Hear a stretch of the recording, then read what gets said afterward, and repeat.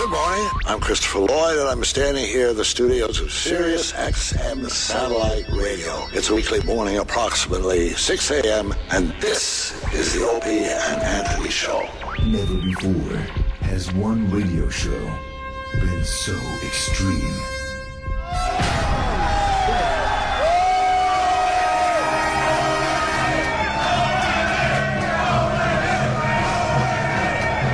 So vulgar. I'll fucking shove my face up a chick's ass in a second. Someone said we curse a lot, do we?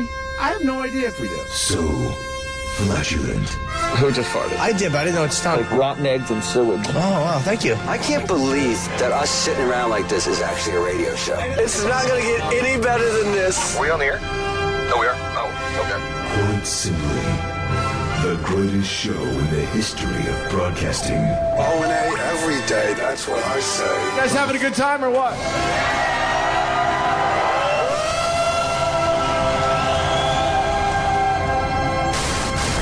Rules are destroyed and conventions burned to the ground. Would you like to make a fucking circus? With Opie, the Destroyer. I would eat Betty White's ass. She's 90, right? It doesn't smell too bad. Anthony, the Rage. Holy fuck, how much more fair you want it? Tired of these people. Up my ass all the time trying to get me to help. Fuck you. And Jim Norton, lover of the transgender. Every time a transsexual walks in the room, party horn should go off. Surprise! It's the Opie and Anthony Show. Strap in, dicks. This one's gonna hurt. Double guns, bitch. But enough of this palaver.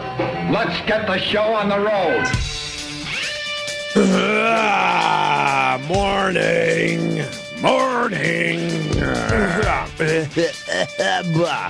Yeah. Morning. Yeah, this is great.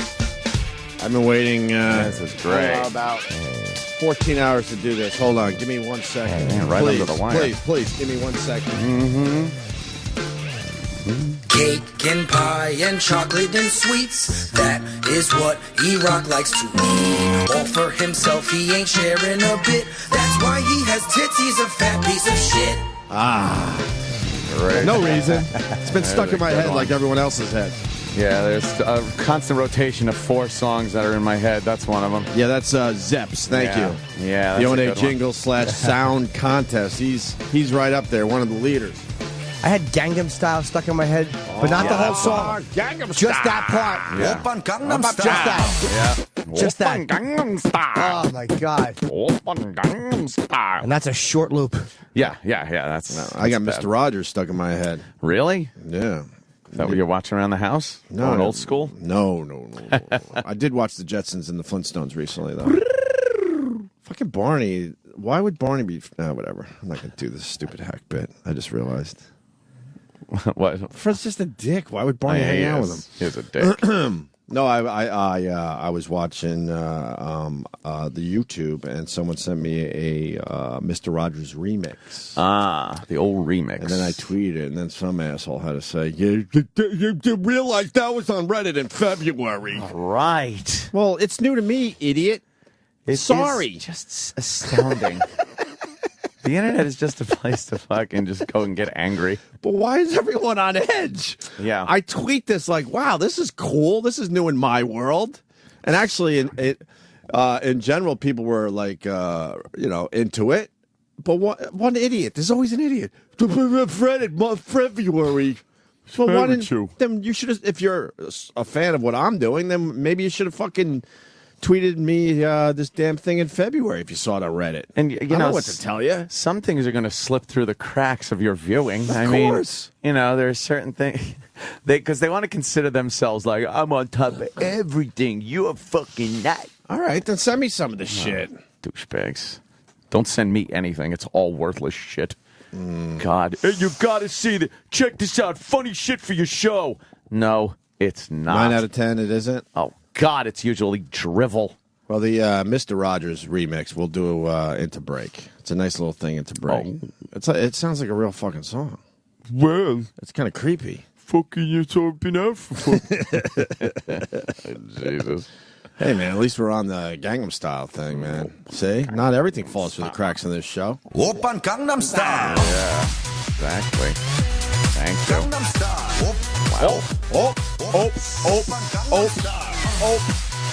I cannot fucking get up for a party at this hour. Why? What's Play wrong? this a little more. I woke up late. What? I woke up last night, and it's the middle of the night, and I wake up, and I can't get back to sleep because I fell asleep at like fucking 7:30 at night. And I fucking You went to bed at 7:30? Bed? I miss my bed so bad.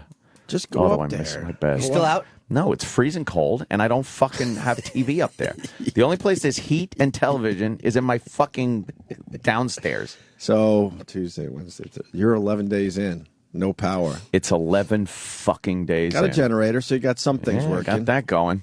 Which I got is that nice. going for me, which is nice, yeah. I was talking to my sister yesterday, who lives relatively close to you, a couple towns over, and she's decided to be I'm going to collect all these supplies for Coney Island. Oh, yeah? She's going to drive to Coney Island with like a fucking truckload of shit to help the people. Man, She went on Facebook and like, hey, let's do this. that's pretty decent.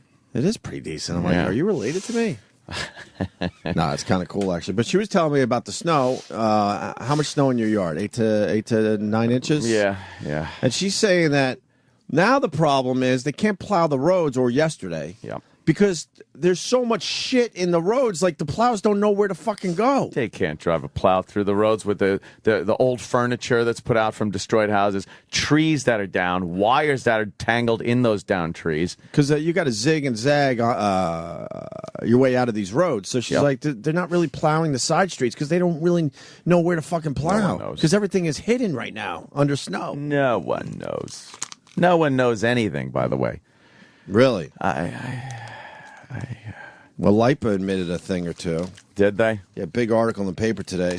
I've had it with LIPA. Well, something we've been saying for, I don't know, at least a week now. The government now saying antiquated utility failed. That's LIPA.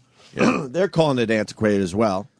You know, we've been having the discussion like it's very expensive to get the power lines underground and all that, but the government itself saying, look, there's things that they could have and should have done way before the superstorm. So they're calling them antiquated. And then I guess LIPA admitted weeks before the storm that they were way behind as far as trimming the trees back. Yep. And you know what that's about? Oh, yeah.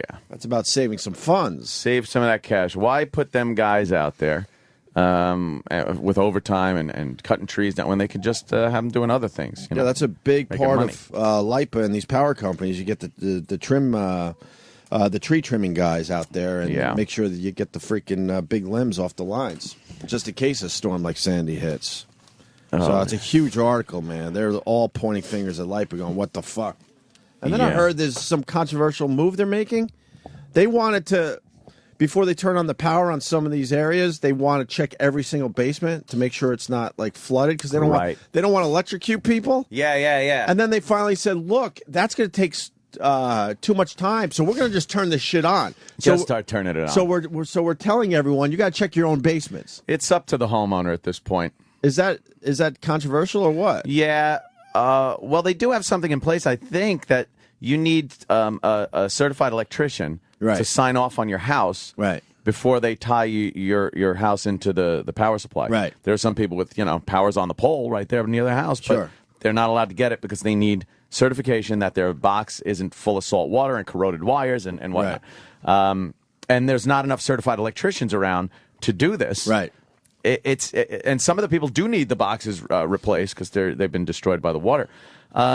It's just shit that you look at and think about and go, this is going to take forever. So they realized it was going to take forever. So now they're saying, look, we got to turn this shit on. Just turn this shit on. So there's gonna be some shit Flip going down. that fucking switch, you motherfuckers. What do you think's going to happen? I don't know. There could be some fire. I think someone's grandma's going to get electrocuted. A little electrocution going on. And then there's people that have tied their panels into their generators, but they haven't shut off the main breaker. So the power is going through their house, which is what it's supposed to do, but it's also going out the way the power is supposed to come in. Oh, I see. Because if you leave your main open, that circuit's open, and now the power is going out because you're feeding your panel. And so workers are under threat of being electrocuted. Well, how do they make And sure? when they turn the power on, now you're going to have power coming in and power going out, so now power is going to feed into these generators. It's just... But how are the workers going to be safe? They got to ask? Well, or? they got to test all the lines before they... That's why they go around and they tap the fucking lines and shit with those poles, with the voltage meter poles, and see if they're live. It's amazing. Is that what they do? Yeah. You see them like tapping around. I didn't know that. Poles, yeah. I'm like, how do they know? Wow. Even these idiots aren't going to just grab fucking live wires. So if it's not live, nothing happens. What if it's live? Then they got to figure out where it's coming from. How do they know it's live, though? It'll show up on a meter. That shows them that there's electricity. That there's electricity going through on the wire. Oh, man.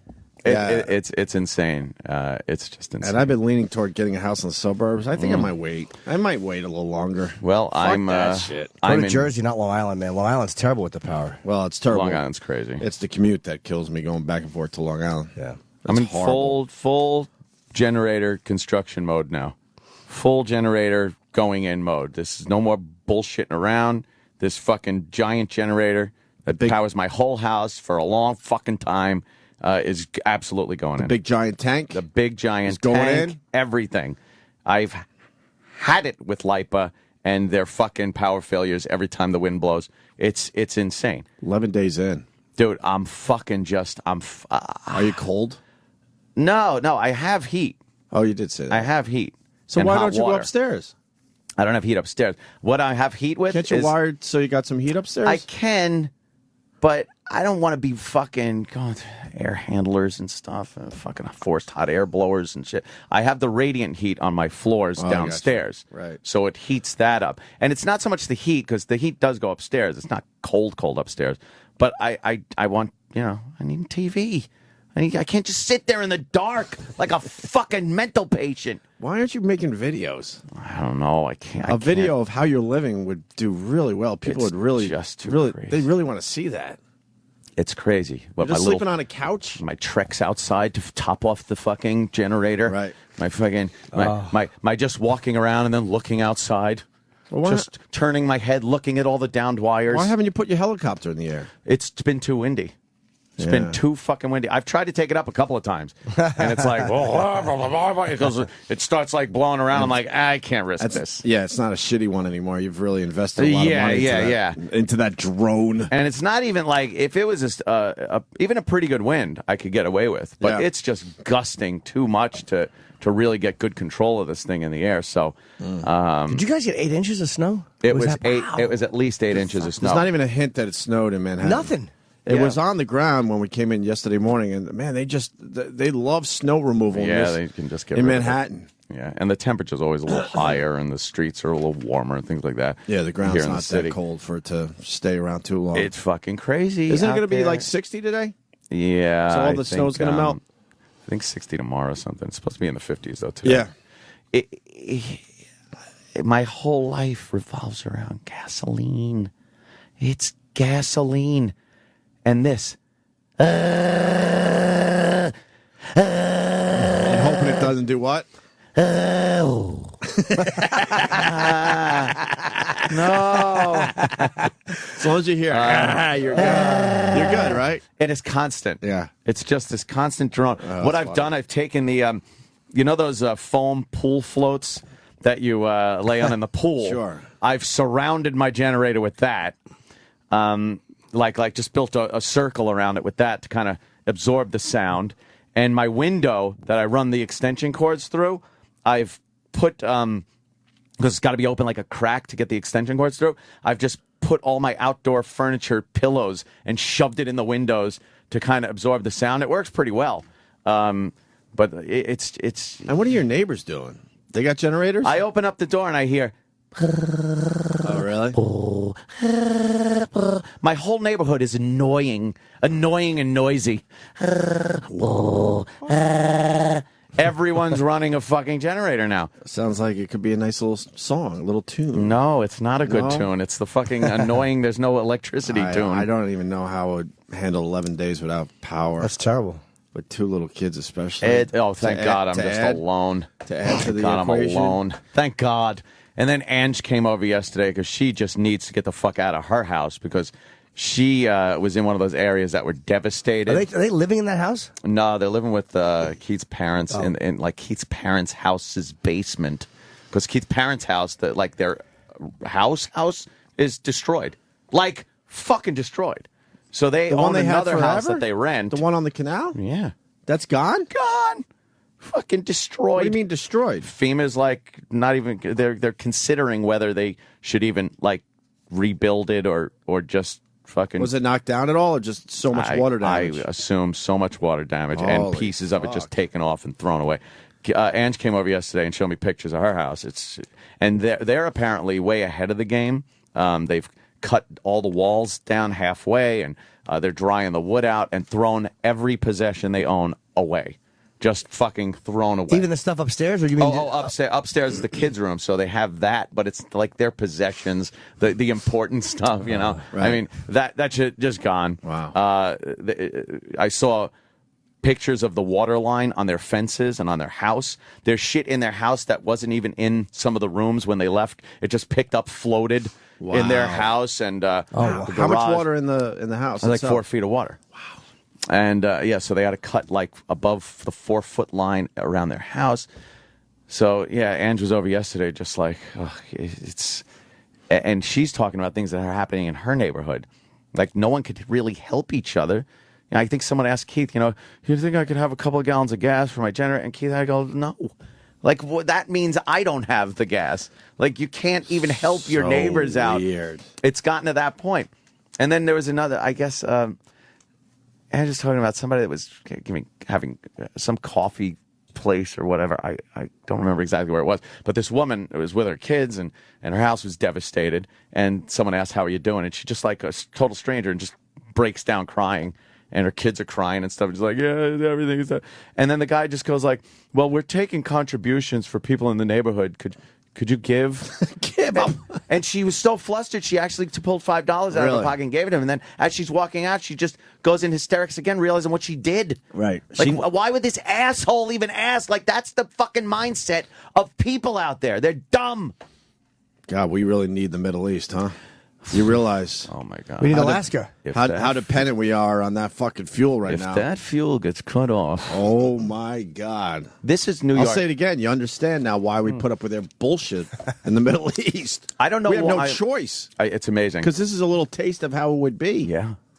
I don't know why Bloomberg and the powers that be on Long Island haven't gone with the gas odd even earlier than this.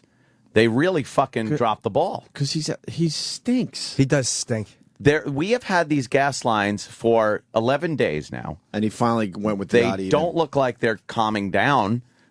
So we finally now, 11 days later, and after Jersey made an example and showed that it actually does work, he decided that now is the time to do it. I mean, by now we should be getting fucking gas. E-Rock, sir? On Route 3, there's a whole bunch of gas stations when you come out of the Lincoln Tunnel, and there were no lines yesterday. You could get into the stations and pump gas fine. It works. It cuts half the fucking cars, at least, off the fucking line on a daily basis. Most of these people that are gassing up have enough gas for that next day. They just want to top their tanks off. Right. That's what's making these giant lines. So if you odd even it, you're cutting half the traffic down. Why did it take so fucking long for New York and Long Island to do this, knowing that it was working in Jersey, and these fucking lines have been the bane of people's existence in this state? These places. He's terrible with anything that has to do with driving or getting around. He doesn't understand. He doesn't understand. He doesn't understand the average person. He does not understand middle class people driving, getting gas, going to work. Like even though he's a self-made guy, but unbelievable. Well, you know what was into yesterday, right? Probably a man's hiney. He's banning donations to the homeless. Yes, we heard about that too. Where is it again? Banning donations. Do not deliver food to the homeless. Haven't we talked about this in the past? I feel like we've done this before because we've made the jokes, which are not even jokes. It's real. You see the homeless digging in garbage fucking cans every day. Right. And eating half-eaten burgers. And sometimes the one that really gets me, like a homeless guy grabbing a half-eaten burger out of the trash doesn't bother me as much as when they find someone's half-eaten Chinese food and they'll dig in. That's a coup right there. But they'll dig in. That for some reason that's the one that gets me. Homeless for? So we know that homeless they do this. They'll eat anything out of the garbage, and this idiot is banning giving giving food to the homeless because they can't monitor the salt or The trans fat sodium or content. trans fats. These motherfuckers are starving. They don't give a shit. Was that because there was lawsuits, though? Like a few bums filed lawsuits because they said the food that they got made them sick or whatever. So to save the city from lawsuits, they stopped it. Is that why they stopped it? I heard it had something to do with lawsuits. Maybe I should say lawsuits again. You can't defend yourself against bums, though? No, but it's just the cost of rising litigation. It's you like, have those guys killed. yeah, that would be The guy's lawyer comes in with one of those sticks with a bag on tied to it. Well, let me get my brief, like an old school hobo with that hat. Well, Your Honor. Yeah. You're gonna allow the homeless to influence your policy? Yeah. You fucking take those guys out. Yeah, my Esquire, Dewey Stinkum in hell. I don't know what happened to him, man. You know, he got hit by another homeless guy with a brick. I don't know. Yeah. It's a shame because he was fucking suing the city. Yeah, that's what he's doing. That's just amazing to me. Yeah, he's not good in a crisis situation either. No, and he He's wanted to be Giuliani too, so badly. God. The way this is just going on and on with really no recourse, no solution, no real light at the end of the tunnel. I mean, when Katrina happened. And it started getting out that people weren't being taken care of, and I don't mean coddled, taken care of. I mean the basics that the government is supposed to do. Because a lot of people get on me about this and like, hey, there's your government, dude. See what happens when you don't. No, the government is there to do certain jobs. That's why you pay your taxes. Right.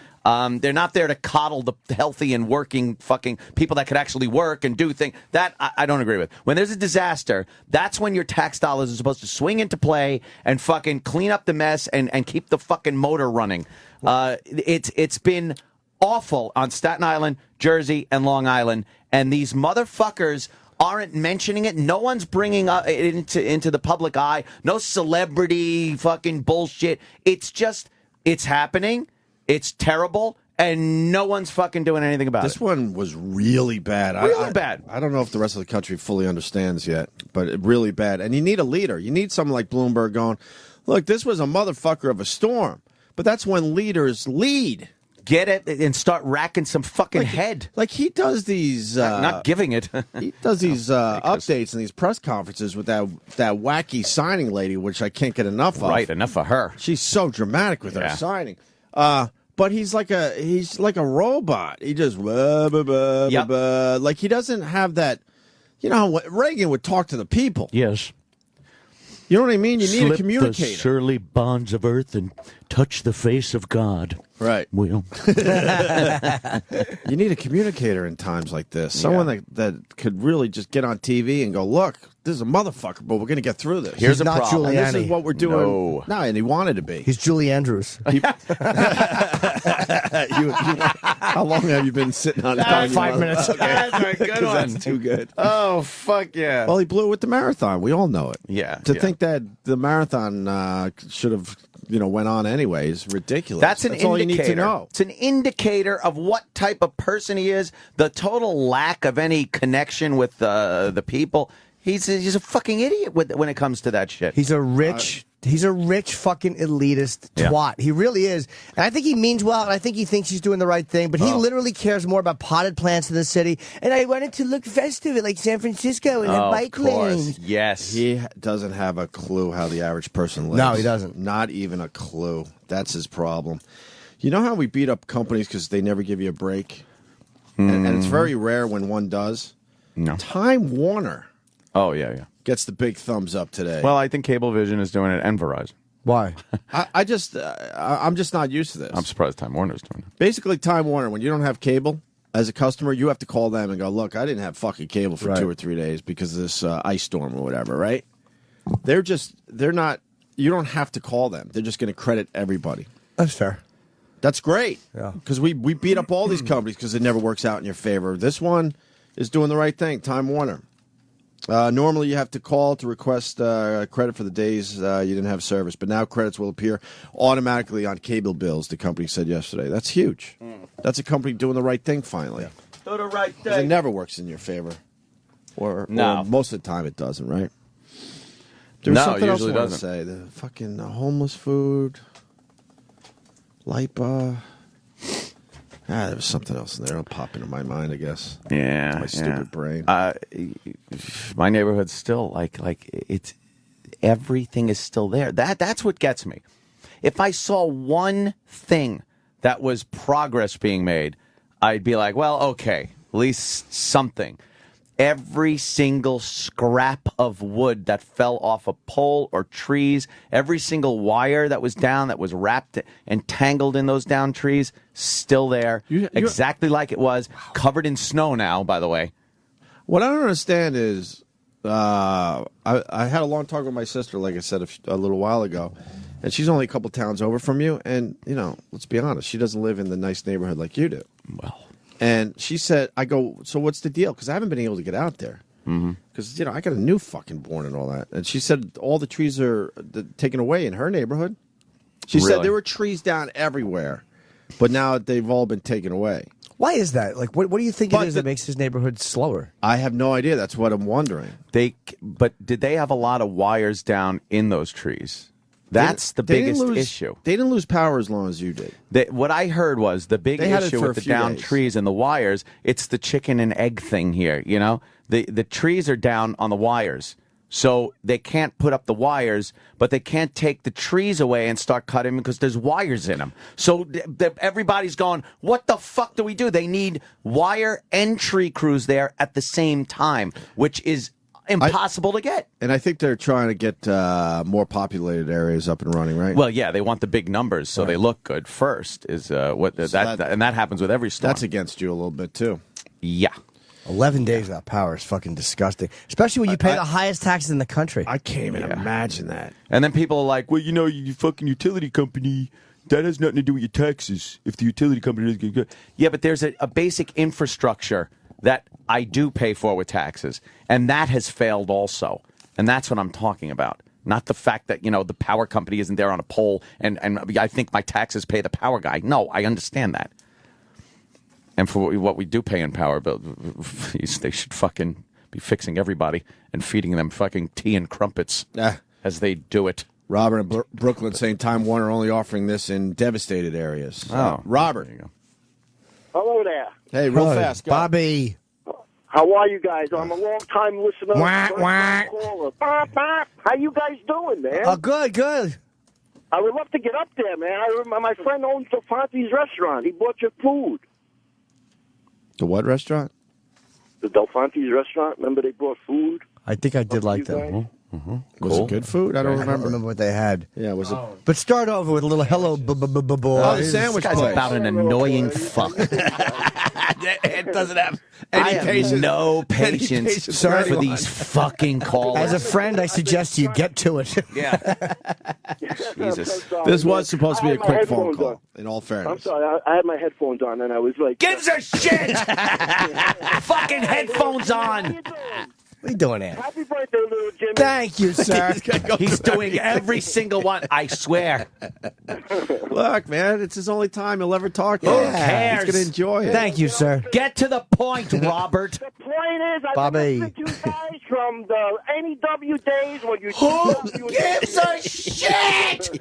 He's an old fan. He's a long-time fan. He goes way back, yeah? Goes way back. Way back. Every fucking one of these fucking things. He goes back to the time when you were married. Bobby. Let me tell you, I've been listening for... Do you realize how much I could give a fuck how long you've been listening, dude? Bobby. That Spanish girl. You were almost married to that Spanish girl. I was never married to Spanish girl? No. Yeah, now you're pissing me off. Yeah, you were. I was never close to marrying that fucking bitch. Oh, you were close, right? Anthony was. Aunt knows. Can't wait to get the fucking, I'm not going to say their last name, out of my life. I said it years ago. Well, they're a bunch of whack jobs. I went through that too, Spanish so girl. Go fuck your mother. What happened, sir? Why did you call? What did you tell the screener? Okay, I called because you did mention about Bobo. Time Warner, but they're only giving credit to the devastation areas. Right. Yeah. They're not giving it to everybody. He's been on 3 minutes, by the way, and that's what he wanted to say. No, but it's a good point, though. It's my birthday. Happy birthday. Yeah. Oh, God, Bobby. no. Have you really been listening since the beginning? Shut it. Since the NEW days? Yeah. Well, anyway, it was just my birthday on Halloween, so. Happy birthday. Your birthday. Who fucking cares? Dress up like a cake with a bunch of candles. Bobby! Babu! And Anthony, I'm really sorry about your electricity. I could give a fuck what you think. He's sorry. I hate you. I love you, man. He loves you. He loves you, man. Maybe we got He off on loves the I wrong love you foot. guys, man. You're the greatest. Boys, we are. thank you, sir. I hope you enjoyed your time with us. Off. Bobby. Bobby in Brooklyn. Yeah, Bobby means well, but he takes a little while to get to it. Holy shit. What a chatty douchebag. He went through all of it. Yeah, he likes a big build up to a conversation. Yeah, to a nothing. You didn't think that was a good point? Oh, what a fucking dullard. When does the sun rise, by the way, nowadays? Every time I see you. Aw. I see some sun coming down the hall there. Oh, Nice. yeah, it's getting a little blue out there. Fuck. Tomorrow That is daylight savings time is the dumbest thing ever. Especially when you have kids and you realize you're stuck in the house starting at 3:30 in the afternoon when you could be outside. It's so dumb. Oh, God. I'm so tired. But I'm up. This is nice. Hi, Anthony. Hi, it was so nice just being with you last night and sleeping together with you. I love... I got no power. I'm on the couch. Holy shit. Sucks. You're on edge, huh? Oh, God. Is it a guarantee you're not going to get power over the weekend? I would guarantee I don't have power. So Monday will be, now we're talking 2 weeks. Yes. 2 straight weeks without power. Kenny finally got it. And my brother, who's having Thanksgiving, got fucking power. Oh, Island. I'm very happy. Yeah. What are you going out there for Thanksgiving for turkey? For turkey. What is that?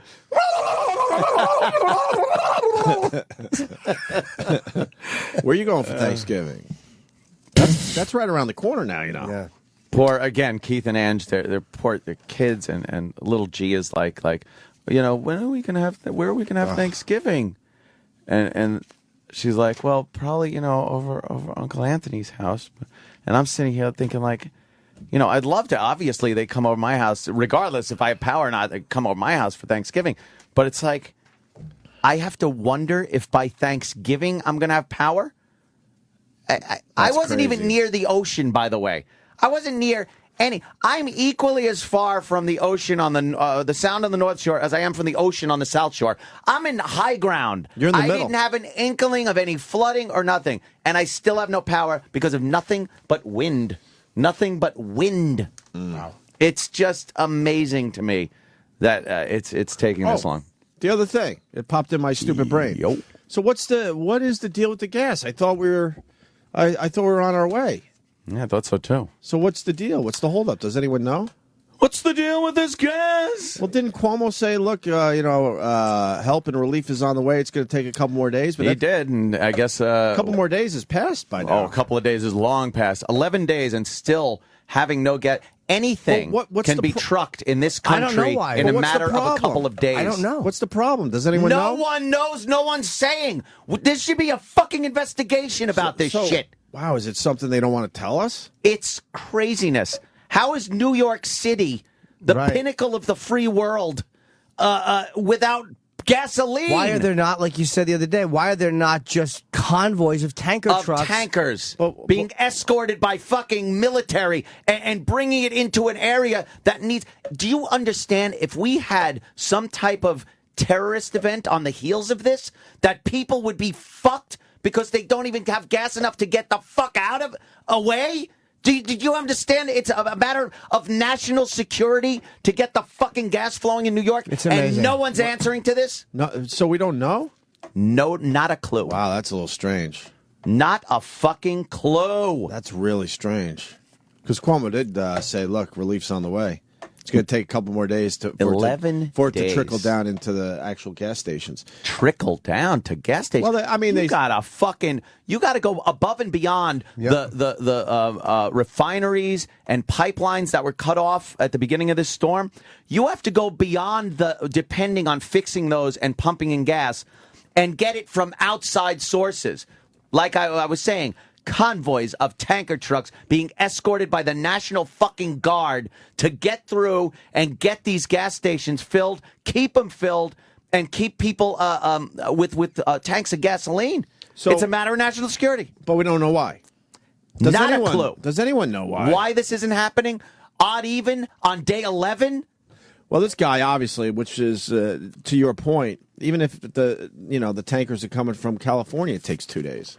I know. We know enough truckers. I've had enough shit shipped. Yeah, we know. When I buy something from Amazon, I go like, all right, next day. And you know what? It's there the next day from like Guam. Unless it's your pornography, in which case it's Thailand. So what's the issue? I have no idea. But no one does. It's crazy. Bloomberg. Well, instead of having convoys of tankers bringing gas into the city, I'm glad they're worried about the content of trans fats in homeless donations. Yeah, that really that's is the important thing. He's such a cocksucker, this guy. He's a cocksucker. People eat out of the garbage. How out of touch are you? They'll appreciate anything that isn't half-eaten. How about a word at the national level, too? How about a little word from the newly elected shithead about some federal funding, what's going on? This is a major catastrophe in the Northeast. And he takes one fucking visit to Jersey so he can do a photo op with Christie and fuck Romney a little bit, and then he just disappears? No, he's overseas. What? To China. He's in Asia. He's in Asia. Oh, his old fucking, his old haunts? It's not working anymore. Yeah. You lost. What? Oh, I know I did. Now I don't even talk about politics. It's just strictly race. That's what I do now. It doesn't have the same oomph. No, it doesn't.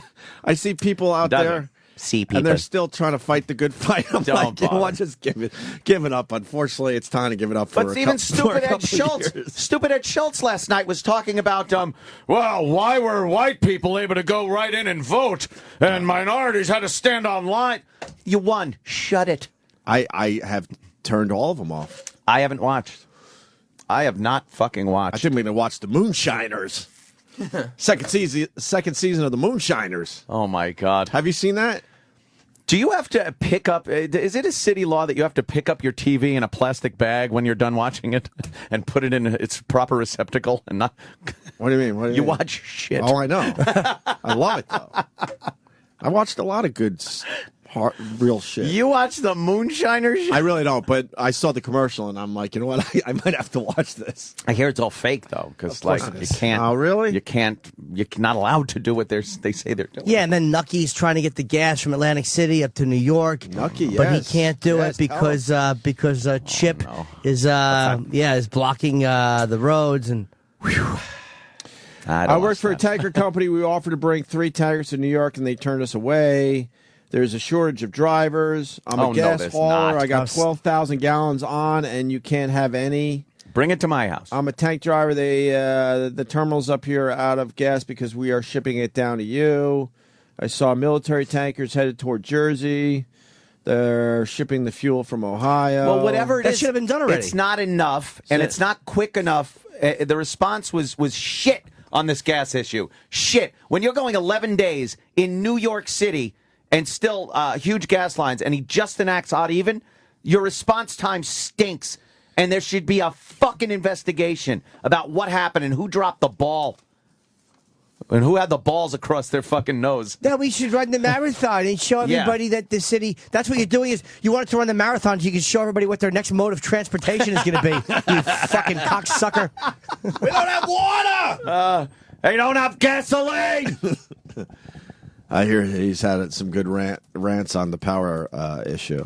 Is this a good commercial for the Moonshiners? Just like a preview clip. You want to see a preview clip? Yes, please. All right, let's start it. It's on Discovery, I guess. I didn't even know this show was out there. It's called Moonshiners.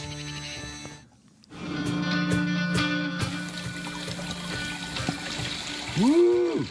Jeff's mentor and living legend, Jim This isn't has been fake. making moonshine and copper moonshine stills since he was 12 years old. Hello.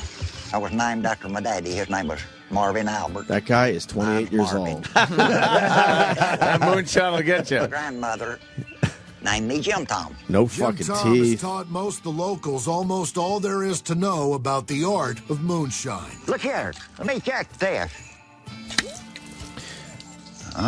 It's over 100. Look at my frog eyes. Oh, God. What's frog eyes? For the best He said, moonshine look at them winners, frog each eyes. season He was can looking bring at a paycheck jar of full of up to moonshine and said that. $100,000, tax-free. I don't know. So it's no wonder every Whatever. It's more visual, but fuck. What, you have to dig a big hole to make your moonshine? I guess, hide your still? I guess. Revenuers! I had a friend, well, I'm still friends with him, Fred. And when he was going back up to Geneseo. So that's not a guy that you trashed on the air? Not a friend from the past that you've gone on the air? I didn't know. Sam set me up, I think. He certainly did. And if you remember, I was tapping out very early on that one. Oh, there was something that wasn't right about the Jim Chandler tapes. Not that early, though. Now known as the Jim Chandler tapes. Yes. No, Fred was in my fraternity, and he went to Geneseo like I did, and he was from Long Island like I did. And he would take the long way when we came back, let's say, from a break, from summer break, Christmas break, whatever, okay? He would take the long way to go get moonshine in Pennsylvania Really? somewhere. He knew where all they this make shit that in was. Pennsylvania, yeah. And bring it back for the fraternity. And I got to tell you, what the fuck? That shit's crazy. I don't need a buzz that badly. Yeah, that shit just burns That your shit throat. was horrendous. Is it to worse than drink. Everclear? Grain alcohol? I mean, this goes back. Everclear's the worst. This goes back a while now, a good 10, 12 years. Yeah, yeah, of course. 10, 12 years. I don't remember anymore. I do remember it was just god awful though. There was nothing fun about drinking moonshine. And then we try to throw it in punch and all that shit just to fucking get make some kind something of of it. flavor, man. But it was brutal to drink. I don't know Make why something people of would it. drink that shit. Vodka and all that stuff will do the same job, but no. Yeah. But, I remember but Fred was all about his moonshine, and he would come Yeah. back with these big fucking jars of just Everclear. Oh, that shit is deadly. And we would have a big moonshine party. You can't breathe when you do a shot of that. Like you can't. It freezes the back of your throat. It was brutal, man. Terrible. Like I said, I don't remember much, but I do remember just how god awful it went down. Horrible. Yeah. So whatever. That Juan Reyes out in California, that guy that shot his son in the shoulder in the desert. My other With the story. blood that went. Yeah, like a fucking fountain. He used to get these kegs from this whiskey distillery, these giant wooden kegs, and he'd put a couple of gallons of water in it, and then just lay it on its side. And every week or so, he would roll it a little bit, just roll it over a little and a little more.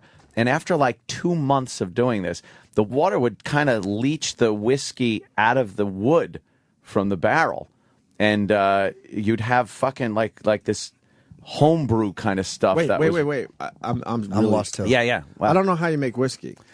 Well, it's not making whiskey. This guy would take the old whiskey casks that they used to store the whiskey in. Oh, so that and he would buy them from the whiskey distillery. Oh, so it was all seeped into the wood. Yeah, so it would all be All in the the alcohol wood. and shit. Yeah. Gotcha. And then he would put water in there Right. and lay it on its side and roll it. Like every couple of weeks, he would roll it over a little more, roll it so that it would have a new thing of wood that the water was actually laying on. Because there was only a little bit of water he would put in there, a couple of gallons. And then he'd pour it out after like months, and it would taste really good, really smooth, and you would get so fucked up on it. So this fucked up. drunk Yes. figured out a way to suck the whiskey out of the fucking wood. Yes. And he saw just this wood laying around and said, "Fuck." Wooden casks. How did he learn like how fucking, to do that? Yeah, it was amazing. It was I like don't know, months. but it was 'Cause- really good. Know too. why I asked that? Because there was no internet back then. No, I don't You know. just had how. to know that shit, or someone had to tell you at a bar somewhere. He was shaking one day and he saw a piece of whiskey wood and he just licked it and he goes, Whiskey I wood. got to figure out how to get the liquor How out could of I it." get this goodness in me? And I shouldn't even know how good it was because of my age at the How old time, were but you? I certainly did. How old were I you? had to be 13. God, I can't even. And I was fucking doing these fucking shots of this shit, washing down with some ice cold Coors. I was such a fucking faggot. Ice cold Coors. I just always knew that it was just wrong at that age, so I never even fucking. Well, I was in man training. My father know, put me your in dad- man training your dad because I put was a you in little man faggot training. when I was growing up, constantly pissy-eyed and crying. Right.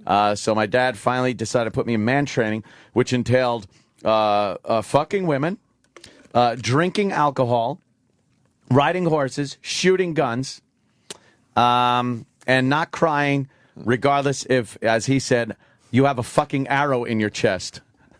I don't want to see them pissy eyes. I don't want to hear you cry if you have an arrow in your chest. How's that going to happen, Dad? Yeah. How did that work out for you? Well, I pretty much cut off all emotion and haven't cried since.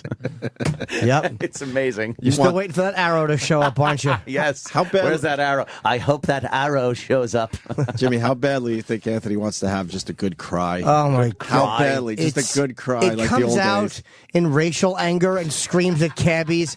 But what it really is little spaghetti boy wanting to curl up in his fucking girl's underpants and just cry under his comforter. Spaghetti boy. You want to have a good cry, don't you? Nah. When was the last time you cried? If you cried as I'm going to youth, guess a lot. last Tuesday. Very good. When was the last time? Do you even know? Oh, my God. For a boy that cried a lot. Oh, my God. It had Like, how do you to just shut it be- off? It's gone. It had to be 1995, I think. Oh, boy, I know why. Oh, that was when my dad passed away. Did you actually cry? Yeah, I gave it a good 5 minutes. But were you fucking crying? No, it was kind of like, boy, I was thinking back and, some tears running down. Not like, not like one of those. But you need one of those. Why? You Why? No, you don't. That's exactly right there. See, that's right why. there. Instead of crying, it comes out and He just protect me. yeah. And what happens is all this air is in this rotten little Italian balloon, and instead of coming out the side, these little holes keep popping up, and it goes. Yeah, wow, you fucking get intense immediately. Yeah, that's why. Don't. The occasional cry is good for you. It's very cleansing. It's an emotional release. And when you have 17 years or 20 years without that, it comes out in all these crazy ways. Yeah? Yeah. I love it. I love a good cry. You can't just do it, though. You need the fucking sad emotion. No, I agree. But you also need to not block it. But I'm not blocking anything. I don't believe that. You're talking about. See? See? I just did it on purpose. I know. Your name should be Anthony Doors Cumia. Fuck, man. Drinking whiskey at 13. Yeah. We had my grandma's beach house, and every once in a while we would have a sip of our uncle's beers. Oh, no. Oh, good. And we thought we were like... The mule. And then we'd brag about the rest of the day. It was one stupid fucking sip. Really? Such idiots. Nothing was happening. All of a sudden, the uncle would be cool. Like, hey, you want a sip? Like, yeah, I'll try that. 12, 13. And then I'd walk around bragging that I had fucking drank a beer with my uncle. please. Like, Little I didn't sip of road drink a soda. beer. I had a fucking sip of a road soda. That's right, Jimmy. But the buzz I got from the first beer I drank was just fantastic. It was an ice cold Coors. Been chasing that ever since, huh? Oh God, how could you not? I fucking drank that down, and it was this weird kind of, whoa, this is great. I was fucking zooted off of one fucking can of Coors. Sure. It's great, though. And you've been following that fucking carrot around a track. Fucking it drives an Escalade, it drives a Shelby, but you can never catch it. Some Coors. By the way, Dan Mooney in New York City, Frog Guys are the bubbles. They represent potency in moonshine. Oh, okay. He's like, look at me, Frog Guys, the bubbles. Why is it? I guess the more bubbles, the more potent it is. I guess. Wow, I didn't Moonshine's know that. brutal, man. That is crazy shit. Fucking brutal. Think there's guys that just drink it straight? Oh, yeah. Look at their faces. They love it. Yeah, that's crazy. I bet you looked at like a little fucking, A Mary if you a drink. Mary if you fucking flavor up your moonshine, I would assume. Yeah. But I know they do that. Do? What do they make it with? What's the main ingredient in moonshine? Is it sugar and what is it? I think it's corn mash. What is corn mash? Just from corn, you mash it up? Is it just that simple? Yeah, corn mash. Oh, okay. I think they. Na na na na na na. Yeah, I'm not sure how they do it. It's a lot of boiling, a lot of fermenting. How long does it take? I don't know. I don't know much about stills. Yeah, we got distilling. We got Vos and Bonnie outside. We got a busy show. Oh, the big documentary makers. Yes, big shots. Yeah. Fucking big shots. Big Their shots. movie finally premieres this weekend. I'm actually very excited for that. At Caroline's, yes. They've worked really hard on it. Yeah, for years, man. I think they started this like 3 years ago. Wait, is it Caroline's? I'm sorry. I don't want to give the wrong information. You know what? 1 o'clock tomorrow at Caroline's. Oh, it is? Okay. As part of the comedy festival, they're having a pre-screening. That's great. Awesome of the Here movie comes the Women pre. Aren't Funny. And we're in it, I believe. We got a little taste of that movie. Nice. Also, we got Brian Regan Where's my coming by. check? And Sir Roger Moore. Sir Roger Moore. Yes. Can I play this Mr. Rogers that I teased earlier in the break? Yes. It's on the YouTube. It's called Mr. Rogers Remix. Something Garden. It's Garden in My Mind. Yeah. The one that has 7.4 million views. Wow. And put it on our Facebook page. It's nowhere near Surprised Kitten. No, I'll tell you that much. Surprise Kitten is fucking adorable. Surprise Kitten, greatest video ever on YouTube. It is really cute. Amazing. Well, I like this one today. This is what I'm fucking... I like surprised fucking Boeing engineer in the horse video. Also, I got a remix for Jimmy for the next break. Ooh. Someone took our two favorite bands and put them into one, Sabbath and Zeppelin. War Pigs and Whole Lot of Love. It's good? Whole Lot of War Pigs. Not bad. Yeah. Not fucking bad. We'll play that a little later, but first this Mr. Rogers remix. Hi, neighbor. Welcome again to this neighborhood. I'd like to show you something. You know what this is? Well, maybe if I press this button. This is a cassette player with a little cassette in here, and there's nothing written on it, so we'll just have to play it to see what it is. Do you ever imagine things? Are they scary things? Are they scary things? Do you ever imagine things? Things you'd like to have? Did you ever see a cat's eyes in the dark and wonder what they were? Did you ever pretend about things like that before? Did you ever grow anything in the garden of your mind? You can grow ideas in the garden of your mind. It's good to be curious about many things. You can think about things and make believe. All you have to do is think, and they'll grow. Imagine every person that you see is somewhat different from every other person in the world. Some can do some things, some can do others. Did you ever think of the many things you've learned to do? Many things you've Did you ever grow anything in the garden of your mind? You can grow ideas in the garden of your mind. It's good to be curious about many things. You can think about things and make believe. All you have to do is think, and they'll grow. Did you feel like going like that? Let's give the fish some food.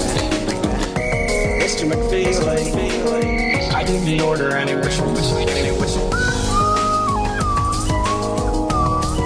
That's what they call a slide whistle. Did you feel like going like that? There are so many things to learn about in this world. And so many people who can help us learn. Did you ever grow anything in the garden of your mind? You can grow ideas in the garden of your mind. It's good to be curious about many things. You can think about things and make believe. All you have to do is think. You can think about things and make believe. All you have to do is think, and they'll grow.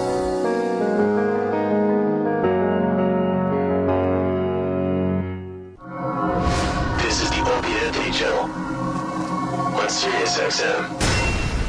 Thanks for calling the Opie and Anthony FU line. Here's the latest batch of FUs. Fuck you! I just want to give Jimmy a big hearty fuck you for it's a kettlebell day. Got this shit stuck in my head all the way to work and in the gym. Fuck you. Fuck you. I walked out of my house Wednesday, and the tree fell on my neighbor's house. You know what I said? I said, you got a tree on your house. Because I'm going to fuck myself. So I told her to fuck you. Fuck you. I want to give a big fuck you to all the dirty, smelly bitches at my work that refuse to wipe their ass with toilet paper and use the toilet seat. Fuck you, dirty bitches. Fuck you. Yeah, hi, this is Sal. I just want to say fuck you to myself because I'm just too big of a bitch to get my ass to go to work when it's sprinkling outside. My mommy told me it wouldn't be very safe, so, unless I got her walking behind me to wipe my ass, I'm just too afraid to do anything. Fuck you, me. Fuck you. Fuck you, Louis C.K. You've made it, brother. I watched you on Saturday Night Live tonight. You're fucking hilarious. And sorry to hear that, Opie and Anthony. He's no longer our guest. He's gone. Fuck you. I want to give a fuck you to little Sammy Roberts. Last time I checked, this is the Opie and Anthony show, not the Opie and Anthony and Sam Roberts show. So shut your fucking mouth, you fucking douchebag. Fuck you! Open Gangnam Style. Fuck you, Anarchy Radio. Fuck you! Fuck you. I just wanted to listen to Jocktober, and now I have this stupid fucking dinosaur song in my head all damn day. Fuck you. Fuck you! Fuck me! More like fuck you! Take this out, you fucking hippopotamus! Fuck you! Call the Opie and Anthony FU line, 866-FU, line 1. That's 866-FU, line 1. Sirius XM, the Opie and Anthony Show.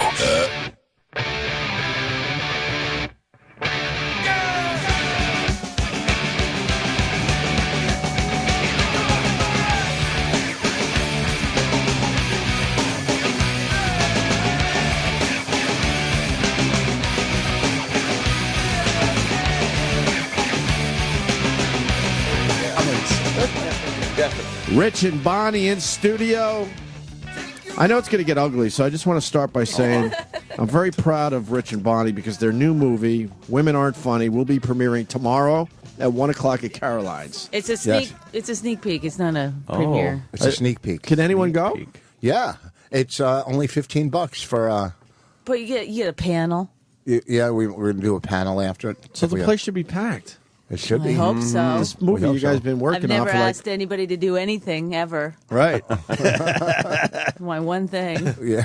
Fucking pay the mortgage. You guys started this 3 years ago. 3 years in August, so it's August. Was it a little over 3 years? Then? 3 years. Yeah, 3 years to make this.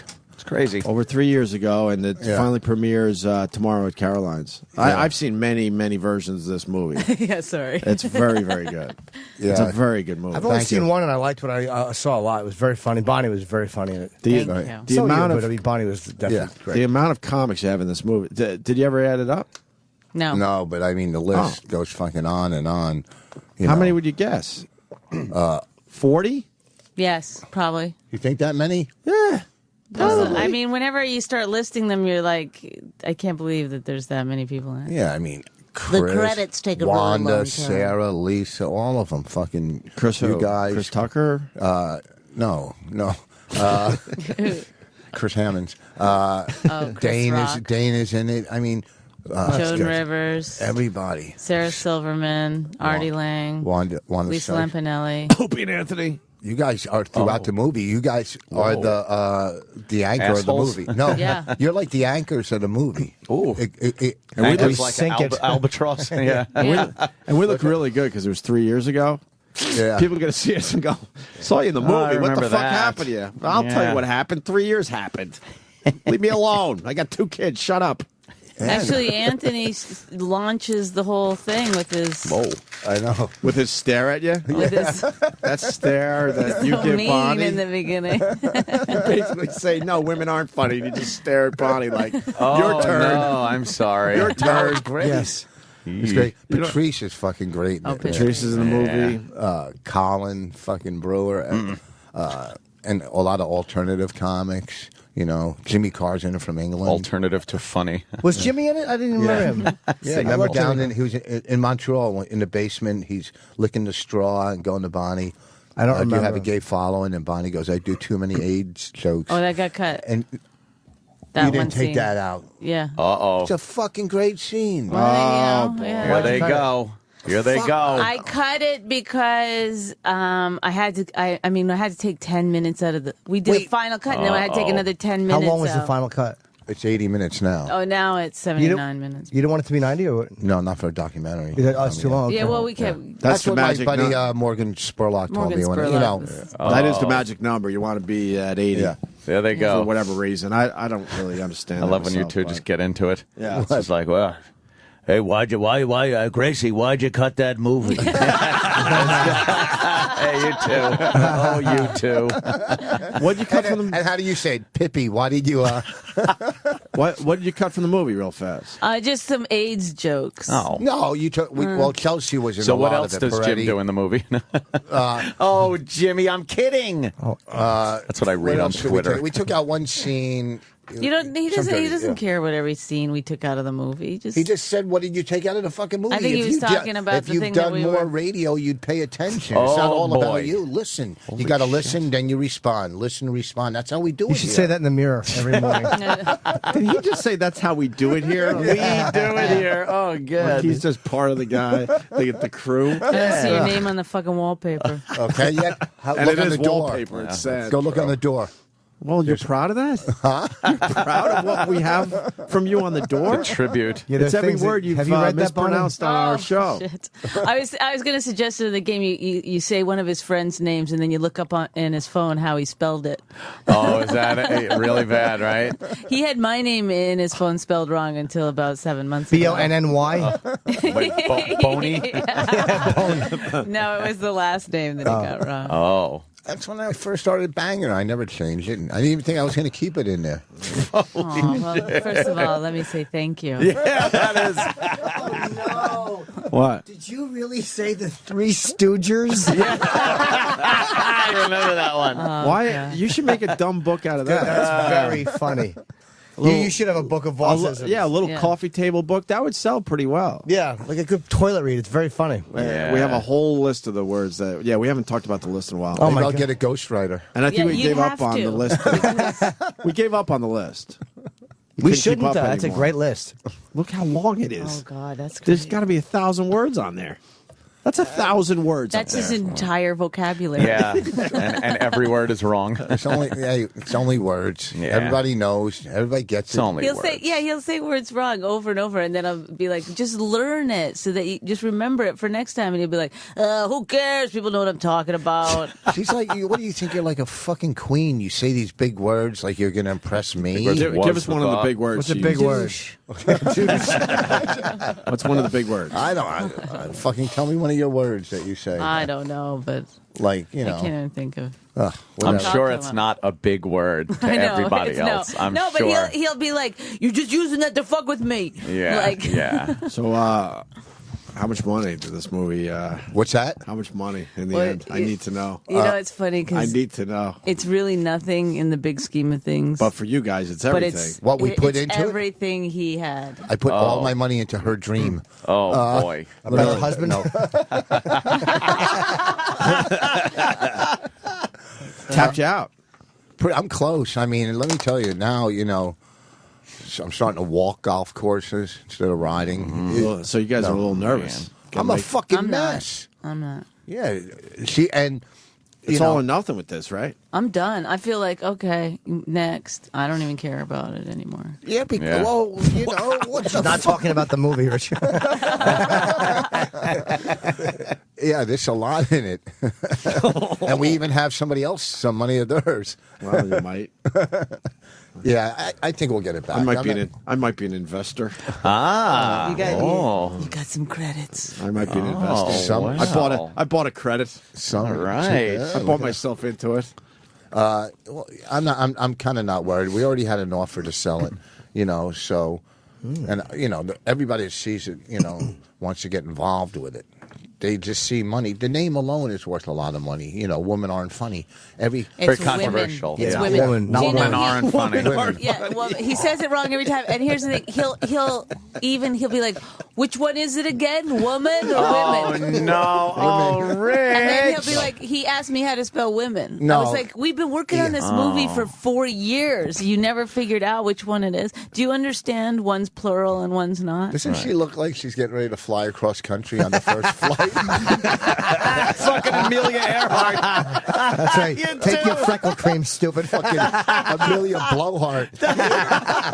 Wow, you Amelia confused that one. Airhead. Well, it's been wonderful talking with you, fellas. I've got to get going. The headphones with the glasses on your head and then the scarf. It's perfect. Right in the middle of a smashing, too.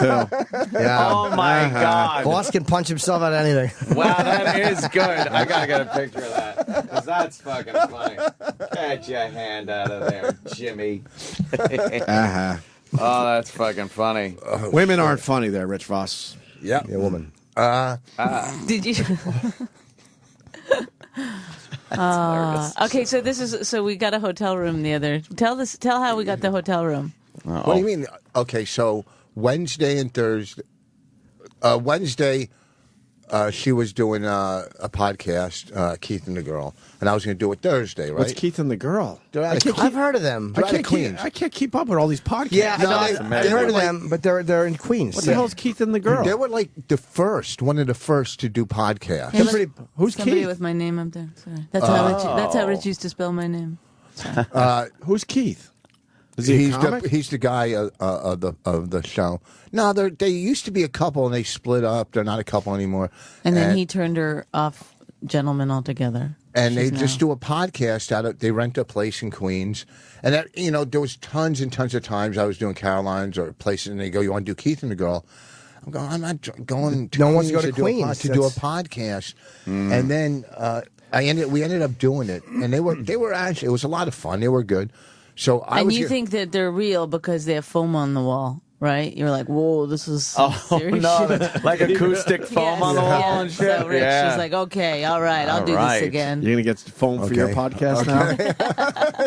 So can't afford it. So when you Jesus, just put egg crates. What? Egg cartons right there. When I get back from my trip, we'll look into it. Yes. So we're getting a hotel. I was going to contact. She was going to do it Wednesday. I was going to do it Thursday. We had to go do some shows in New York. Had to go to the editing house. So I said, this I'll guy get. tells a story, man. I'm telling you, spin a yarn. Yeah, you really got me. In real time, I got a hotel room. He doesn't know what's important. Oh my God! Right? Edit yourself. Yes, He doesn't really? know You what's think I'm going to important. fucking go for this again today? Like everybody attacking me? This is not. No one's gonna attacking happen. you, but you really should get to the point. Well, Okay, just so say the it. point- Edit your story. Yeah. So maybe we could tell We were 5 gonna go stories to the instead of edit 1. house. Okay. And Anthony had a nap, and he's looking at his phone. I all know. the See, time. you're losing the crowd. You mentioned a podcast no one even knows about. Yeah, Is that what you asked about it? And we told you about I was it. going to Now go you to the know. edit house. But then I realized I shouldn't ask the question because I still don't know anything about them. They have a pot. What do you want to know? I don't about want to them? know anything anymore. Trust So me. we had a lot of things going on. So I got a hotel room so on we- Priceline, which ended up in fucking Chinatown. Like Nice. on Priceline. I so mean, I we're was going way from the one thing to the other. from the podcast too. And then we're going to the hotel, and then we have to go back okay, to we're Long in Island Queens. City to do a show with Colin Quinn. And as we're driving to the hotel, Rich says to me, "Okay, so when we get to the hotel, we'll put our stuff up in the hotel, and then we'll come back and we'll sit in the car for a couple of hours." Well, because you don't want to pay for parking for 2 hours. You got a hotel, and he wanted us to have a nap in the car. What's wrong with you? So he wouldn't have to pay extra for the. Oh my Can't you God! find like parking on the street or Not something? that time. After Pay 7, $20 it was fine. Jesus. You'd rather just sit in the car? Yeah, chill that's out. what Oh, kind what a capital Literally J. chill out. Wait a minute. Freeze. Wait, you The got gas shortages. Yeah. you got a hotel room, but you Yes. Well, because to save the parking. by the time we parked and got fuck into the did I hotel invest in? room, by the time we parked, I'm never getting my money back. yeah, that's why I didn't want to get the I might as well parking. kiss that money goodbye. By the time you park, you go up to the hotel, and you got to come right back down. It's so $20. it's not the money. Down it's in the Chinatown, principle. especially, It's it's probably not the $20 for It a is. couple hours. Whatever. So I parked the car with the meters, and I had to fucking run back down. It's a pain in the neck. And we were in the hotel for an hour, and then we drove all the way back to Queens. You know, it's a fucking hour. Why Sit didn't you down. just hang in Queens and do something? We didn't realize. We didn't know it was going to take that. It was like 4 or 5 hours we had, but by the time we got back to the hotel, Traffic, and then going back to Queens, getting a little bite to eat, having an argument. So it takes time. So you didn't have to stay in the car? No. I said no. Holy fuck! You said no to that. I said this will not be happening. That's dumb. That's weird shit. Yeah. I mean, when I was driving home from Florida, I got hotels. I wouldn't sleep in the car, although I was planning on it. Do you know what he's doing here? What? He's letting you know he drove back from Florida. No, they know. Okay. He called, and we hung up. Oh, he did call. And we hung up on him. I'm in the middle of a fucking storm. I'm in the middle of it. And he's like, I don't know if I should try to fly or get a hotel or should I keep driving? My butt hurts. What? I don't know what I should. I'm like, I gotta go. Well, what's going on over there? Should I do? He called. I had to hang up on him. I was like, I can't deal with you. So did we. Yeah, because no one knew what was going to happen with this storm. You got a little fucking daughter. Yeah, and I didn't want her. I didn't want to say to him, "Look, I'm fucking scared right now. I can't deal with your bullshit." Was he worried more about himself? Raina was sitting right there. I had to be like, "We're fine," but he doesn't hear in my voice. I'm like, "We're fine. We'll be okay." So it's not so bad. Okay. It's only the storm of the century. He can't. He didn't read your voice inflection. Right. I love you, Rich. I really do. I want to He just called hug you. 100 times. Well, I don't know if I should try to get to Jacksonville or I should try to drive to Atlanta. Why didn't you fly to Chicago and drive from there? It's a 12-hour drive instead of 24 There was 25. no flights out of Florida. Oh, out of Fort Lauderdale. Done. None. Why? Oh, should I just stay in Florida? What am I going to do? I'm not going to golf for 3 days. I don't know. And what's going on? Oh, Jesus. Oh, Rich. And you're hoping your house doesn't blow away. I just wanted to get home to my wife and child, and I fucking was driving, and then you How would many call days did the it take airline. you? 2, but you call, like, I'm driving, I'm in Jacksonville, so I call the airline. I go, can I fly out of Myrtle, out of South Carolina? And yes, that was Tuesday. So, no, Wednesday. So Tuesday. Here we go. So, Oh my God! This is exactly the point we hung up on him. Because he was giving us his flight options. I'm like, just tell us what you. No, Yes. you're About trying to get home. I go make a quickest fucking way. decision and stick to it. I don't care what you do. Why are you getting so mad? I'm just trying to let So you you're on the know. plane, and then all of a sudden, no, John not changed. Candy sat next to you. Oh, okay. Go ahead. I got it. I got that one. So, and then I'm of the best driving. movies I get to South Carolina on Tuesday, and I'm going, well, I could fly out Wednesday morning, save 11 hours of fucking driving, 12 from South. Could you do that Then with would this go- story? Yeah, exactly. He won't stop. then- It's like I've heard this anytime I've been like, I just can't listen to you right now. I'd be like, okay, I'm letting you know that I have a flight available. Were you tired of the same story? It was endless. It was endless. But that's Rich. He's like, I'm in the middle of a storm with our daughter, don't know what's going to happen, no power, and yet he. Like, I was like, just stay in Florida. It's fine, But he couldn't because it wouldn't be about him. You know what I mean? He had to really, and then he has to make it so that he has to also frame it so that I'm doing this for you. Oh, boy. Yeah, to get home, because you can't handle that. I had to tell you how to tape the windows, put X's on the windows. Thanks. And she put it on with duct tape, and now there's fucking duct tape glue all over the fucking windows. What kind of tape should you use? You put X's on your window? Yeah.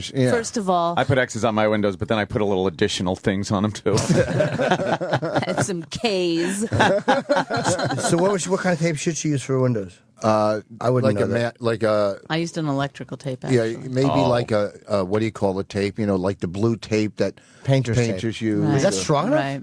It's just so the glass doesn't shatter when it breaks. Well, That's I all. was in my my Lowe's after I drove around for 2 hours waiting for a parking spot to open up as everyone was taking out generators and our Lowe's, the shelves were bare. The Lowe's. Like, I went to go get a flashlight. I ended up just having and there was one in Raina's the little car. flashlight. Mrs. Fucking. Oh, no. How about the so iPhone clueless. app? There's an iPhone app as a flashlight. It's You like, should use that. Yeah, that's I a wasn't that powerful worried enough about the during the flashlight store. It is thing. actually. That thing's pretty handy. It's yeah. pretty good. It uses the flash on Wait, the back. you yeah. heard Pretty she good. got a flashlight and Rich is mad because there was a flashlight in the car. Right in the car. She's so unaware of what goes on around her.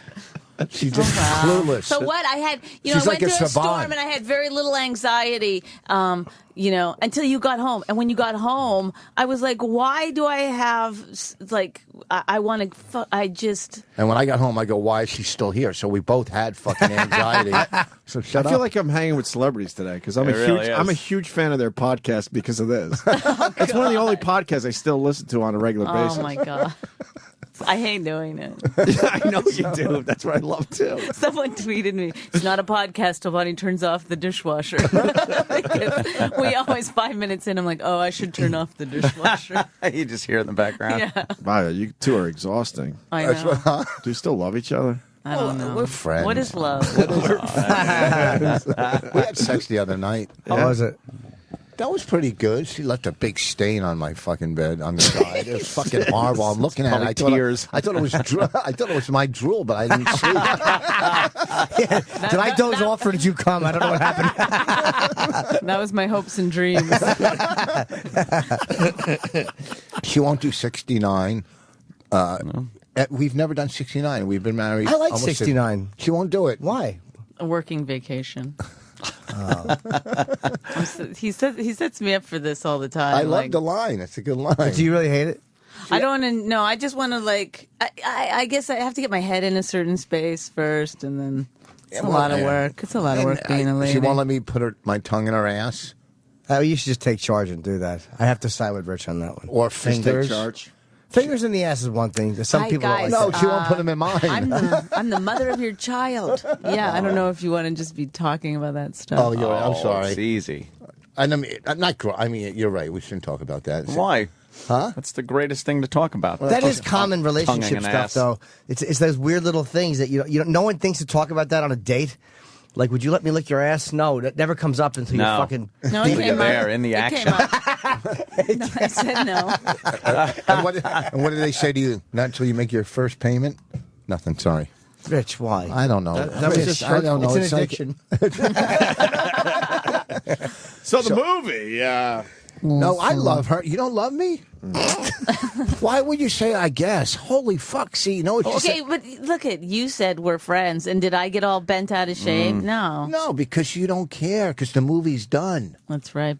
That's right, baby. He accuses me all the time of looking out for myself, and that he looks out for both of us, but I only look out for I me. mainly do look out for both of us. Yeah? I do. Yeah. She's selfish. Oh, you know, boy. that's how females are, because they're used to being taken care of.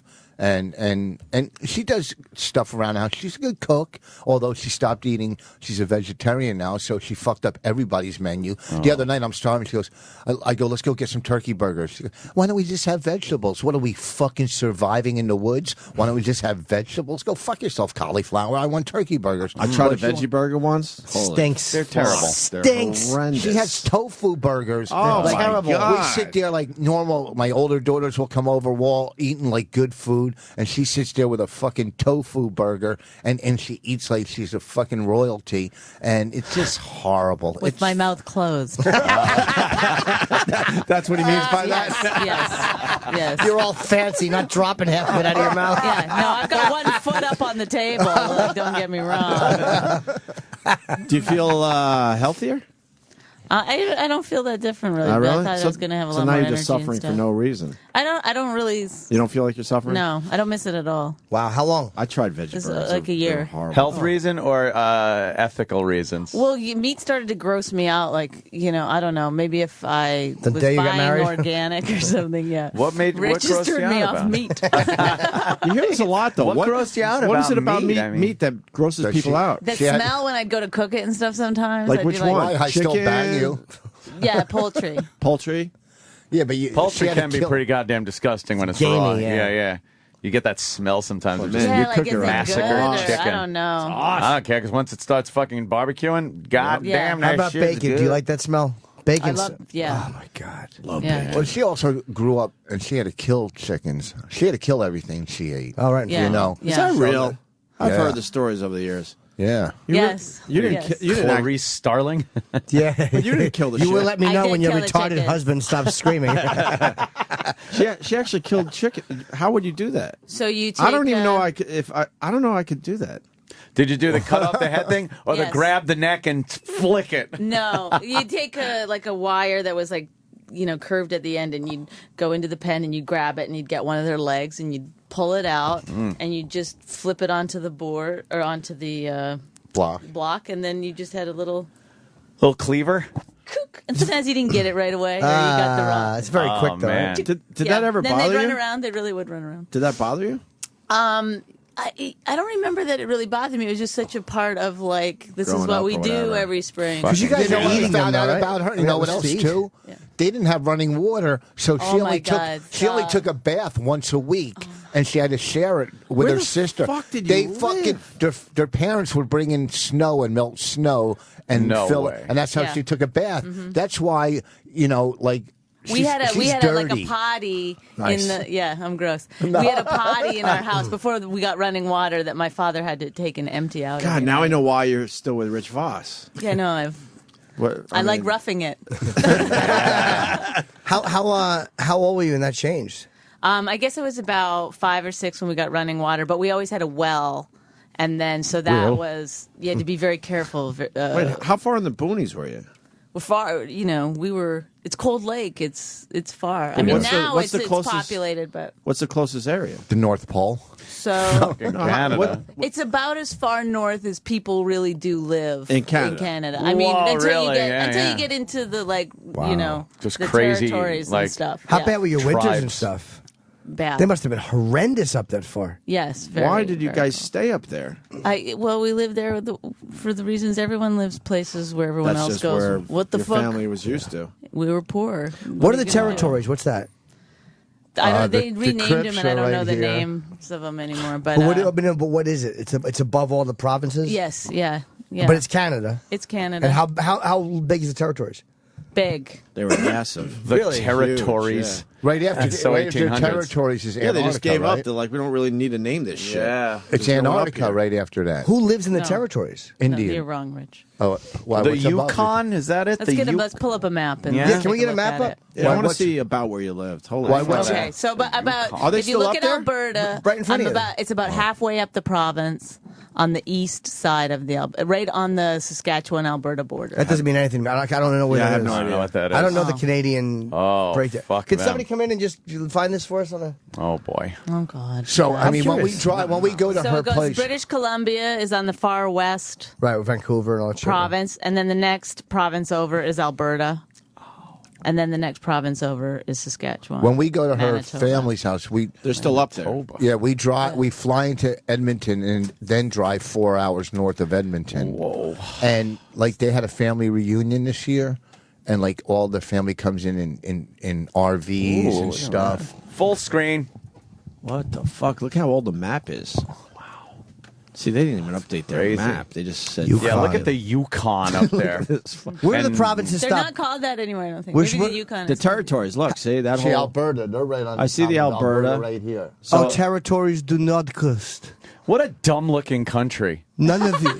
It looks like fucked up America. What's this up here? It looks like a It's scrambled retarded America. America. Yeah. What is this yeah. Bonnie up here with the red? Begins with an I. It looks like America if you chopped off. I don't know. Texas They and they Florida. renamed Yeah. them some. Can we have a? Hey, Sal, can you find a And map say- that's from the fucking and say, 21st century? Fuck it to New But that England. is- Fuck. Chop the head Yeah. off of New England. Yeah. That's Yeah, you Canada. chop that shit up. Yeah, find map post World War Yeah. II.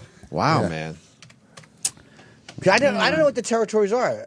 Well, now that you guys are swimming in money, maybe you should get your family out of there. They would never leave. They love it up there. Love it. What's there to do up there that's so cool? Nothing. No, I'm serious. Well, they go hunting. fishing. What and is it? They go fishing. They go fishing. Yeah. Ice fishing? God. Yes, they do. My wanna my go mom ice and my fishing. dad, they love to go ice fishing, and they get a little tent. It's like There's something about it. I kind of checked it out a little bit, but I haven't officially done it. Her father hates our comedy. Oh my God! So my Wow. dad, a couple years ago when I was home for Christmas, Rich wasn't with us. He said, I can't remember how we got into this conversation. We're talking about comedy, and then he said, "I don't think Rich is funny." Wow. Well, we did a show when we first started dating. We did a fundraiser. My we came sister up for is free. like the head of the fetal alcohol or something. So we went up there and did a For or free show. against? Yeah, no, you should drink when you're pregnant. All right. Just wondering. If you want to get on this show. If you want to host this show. Dude, your dad openly said he doesn't like Rich's comedy? Well, they never Yes. liked Bonnie.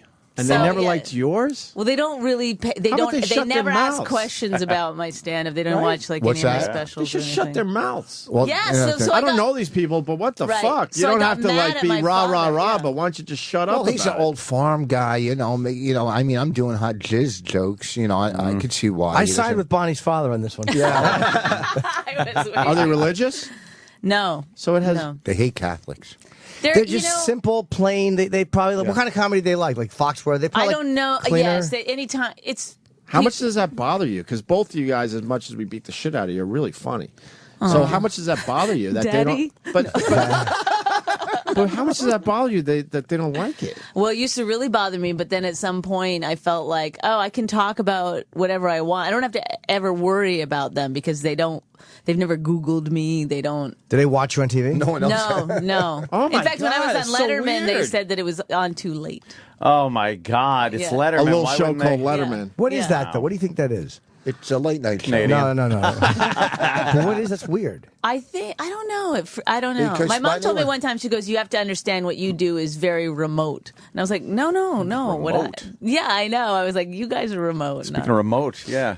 So But, I got to ask you, how did you get out of that world? It seems like it's a world that's tough to get out of, living that far north, and people are Right. set in their ways, and all of a sudden there's their daughter that wants to go to L.A. and be a comic. Well, she did in Canada first. But is the rest of Right, the but I family? mean- Yeah, we're asking two questions. Is the rest of the family still there? Yes. Oh, that's why. They're all still there. They They're all represent- in it represents you Edmonton being gone. Yeah. You ever have to visit them, Rich?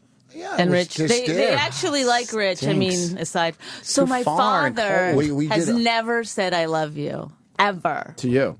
to That's anybody, what we- any That's the what we kids. have in common. And here's the interesting thing: Explains everything. is that he's been on his deathbed like 3 times. From what? Well, he almost died of cancer. He broke his back, and then I can't remember what he had some operation or whatever. Wow. But it's been close where you think like you're standing at the bed like. Here it is. He believes, like, I won't fucking say it. Like, you're Why like, won't he say it? I don't know. He comes from a different, that's, What happens if someone says it to him? he go, if I talk to him on the phone, I'll say, I love you, Dad. And he'll be like, okay, take care of yourself. Does Take he? care of yourself." Do you think he does and doesn't say it, or that he doesn't at all? He just doesn't. I don't know. I think he does, and my sisters will defend him. They'll say, "Oh, he does." I You don't know that he know. does. But the thing is like I have a child now. It's like, why would you do that? Why would you not that's say I love Parents you? are pretty fucking. Do you like silly. your dad? I mean, you love him because he's your dad, but I mean, do you like him? Well, I really liked him growing up. It's only when I got older and started sort of thinking, like I spent a lot of time in the hospital as a kid, and he never came to visit. They me. made her take the Not bus to one the time. hospital for her first operation. They were we told you that. harvesting. Okay. Wait, what was the hospital She shit was again? 8 years old, and she Not had, 8. How old? I don't know, 10, I guess. 10. They didn't Oh. come visit you? Come visit. They My put her on a mom did bus and end made up her coming go. to visit on the weekend, but Wait, what was wrong with you again? I had a lot of bladder kidney issues. Oh, right. Oh, I do boy. know that. And wait, you had to go to the hospital by yourself? Yes. She had to take At a what bus. age? I think it was 10. What a fucking. That's mental illness. That's Oh crazy. my God. That's Asperger's mental illness. Wow. Put her on a bus, and she had to go cross They Canada. were harvesting. It's like a hard, it's a hard Harvesting. family. They would just put you on a bus and go, all right, good luck to See you. you later. Lauren Ingalls. So in your adult life, Wait. I need, Bring I that, need bring to that ask- spleen back. I need I to don't ask want to the- talk about this I anymore. need to ask the next I might question. have to go How to therapy. scared were you on no. a bus as 10? I don't remember being scared. I remember being like, this is an adventure. In fact, I remember the next time I went to boy. go, my mom was saying that you have to go back because I got some kind of a transplant. I can't remember what it's called, but it's. Were they there for the transplant? I don't know. I can't remember if they came for the actual operation or not. Oh man. But I know I was in the hospital for long periods of time by myself. And Oh man, you are just so wow. That's I had terrible. I will the never- tube that goes from your kidney to your bladder. I had to get replaced on one side, and then I had to go back like the next year or 2 years later and get the other one replaced. And I remember I was doing dishes with my mom, and she was telling me about it, and she looked at me and she goes, You seem like you're excited. And I kind of was, because it was like, you know, the nurses were really nice to me. They thought it was funny. I got to watch television. Wow, television. Like I was willing to go through, you know, some serious pain. Do you have your original kidneys? Yes, I do. Yeah. You now understand why she found somebody incapable of showing emotion. Right. Yes. Oh my God. You're her father, and probably age-wise as well. You do not know how to show emotion. Like, that's why the hug, the awkward, stiff hugs. Yes. But at least they're hugs. How many times have you said that to yourself? At least it's a hug. Oh, wow. I think your parents could be arrested. Yeah, That's that terrible. really You're is sending abuse. a 10-year-old on a bus? I can't even wrap my head around It's funny this. because when I told I Rich, had I some didn't fucked up- even think anything of it. I was Dude, like, I had some fucked up shit happen to me growing up. You know what? You made my life way better today. That's You made my life way better today. I'm not going to bitch as much. That's Holy mental fuck. illness. That's That's complete. And my mom craziness. has mental illness, but wow, that's fucked up. She was there when we had colds and shit. They're very, you know, they had a lot of bad things happen in, you know, as They're farmers. Like what? they're farmers. Well, They're old school farmers. yes, man. I mean, they had to, they got married and then they moved to this patch of, you know, unbroken Of shit. farmland, and they had to, you know. You ever watch those old farm shows and stuff, and shows from the 1800s and stuff? I lived and in it's the like 1800s. they just, the 1800s. And when their kids would die and they wouldn't even care because it was Yeah. like kind of expected. They'd just have more and shit. Like you were that kid that like if you just died on that bus, they'd be like, oh well. You're an old school. Yeah, One less mouths to yes. feed. Yes. Is that how they survive, do you think, by having that mentality? It's the only way you can survive in that fucking Yes. hard You environment? have to kind of develop some kind of, you know, shield to the first of all, to the elements themselves. I mean, you know, God. it's cold. You know, they lived in a house trailer with 3 kids. You know, before I was born.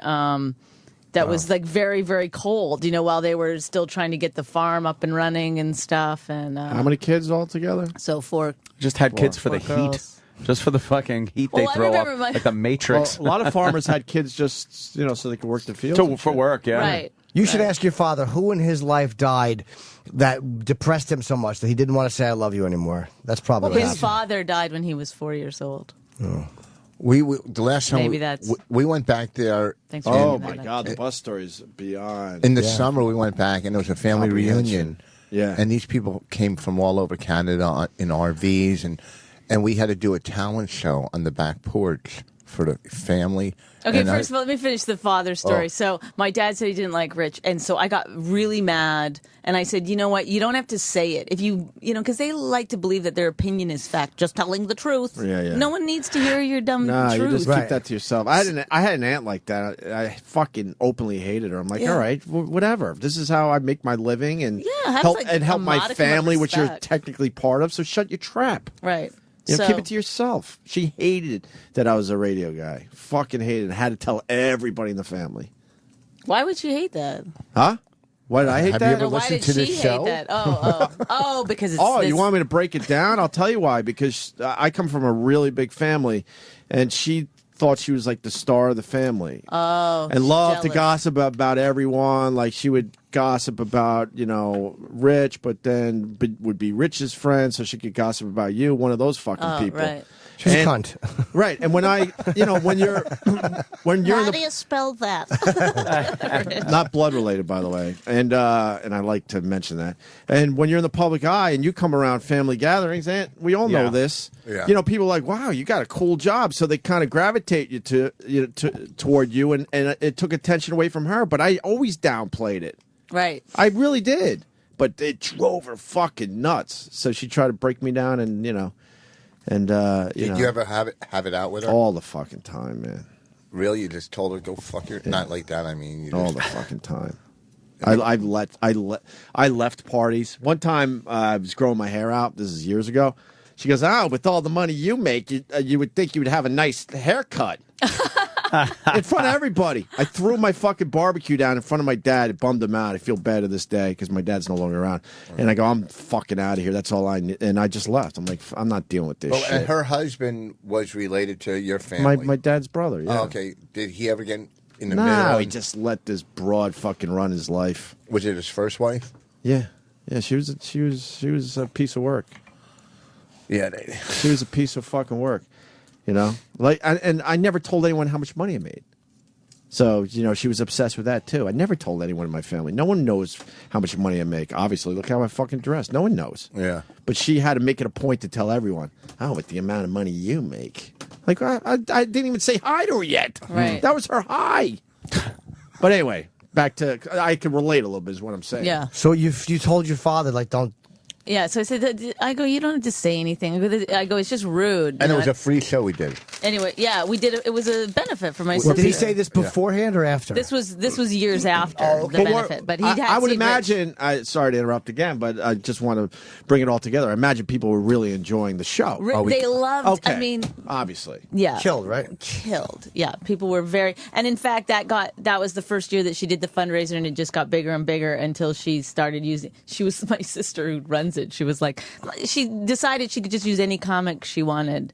You know, she didn't have to pay for somebody fantastic, and so then it started to. Yeah, and then she asked us to do it again.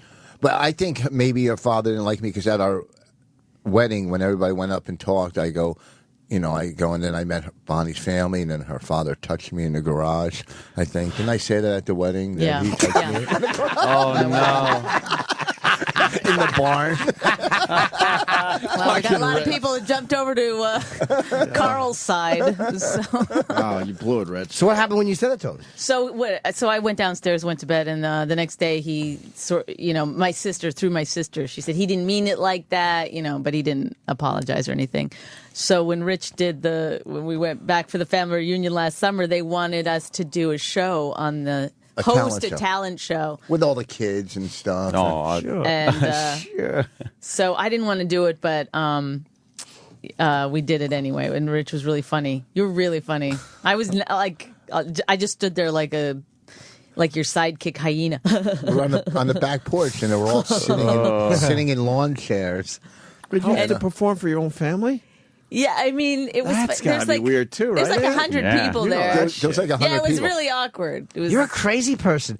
How do you do that? I would I didn't never wanna be do able to it. do that. But you can't. Oh my God! Can you imagine? But if you said no, they would think you're being an asshole. Who cares? I They didn't take you to the hospital. Yeah, right.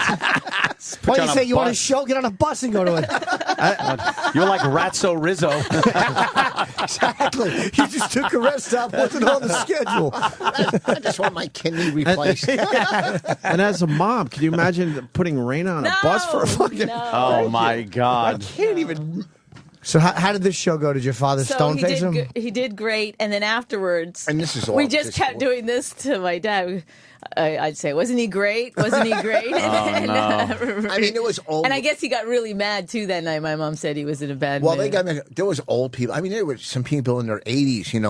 I'm doing crowd work and just whatever. And then we bring up a little kids and they do a dance and stuff. But I think they really started disliking us when we were asked them for directions. Oh, one time we were trying to get directions back to the airport. So it's like a 4-hour drive, and they were like, they wouldn't give us any road names or anything. They would just be like, then there's a stop sign that's down, and you turn there. So we start making up directions, and we're killing ourselves laughing. And I look over at my mom and my dad, and they're like this. You turn at the barber pole. Yeah. We were just... Then there's a bridge that is obviously out, and you're going to want to... They're not fun folks, are they? They think, yeah. Where do you get your sense of humor from, then? A long lost relative. I guess someone on that bus. I'm like a Jew. I've been persecuted. Anyone else funny in your family? They're funny. Your sister, tell them they your like sister says. That sounds hilarious. I do have a sister who has Down syndrome, who's and a husband. See, people think I married my father. I actually, I did have a therapist one time that said you're trying to recreate not just one relationship that you grew up with, but all of them. All of them. All of them. Wow. So he does fit a lot of. Yeah, he fits the bill. You're just like my mom. Nags me to death. I'll let you lick her ass. I got mine out quicker. That's funny. Bonnie has a hell of a story. Yeah, it's really interesting. Oh man, That's right? fucked up shit right there. She's getting a book deal. You're a Lifetime movie. Oh, that's great. You are a Lifetime fucking movie. Yeah, right? That's totally, man. I got out. The Bonnie McFarland story, starring Marky Post. As the bus driver who cared.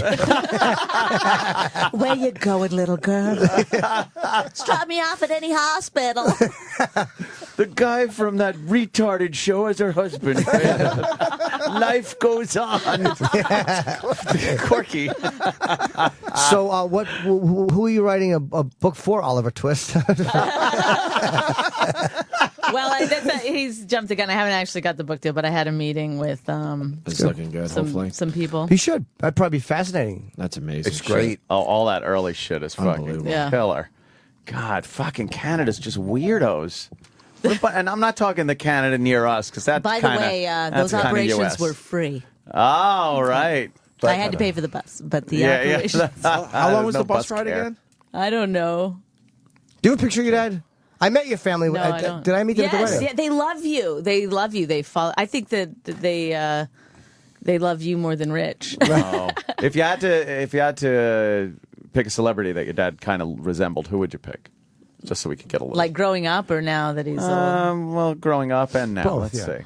Oh, there is an actor that Jesus, now I can't remember his name. Oh, brother, this is going to be bad. Usually, if you just go, he was in, and then I'll be like, oh, that guy. Yeah. I watch too much. Midnight Run, Yaphet Kotto. just start naming people. Madden.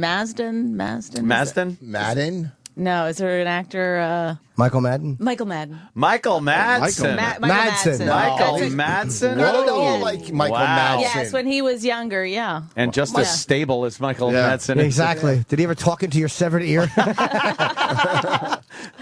He hasn't been Isn't on the his show in a sister while. an actress, Michael Madsen? Yeah, Virginia. Yeah, Virginia fucking won an Oscar. Yeah, she did. I don't know what she looks like. I know her. But You know it. People You've say seen I her. actually look like her. Virginia Madsen? Not at all.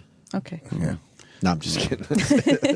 And her sister, I mean, Andrew's cool. Like when we go visit, Andrea's a delight. Andrea and her husband are cool. They still live up in that Your area? other sister, her husband's cool.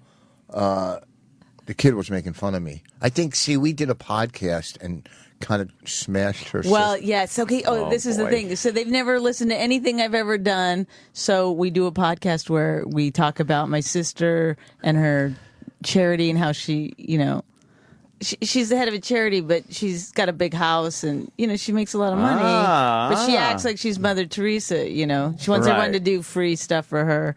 And so we were talking about that on our podcast. And she emails me a podcast, Bonnie. And I was like, I couldn't figure out. Is she asking, should she do one? I didn't know at first. Yeah. And then, so she heard that podcast. I don't know why Was she or wicked how. pissed? Yes, she won't talk to me. She still won't talk to you? Well, kind of. Now she will. How long ago was it? A year That ago. was It's like our third podcast. Yeah. Did you apologize to her?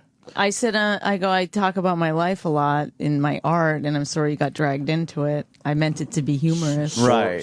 I can't say I don't, I can't take it back completely because it's. Sure. We'd be like, I didn't mean for you to hear. I didn't mean, I'm sorry you heard that. Yes. That's the apology. That means goes she along listens with to all your shit.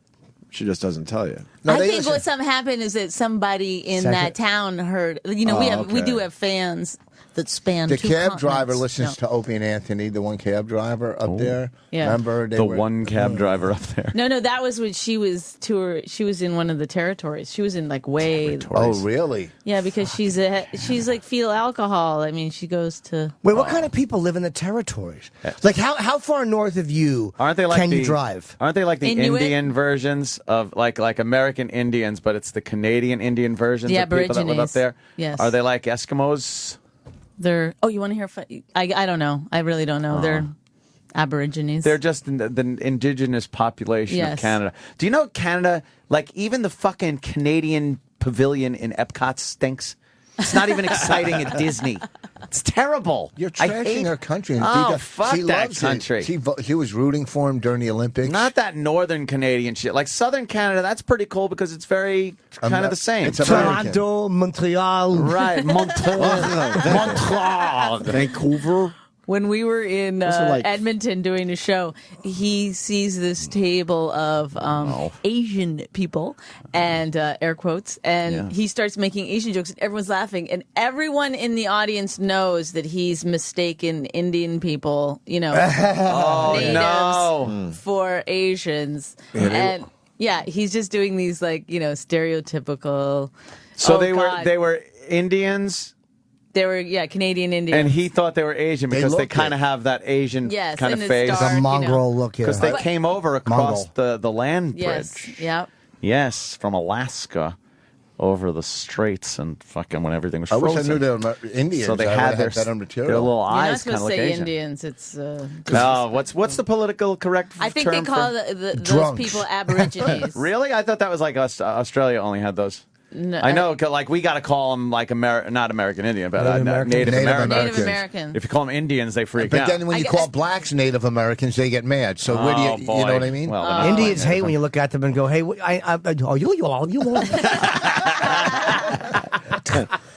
.com. We have to take a break. Brian Regan's here. Brian. So the movie. Wow. Oh man. Learned a lot about Bonnie today. This None of that's in the movie. This Saturday at 1 o'clock. Well, next weekend I'm at Bananas in Poughkeepsie too. Very cool. Yeah, the movie though tomorrow at Caroline's. It's open to the public, right? 1 o'clock tomorrow at Caroline's. You can see Women Aren't Funny. Rich Vos and Bonnie McFarland. The movie's great. It really is. This sounds. Here's the thing. We're not getting kicked out, are we? No. Okay, because that's the way it always sounds when you're doing radio. Shut up. Okay. You can move over to where Bonnie is, though. Give the seat to Brian Regan. Okay. And it's one of my favorites. Or beat it. Well, put a mic up. Or beat it. I'm not beating it. Or you could sleep in your car for a couple hours to save on the parking. You never disappoint. And the podcast, of course, still going strong. My wife hates me, yeah. How do they see that or hear that? iTunes or riotcast.com. There's even a Riotcast app. And there's a lot of podcasts. Bobby's is on it. Florentine. Just promote yours. Oh, my wife. What's wrong with you? I'm a team player. They'll promote their own. My wife be a team hates player. me. You're desperate for money right now. And my CD, Still Empty Inside's up for a Grammy, so Still Empty Inside on iTunes. On iTunes. All right, we're going to continue with Brian Regan, Rich Vos, and Bonnie McFarland, everyone. This is the Opie and Anthony channel on Sirius XM. In a world where one vigilante engineer disregards the law of the land. Fuck you and your rules. Only the strong will survive. I'm a much bigger man than you are. Marcelino Centeno is... We're gonna fight. Live Wire. I'm not afraid of your information. Engineer or no engineer, Livewire looks to take down the bad guys at any cost. You have a difficult personality and you're an asshole. But you're our engineer. You could drop dead right now. I wouldn't give a fuck. Whining and complaining get you nowhere with Livewire. I'm still waiting for a Christmas dinner from 5 years ago. That's exactly my point, you stupid fuck. Little dick motherfucker couldn't even get hard. No action adventure will get your blood boiling like this. Strap in, folks. This is where it gets really exciting. Because I'm the truth sayer. Livewire. Coming soon to a theater near you. Who's that old guy over there? Uncle Paul, with the creepy old guy stare. Uncle Paul, now he's coming over here, slowly limping down the hall. It's too late now, 'cause here comes Uncle Paul. Let me show you how to make a big boy love you. In today's episode, Uncle Paul reminisces about a young Macaulay Culkin in the movie My Girl. I was crying a lot in the theater when I seen that one. I couldn't see through my tears. I had such a big lump in my sweatpants. I love that movie. Look at that. You're all rough. You got leaves on you. Come here. Let me muss your hair up. Come here, Macaulay. Look at your denim coat. I cried so hard. He got the bees all over him. I was like, be careful. They're gonna start stinging you on your penis. Gotta get someone to suck the person out. You got little bee stingers in your penis. Why don't you come over here? Let me get the bee Get beast. Let me pull them out with my teeth. I'll rescue you. Who's that old guy over there? Uncle Paul, with the creepy old guy stare. Uncle Paul, now he's coming over here, slowly limping down the hall. It's too late now, 'cause here comes Uncle Paul. Chipperson on the scene. Chipperson on the scene. Yeah! What's that? We're doing interviews for Chipper TV on the YouTubes about the UFC event. Who did you want to see? Who are your favorite fighters and kickboxers and karate guys and judo guys and mixed martial artists and UFC guys and that I want to go see Clay Guida. Clay Guida, shut the fuck up! I'm trying to talk. He's always you're okay, right? I'm good. He says shit. Should I turn my hat like that or something like that? Yo, what's up? We're here in the expo, y'all. Clay Guida. Clay's a weird name. What, does he live in the earth or something? Who do you want to see win the big boxing fight? The boxing fight? The mixed martial chael I'm for Chael Sonnen, man. I'm an American. I got to go with the American. Yeah, my mother always said that there's too many of these goddamn uncircumcised guys coming in here, Chipper. They're all uncut. I've been saying all day, silver is gold. Silver is golden, man. No one can beat him. He's the best on the planet. Yeah, and Chael Sonnen, they're going to change him to Chael Moonin. Chipperson on the scene. Chipperson on the scene. Yeah! Fucking home run, Chipperson. Sirius XM. The Opie and Anthony Show.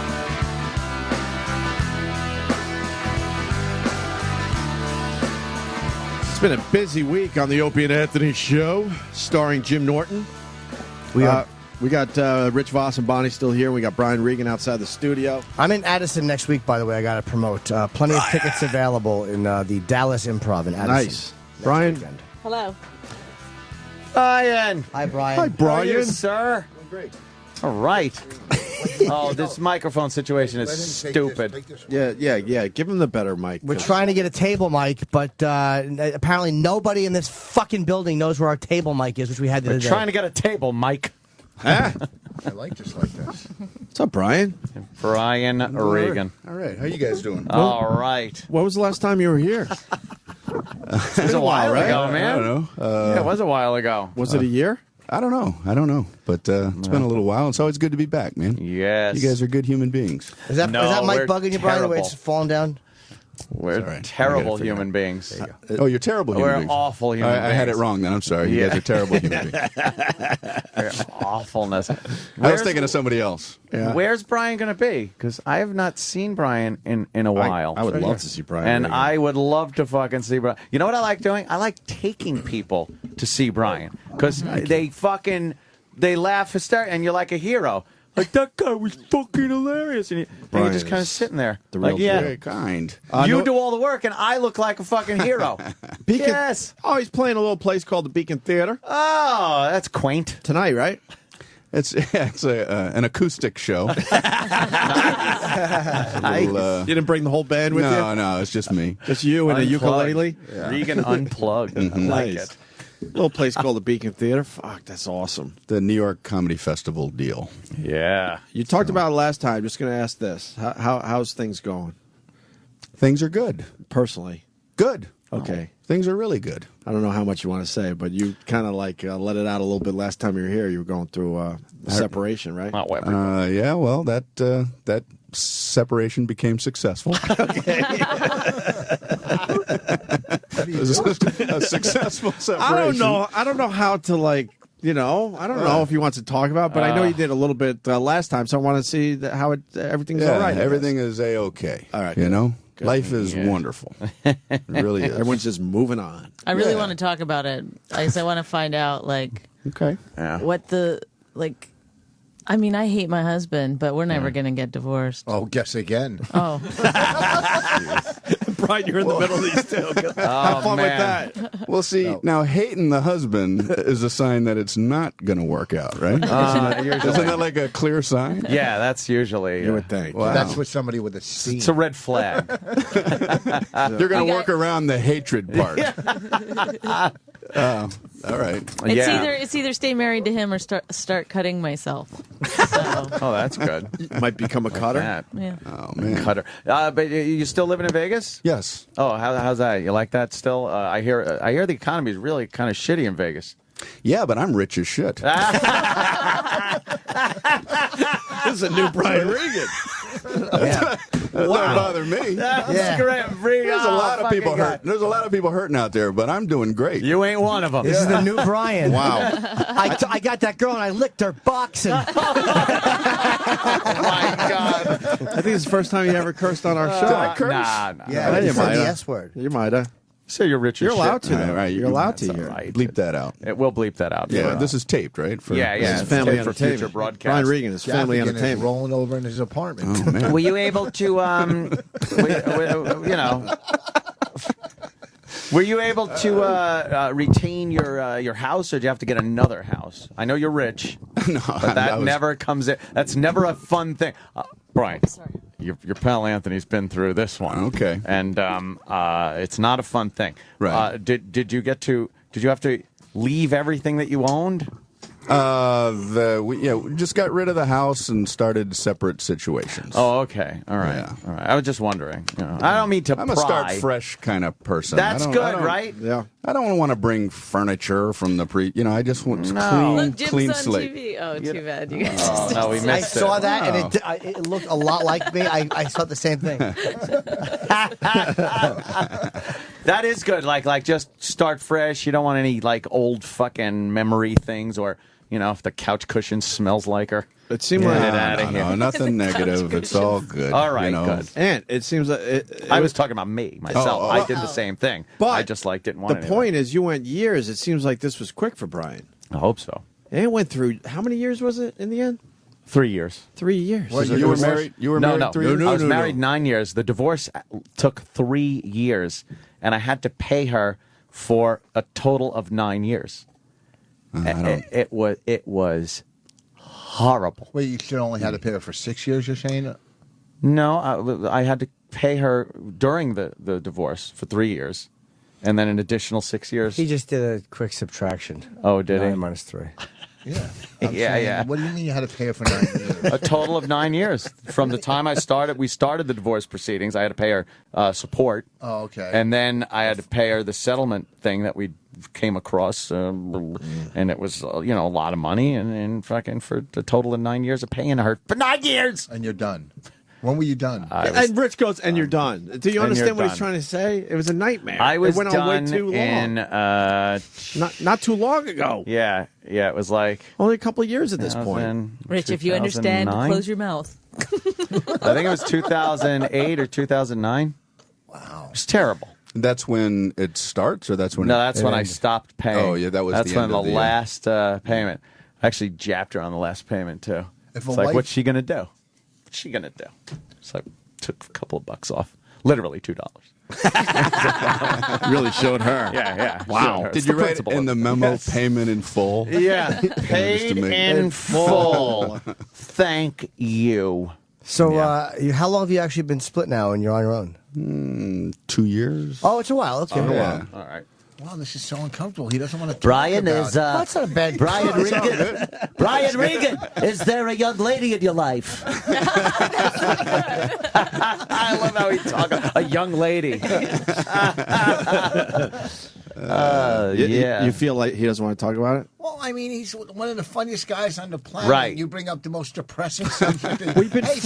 Brian, anybody you know dying? We've known him forever, so we want to make sure. All I wanted to make sure he's doing all right. I take it That's in all. a good way. It's what I we take do it- here. We just talk to each other. What the fuck? What would you like, Rich? So, Brian, tell us about the plane you were on. Pop-Tarts? He's our friend. We want to know what's going on with him. We could talk about Pop-Tarts or Yeah. something if you want. How else do I feel better about myself? Because Brian is doing the beacon and I'm not. How else do I That's feel true. better about myself? I find out that he has personal problems Through just like other I have. people's misery. Yes. At some point. I gain confidence. That's how we feel better about ourselves. Nice. It's Human nature. It is. It's a microcosm of the actual world in here right now. We are pecking away, trying to get someone's misery so we can go, I feel so much better about me. So why don't you guys just drive through Staten Island and go, oh, at least I'm not living like that. Richard. That's what I'm saying. You could have just said drive through Staten Island. We understood what you meant. we you got didn't have the to whole act out what we would say. Brian, we had a superstorm hit the Northeast. I don't know if you know. Oh, man. Big, huge superstorm. And Ant doesn't have... Oh, you're too rich to know. Yeah, How about that power? I've been enjoying champagne. No, Yes. of course I heard. So, I have to say the obligatory, my thoughts and prayers go out to those affected. A champagne cork scuffed my wall, so I understand having to bring in somebody to repair things in a house. I relate completely. Yes, indeed. Ant's been without power. Without power for 11 days. I'm going on 11 days, no power. Ah. And the gas situation in New York is crazy. You can't get gasoline. What's going on with the crane? That was the big thing on the news for people who weren't in New York. Well, the hanging, dangling crane thing. Daniel's son used it against Cobra Kai. Oof. Don't look at me like that, Jimmy. Why? I'm ashamed of you. They strapped down the crane, Brian. Crane is strapped? Yeah, Okay. it's all strapped down. It's probably like old news. It looked like been taken care of for 7 days, and I'm bringing it up. It looked like a limp dick for a few days there. It was hanging, swinging in the breeze, It was as just they kind of say. swinging in the breeze. So winging in the breeze. I drove by a construction site and saw a crane with a sign on it that said 24-hour crane service. And I'm like, who's going to need a crane like at 3 o'clock in the morning? Is a guy going to wake up? I got to build a skyscraper. Honey, where's the crane number? Remember we wrote it down just in case? It's got to be up by sunrise. I don't understand the selling point. Yeah, 24-hour crane.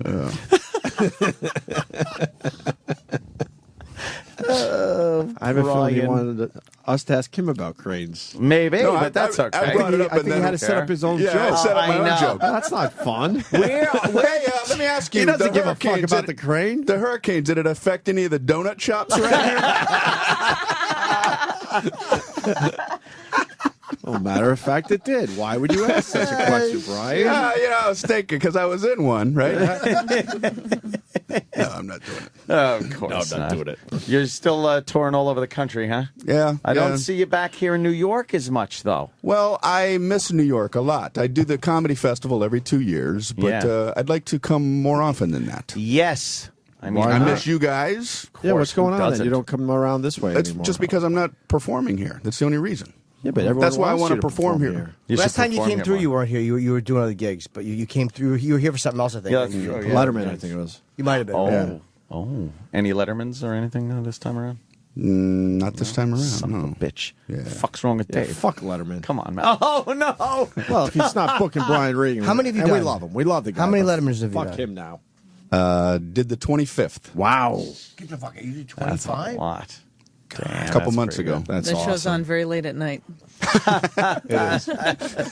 Bonnie's father said that to Bonnie once when she was on. Really? He didn't watch because it was That's on too really funny. late.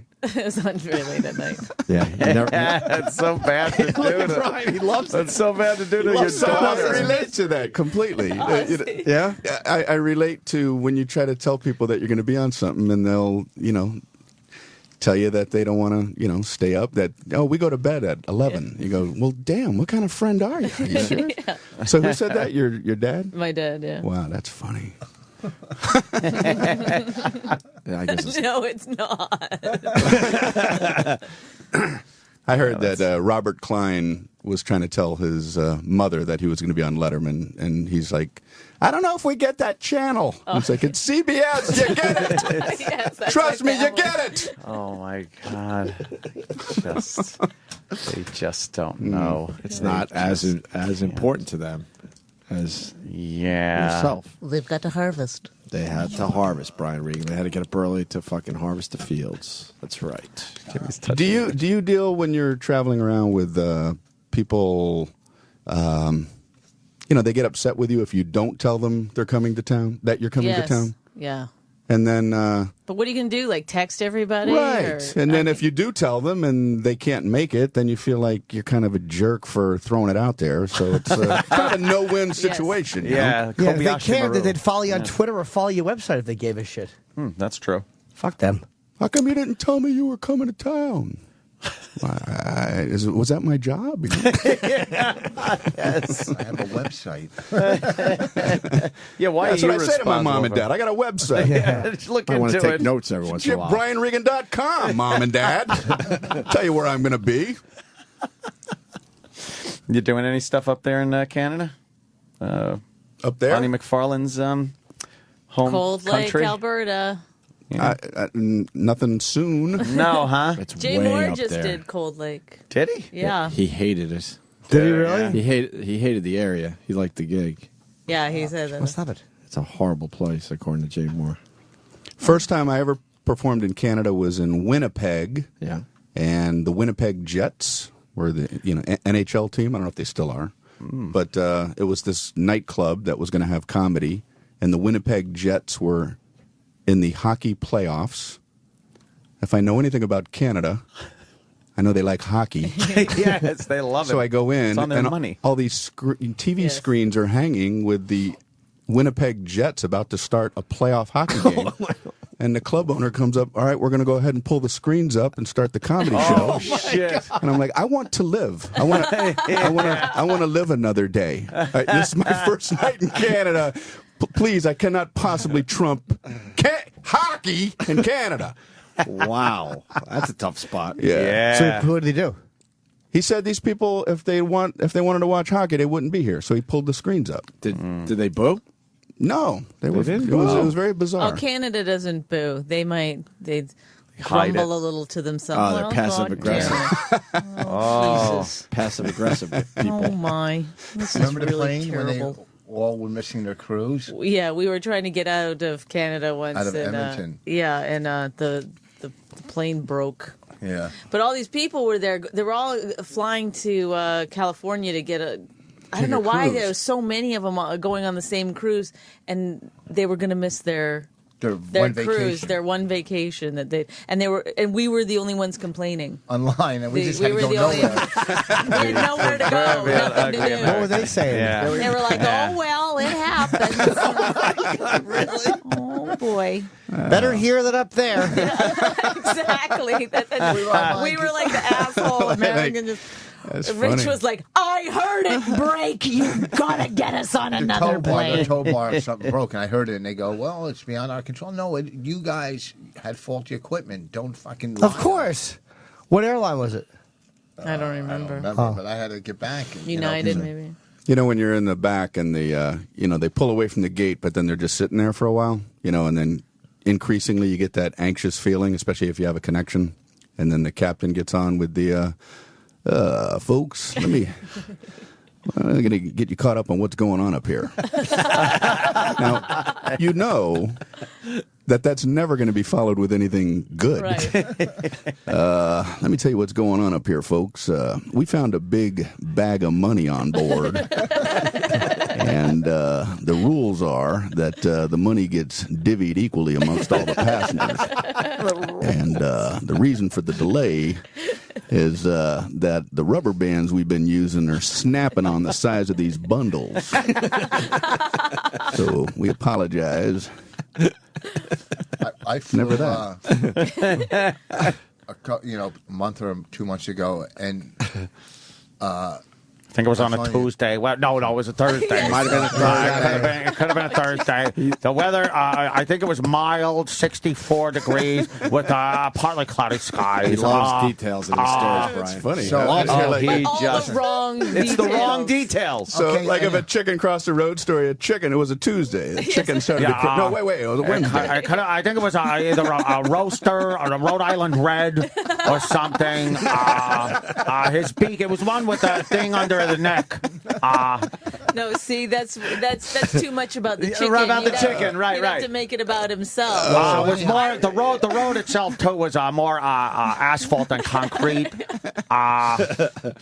so listen, this is a $300 pair of sunglasses was stolen out of my golf bag, right? So the ones you told me to get, they're whatever. Cares what So they are. Stop pointing at people who aren't listening to you. Just tell the story. All right, quit sitting like you're a headliner. So anyhow, oh wow, Brian, you're right in the middle of this. Brutal. Yeah. Wow, that's a light little jab. But you should right see cross after. so at home we're just hugging the entire time. This is all an act. So the sunglasses were stolen. I put the claim. They caught the people, the TSA people that were stealing them. They caught them in Newark, and they said, we don't cover sunglasses. Well, they caught the fucking guy that was stealing the stuff. Maybe they don't cover his stolen goods. They don't cover so many. There's a list of things they don't cover. Well, he's a criminal. He did something illegal. You got to take up a civil case with him for your sunglasses. Nah, but if he works for the for the airline, TSA. then you got to sue the airline. Oh. Just walk up to any black guy at the airport and be like, "Where's my sunglasses?" Oh shit! And then they just give them to you. Hey, everyone. That would be great. I was trying to get Anthony to like me. Oh, it worked. It worked. McFarland, it worked. Fucking fantastic. So you lost your sunglasses. Yeah, but they caught the guy. It was in the paper. We heard the story. Exactly. How are you going to reiterate it? We got it. This is not. It's a mystery. You understand what I'm saying? Yes. Yeah, we do. Oh, and they fucking also bullet stole, to the head. Yeah, exactly. $200 Suicide will show them. a golf harness. They took my golf harness. $200. That Just stinks. fucking- What's a golf harness? What's a golf harness? It's a thing you get. It's a and it has swing this thing- correction. It's a swing thing, yeah. What did they think it was when they stole it? Because no way they were stealing a golf harness. of course. I don't fucking know. All I thought it was a holster. When you threw it in the gray bin, the guy behind you, oh my God, is that a golf harness? Golf harness. I gotta get my hands on that thing. Leave the laptop. I need the golf harness. Jesus Christ, Rich. Hey, we got Bond coming in today, by the way. Roger Moore. Yes. Oh, Roger Moore will be in later. What time? Like 9:15. Yeah, no, we got plenty of time. But I see him on TV right now. Wow, he looks all right. He's in his 80s. Egg whites. 50 years of Agent 007. Gonna need an egg. Fucking get the yolk with it. Yeah. Yolk is the whole flavor part. I like a good It's egg like, you white. want some Kool-Aid? Yeah, and then someone gives you water. He goes, well, I left the Kool-Aid out. You drink the Kool-Aid every time you go on faux news. The yolk is the fucking part of the egg. That everyone laughs at. Yeah. That's great. Yeah, I know. Canadian bacon is good. Is that turkey bacon? Turkey bacon. Turkey bacon stinks. I love turkey bacon. No, just go all in. I love turkey, but I enjoy turkey bacon more. No. I enjoy the flavor. No one enjoys it more. You feel like you're eating a It's not any healthier. No. No? Turkey bacon is not any healthier No. than regular I bacon. thought it was. Brian's moderating. Why do you say no? moderating Eating this these. turkey bacon debate. Isn't turkey better for you than fucking ham, though? Yeah, it's better. Brian hasn't been it's around better in a while. for We your do food cholesterol. segments now. Yeah. Great class. They pretty Brian's much been it's, processed, all that they sodium. stopped us from doing all that stuff with Right, so we naked penciled in girls and talking about bacon today. doing all that stuff. So we've just decided, let's talk some food, a Yeah. little food break. We're foodies. I had, I'm trying to like lose a couple pounds, right? You look You don't need to, man. You look great. You look terrific, Brian. Doesn't he look great? Walking Doesn't he look Come great? on now. I thought you lost some already. All right. We're all about Cue positive Rich to show reinforcement here. Time for Rich to show his abs. You guys are sweet. Would you like to see Rich's abs? Oh, God. Abs. Oh. Yeah, I was hoping to. Yeah. Oh. I thought you said ass. Oh, Well, he'll show you that, there too. He loves This doing is this. so He loves stupid. doing this. What is that? I love though that he has to go concave. Why does he Like, do that? yeah. Yes, he hunches over every Yeah, time he because does it. He's an asshole, that's why.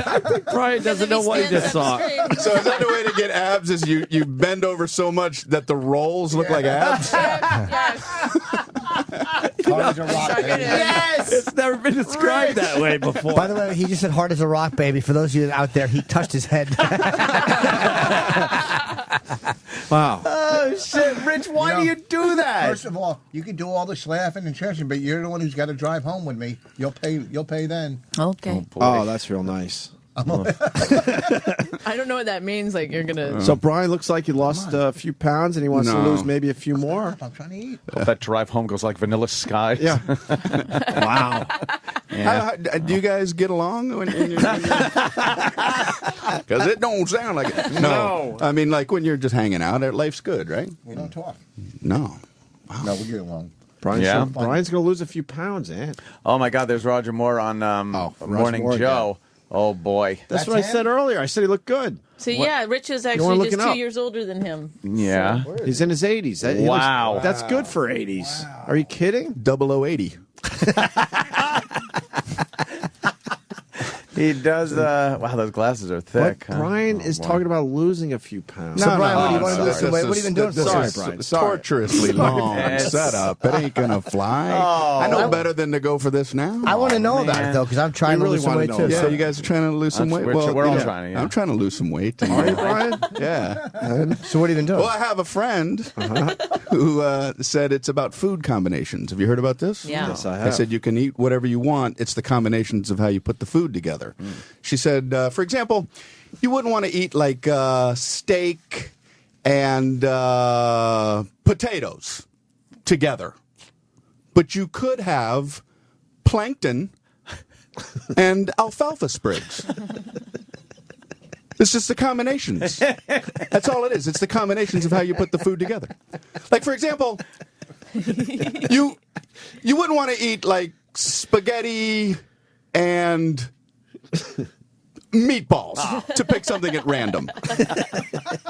You wouldn't want those together, but you could have wheat, soy, and raisin skins. Not the whole raisin. You take the skins and you steam them. The combination. It's the combination. It's all about the Yeah. Those second That's how you options put the don't food sound together. good at all, though. No, I like the first option. There's a drop off on the Second ones option, don't right? seem as tasty. That was my feeling. Yeah, I like the yeah. first ones. The first one sounded tasty. And those are the ones that she says no to. That you got to steer clear of. Right. Damn it. Have you ever tried those Korean? What are they called, Rich? Kimchi. No, they're broads, seaweed, seaweed massages. snacks. Exactly. The DMZ. Devolved immediately. Starving my population. Korean. Korean what? Seaweed? Seaweed snacks. Ew. They're Yeah, so what the good. fuck is that? Get No some in one's here gonna eat- right now. No, they're Is there not. carbs in there? They probably are good. They're great. You had them? No. Are there carbs in How do there? you know they're Great. not No. good? Because it's seaweed. Seaweed and snack. Seaweed But if you salad. like a It's two things that don't go together. Yeah. But that's a good combination. if you're gonna have a you snack, can have the a snack. seaweed and the snack. Get them in here, man. You're No. they're No. addictive. I bet you they're good. Seaweed and peanut butter is delicious. I made that up, but I like seaweed. like, okay, Why would you call it a snack If if you're eating seaweed's the name of your dog. It's really good. So what a sea? Or it's short for cuntweed. How's the seaweed? What is it? Like a It's chip like a little or? paper Seaweed, thin. what's that money, It's pubic hair. What's that? Seaweed. It's very, very thin, like a little piece of very thin paper. Green. Oh yeah. What did you think it was, bro? What did you ask? You wanted to know how it how came. it comes Oh. in what form? It just Somebody what get is us it? some seaweed snacks. What does it come like in a box like envelopes? What is it? How does it? Yeah, it comes in a little like sounds square awful. container. Yeah, they're good. You just pull them And you out. pull one out. Are at a they time. soft or are they like They're hard? crispy. They're like, They're- it's they're- like eating a snack. It is a snack. seaweed envelope. It's like eating a snack. It's almost like eating something good. Yeah. No. It's No, if almost you like a love snack. really yummy things like chips and What's that? stuff. Oh, yeah, you're not gonna like it. You know what I think? If you like stuff like chips, What's that? Have chips. What's that? Right, Chip.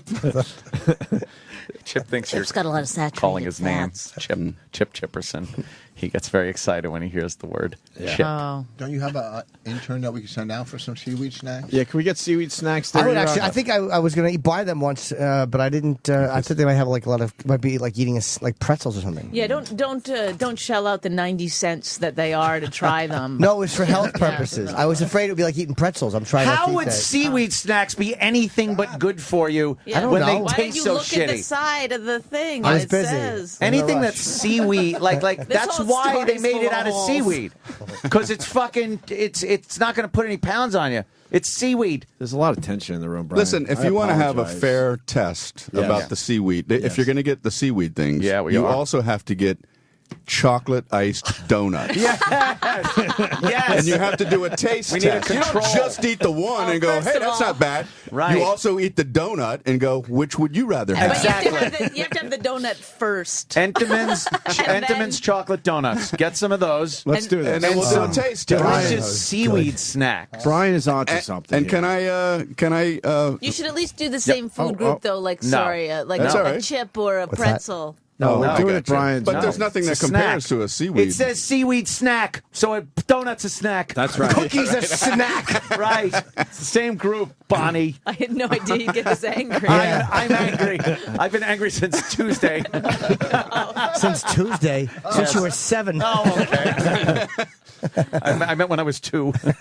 Tuesday. You guys are terrific. Gosh. All right, we're going to get some seaweed snacks. then. Yes, please. Some I'm nice starving. donuts. I am Great. hungry. I'll fucking eat them through my krill. See? If anybody watched any of those whale documentaries.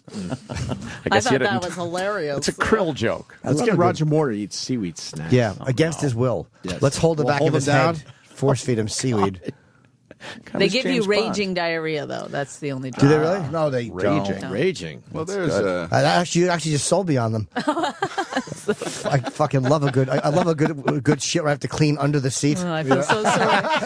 I didn't shit unless I have to lift the seat and wipe it. they should put that on the box. Causes raging diarrhea. Causes cleaning under the toilet seat, raging diarrhea. Yeah. Do you love cleaning under the toilet seat? That's great. I wonder what process it goes through, because no one likes, when you're in the ocean and you see seaweed, you're not like, oh, that's delicious. You don't think like that's going to be good. Yeah, and when a trout swims by you in the stream, you don't go, oh, boy, I'd like to take a bite out of that, Not too. like that, but you know it is delicious. Well, when you see a potato in the ground, you're I not know like, that's delicious. That's true. I bet these fucking seaweed snacks suck. I bet they suck. I bet they're good. See, when we get them, you're going to say they suck. Cause No, you're I'll so be committed. honest. Okay. I'll be honest. You'll be honest? First of all, Sure. you have Yeah, to we'll be have, honest. You have to have 5 before you really get it. God. What kind of The first one is a little weird. Really, It it's like tastes scotch. Weird, and then It's you like gotta scotch. You know, yeah. you can't just. Has anyone asked what they taste like yet? What does it What taste do like? they taste like? They taste like salted paper. What do they taste like, I Rich? don't know. Great. I bet they're good. What do they taste like? Salted paper. Let's get into it now. More like paper mache. Where do we find this shit? It's a lighter paper. Where do we find this? And any of those stores that I've have never a million seen it. things that have, They have to have at least a million things to choose to want to stock seaweed That's the snacks. millionth choice. 999,999. We're ready. Yeah, only million item stores are going to carry them. Is it on the sign for the store? Do they advertise they have a million things in them? Or do we have to ask every single person? those fucking stores. Before I come in and look around, how many things you got Right, here? right. 'Cause if you don't have a million, No, you know the I stores gotta that have move the on. flowers and the fruit outside. They have everything, you know. A bodega. Huh? Yeah, no, they're not called like- bodegas. well, they're sort of Bodegas called don't have Korean them. deli. Yeah, something like that. Where's one in the inside? Sam, are we on this or what? Yes. Oh, good. Get some seaweed snacks. And You there's just all woke different Sam flavors. up. He doesn't even know what you're talking about. Ah, Yes. Whatever. I like the roasted garlic seaweed snacks. Oh, don't get the God, wasabi. you just made it They're sound too even Yeah, the worse. hot. wasabi's I too love hot. wasabi. Oh, get a wasabi. Get a wasabi. Also, in addition to. We only have Brian Regan for a few more minutes. He's Okay, doing yeah, let's- TV with What TV you CBS. doing, Brian? CBS. Oh. A little CBS action. Do we get that? You get it, man. Yeah, we're too busy to watch that, Brian. Others will, though. What show are you doing on CBS? It's actually a taping something for the CBS morning show or No, something. Sunday morning. Sunday Segment? morning? That's a fucking huge that's, show. I TiVo that. I'm not even kidding. I watch it I every love week. it. We Yeah. leave you this Sunday That's the morning. We with Leave You show. The sounds of A Brian brook. Regan. Yes. A brook in New Hampshire. It's a It's babbling brook. Right. We leave you this Sunday morning with birds tweeting. And it's just tweet, tweet, tweet, tweet, tweet. It's It's a 90-minute show that It's they can do in great. 30 minutes. 30 minutes. Right. Yeah, But they do a very long, like, here's what's coming. So it's a half-hour show in 90 minutes. Yes. Wow. They show half of every story at the very beginning. Yes. of They show the whole show in the first 2 minutes. Then you got to wait an hour for the actual one you like. We'll leave you this Sunday morning. But I watch every Sunday, Brian. I really Sights of crows flying. And it's like, oh, there they are. And then it just goes on forever. Yes. Like forever. They don't have anything left. Well, we've already done everything. The sounds of a gang rape in Chicago. What? No, you don't leave us with that. Oh, that's terrible. Prefer the Brian- birds flying. I know, I did too. And Brian doesn't like when they add birds to golf telecasts. He hates it. No? He fucking hates I it. never man. heard about So, that. Brian, who's interviewing you? Do you know? Now I'm interested. It's more of just an on-camera thing. It's not an interview. Is it all TV? What are you doing? What's the story? I'm just doing a commentary about. That's great. Louis You're C.K. with- did one. Yes, I saw it. Who's that? What's the commentary on? Food. Oh, fantastic. Really? So Can you give us a little one line? I already did. Oh. Food combinations. I don't snuck think you it should in. do that part. Yes, you did. Oh, man. Well, I tried it out here, and now I know to edit that You out. got anything on seaweed snacks, perhaps? I'm just here stealing all this food stuff. All this food material. Yeah, you tune in and this whole thing about seaweed snacks. Wait a Brilliant. second, that was ours. How long did it have to be? It's 2.5 minutes. Oh, cool. That's awesome. That's a great show. I would love to do one of those things. Well, come I wanna along. do it. Oh, How do I? How do you do it? He's single. That's how I pick up chicks. Hey, you want to do a CBS morning segment? That's cool. Charles Osgood, right? Is he that the one who it that's is? doing it now? I have no fucking idea. Good old Charles Osgood and his bow It's tie. so weird. It's like the show's depressing to me. It's I mean, like- Brian will fucking No. buck it up. No, but that one isn't.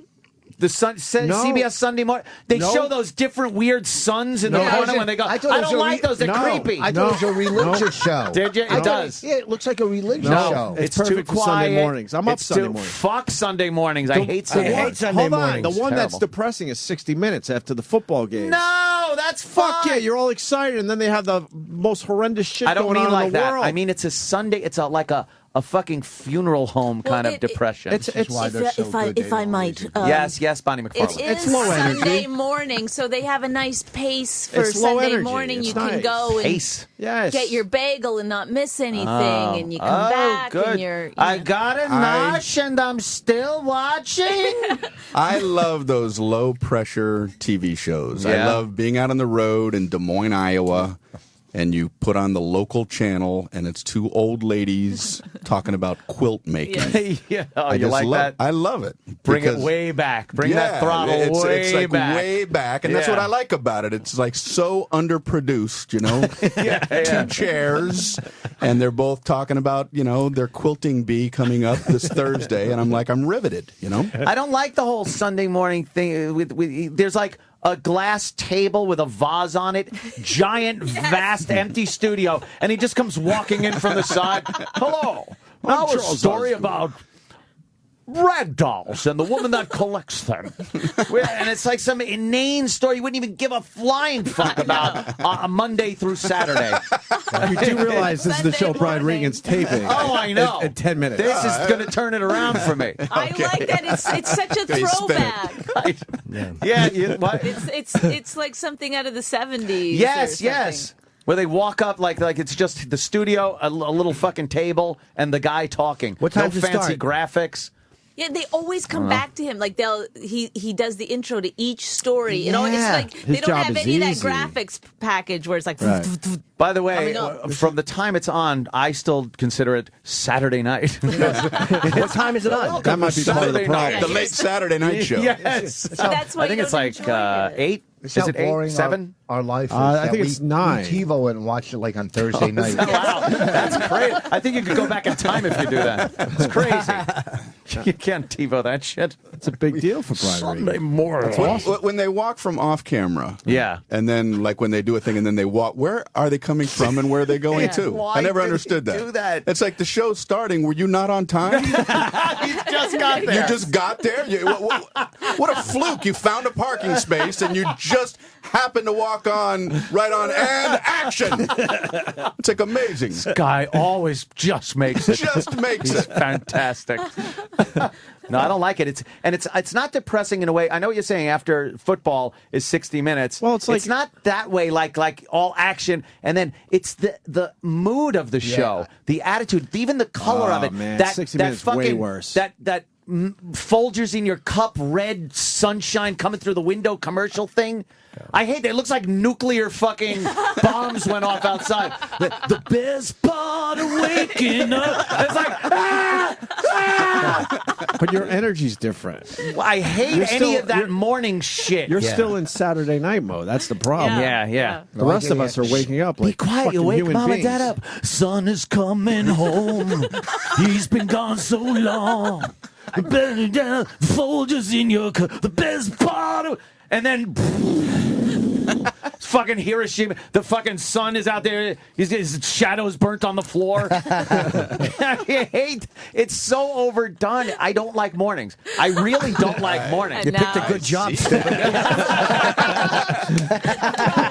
We'll be back with the Opie and Anthony Morning Show. Yeah, I really am an idiot. You're killing fucking Brian's excitement. Oh, no. Brian's the one very that's gonna, excited about this. Brian's He going to spins it at the end every time, but you'll make it good. Brian's going to fucking make this where I'm like, I swear. hate Jews, but you. I'm going to watch it and feel. I'd be like, now this feels like Tuesday. He doesn't even want to do it anymore. Yeah, I've already snuck a cancel text. No. Is this your first one, or have you done them before? No, it's my first time doing it. Yeah. Oh, so you're It'll looking be forward fun, to it. you know? Of course it will. Yes, it'll be a good time. Well, Good times. Brian, maybe you could add a bit of jocularity to the show on this Sunday morning. How do you know how he Okay, I don't know. Because you've watched it a lot. Watched it so many times. Wow. Who was the other guy that had broads all over the country? Remember him? Oh, yeah. He was married to like a bunch of them. Charles Corral? No. Yeah. It was Charles Corral? Yeah. Charles Corral? Yeah, Charles Corral He used used to do to the Sunday show. He used to do it. Not only a womanizer, this fucking guy had whole nother family. In Montana, I In think it was. Montana. But he's a celebrity, right? He's dead now. Yeah. Well, how He could was. he get away with it? Kept it quiet. It was in Montana, in the middle of nowhere. He had his wife and everything, and then he had this other broad and kids and everything in Montana. That's too much. And he used to fucking spend stress. a lot of time like, I need to wind down in Montana. Going up to Montana to do some fishing. Some fly fishing. And now the sounds of me having sex with my mistress on this Sunday morning. The guy would just fucking go to Montana and live with his other family. How do you balance two marriages? Oh, man. What the fuck? Unbelievable. People like me and Brian can't even keep one. Oh, sorry, Brian. Now I'm in the mood to go tape my thing. Wow, you've really blown up his spot. It's all good, man. Brian knows I fucking love him. We went out one night. I drank fucking tequila or We something. got to do that again. Got hammered. It was great. Yeah, what a man. fucking piss. It was after Caroline's. I mean, I don't condone drinking. We shouldn't do that. I don't but either. We should get together and we should just have hang some out. tea. Totally sober and hang out until the sun comes up. And it tells the was story really every weird. once We in a walked while. And out- that's when you head home because you hate mornings. I hate mornings. We walked out of Caroline's. The sun was coming up, and I heard, "Well, you just got done with Caroline's. You best part waking up. Brian Regan in your cup." My favorite is when you tell the story is how he changes a little bit. Oh, it was fucking fun. A little bit. Brian No, changed Brian a little just bit. talks, and it's fun. It's a Yeah. lot of fun because, you get more of an insight. Yeah. Because we have Brian on. He's a fun guy and shit, and we love him. And then you get more of an insight of Brian Regan, the guy, when you're hanging out. Wow. Not Brian Regan, the comic. Little And it was different. just, it was fantastic. We hung out, and we actually left Caroline's. We closed Caroline's and found another There was bar. another place we went to, I That was, remember. like right across. Oh, were we fucking staggering down the road? We got to do that. Let's make yes. let's make a Yes. a date. It was If that's good. okay to say a with date guys. with a man. Yes, a mandate. Hey. Oh boy. Hey, what do you think of that election there, Brian Regan? Are you political much? Don't tell me. I taped it.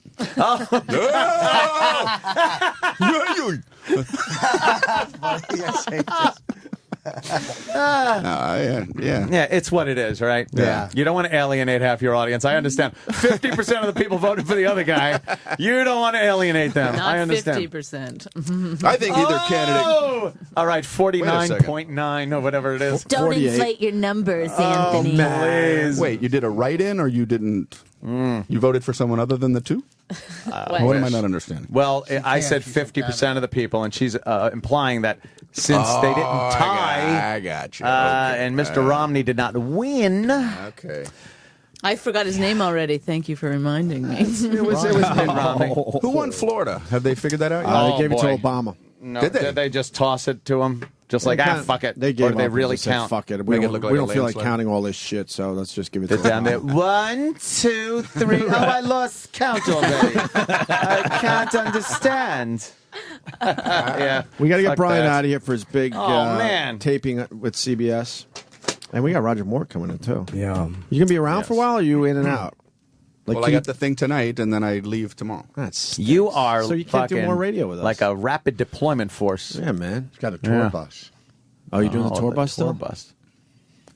That's big. He just looks at Rich like, what the fuck are you doing? I ain't on my spot. I got a tour bus. You know, it's Go fuck funny. yourself. If I get off, it's just a nondescript. I don't have anything on it. And if I get off, people ask me who's on the tour bus. It's such an ego deflator. Who's on there? Who's on the bus? And Terrible. so I stopped saying me because clearly that's not impressive. So we made up a name and we would say Merle Scruffles, just for a goof. And it's amazing how many people go, oh, I love him. Oh, no, they do not. Yeah, so. No, Merle Scruffles joining us this Sunday morning. That sounds like a great way to see the country, though. Yeah. On a bus. You like it, right? Yeah. It's cool, right? Can't Probably all complain. That decked is out good, nice. man. They want to throw us on a tour bus. Fucking bitches. Yeah? You get For the about a week, bitches in there, right?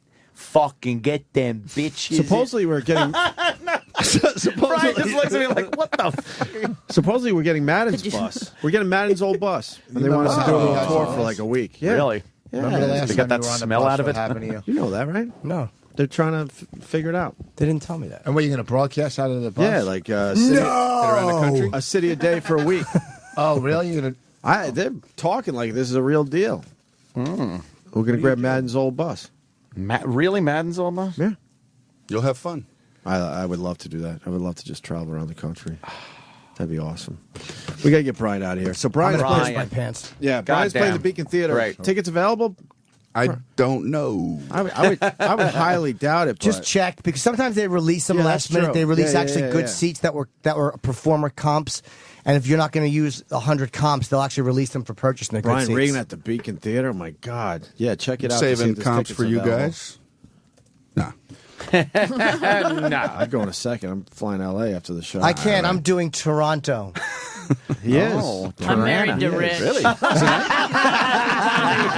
Oh, Bonnie. Oh, that's terrible. Brian, you promoting anything else? I think that, I don't know, Wilkes-Barre Wilkes-Barre tomorrow. is, yes. No, yeah, tomorrow, tomorrow's and then Syracuse Wilkes-Barre. Sunday. Okay. And I did that Jerry Seinfeld Comedians and Cars Getting Coffee thing. That's fucking great, Yeah, that was man. fun to do. Yeah. That was very funny, by the way. Oh, thank you. How did they think of that name? And Sunday morning on CBS, we'll be watching. All right, thanks. All right, Brian Regan, it's always a pleasure. Thank you all.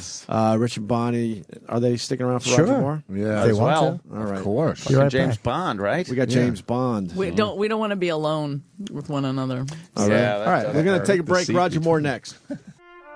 Coming soon to Broadway, Jim Norton of the Opie and Anthony Show stars as that lovable red-headed orphan in the new production of Annie. The sun will come out. Come on, Jimmy. Tomorrow. You gotta lay in bed and die of cancer tomorrow, like Yul Brenner. Oh, you used to be fun in the sun, but now you're shitting in your bed, and your head is full of mush like Lyle Alzado. Sirius XM, the Opie and Anthony Show.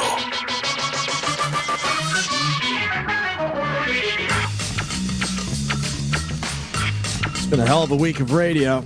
We're going to end it with Roger Moore in a little bit. That's so cool. Is he here? Ricky Gervais was on. Billy Connolly was yesterday. Jay was in a couple days. Russell Peters. We had a good shows. Louis C.K. Oh, yeah, Louis came in. A lot of comedians. Rich and Bonnie are here. Brian Regan. Their movie premieres tomorrow at Caroline's, 1 o'clock, as part of the Comedy Festival. Women Aren't Funny. I've seen it. It's great.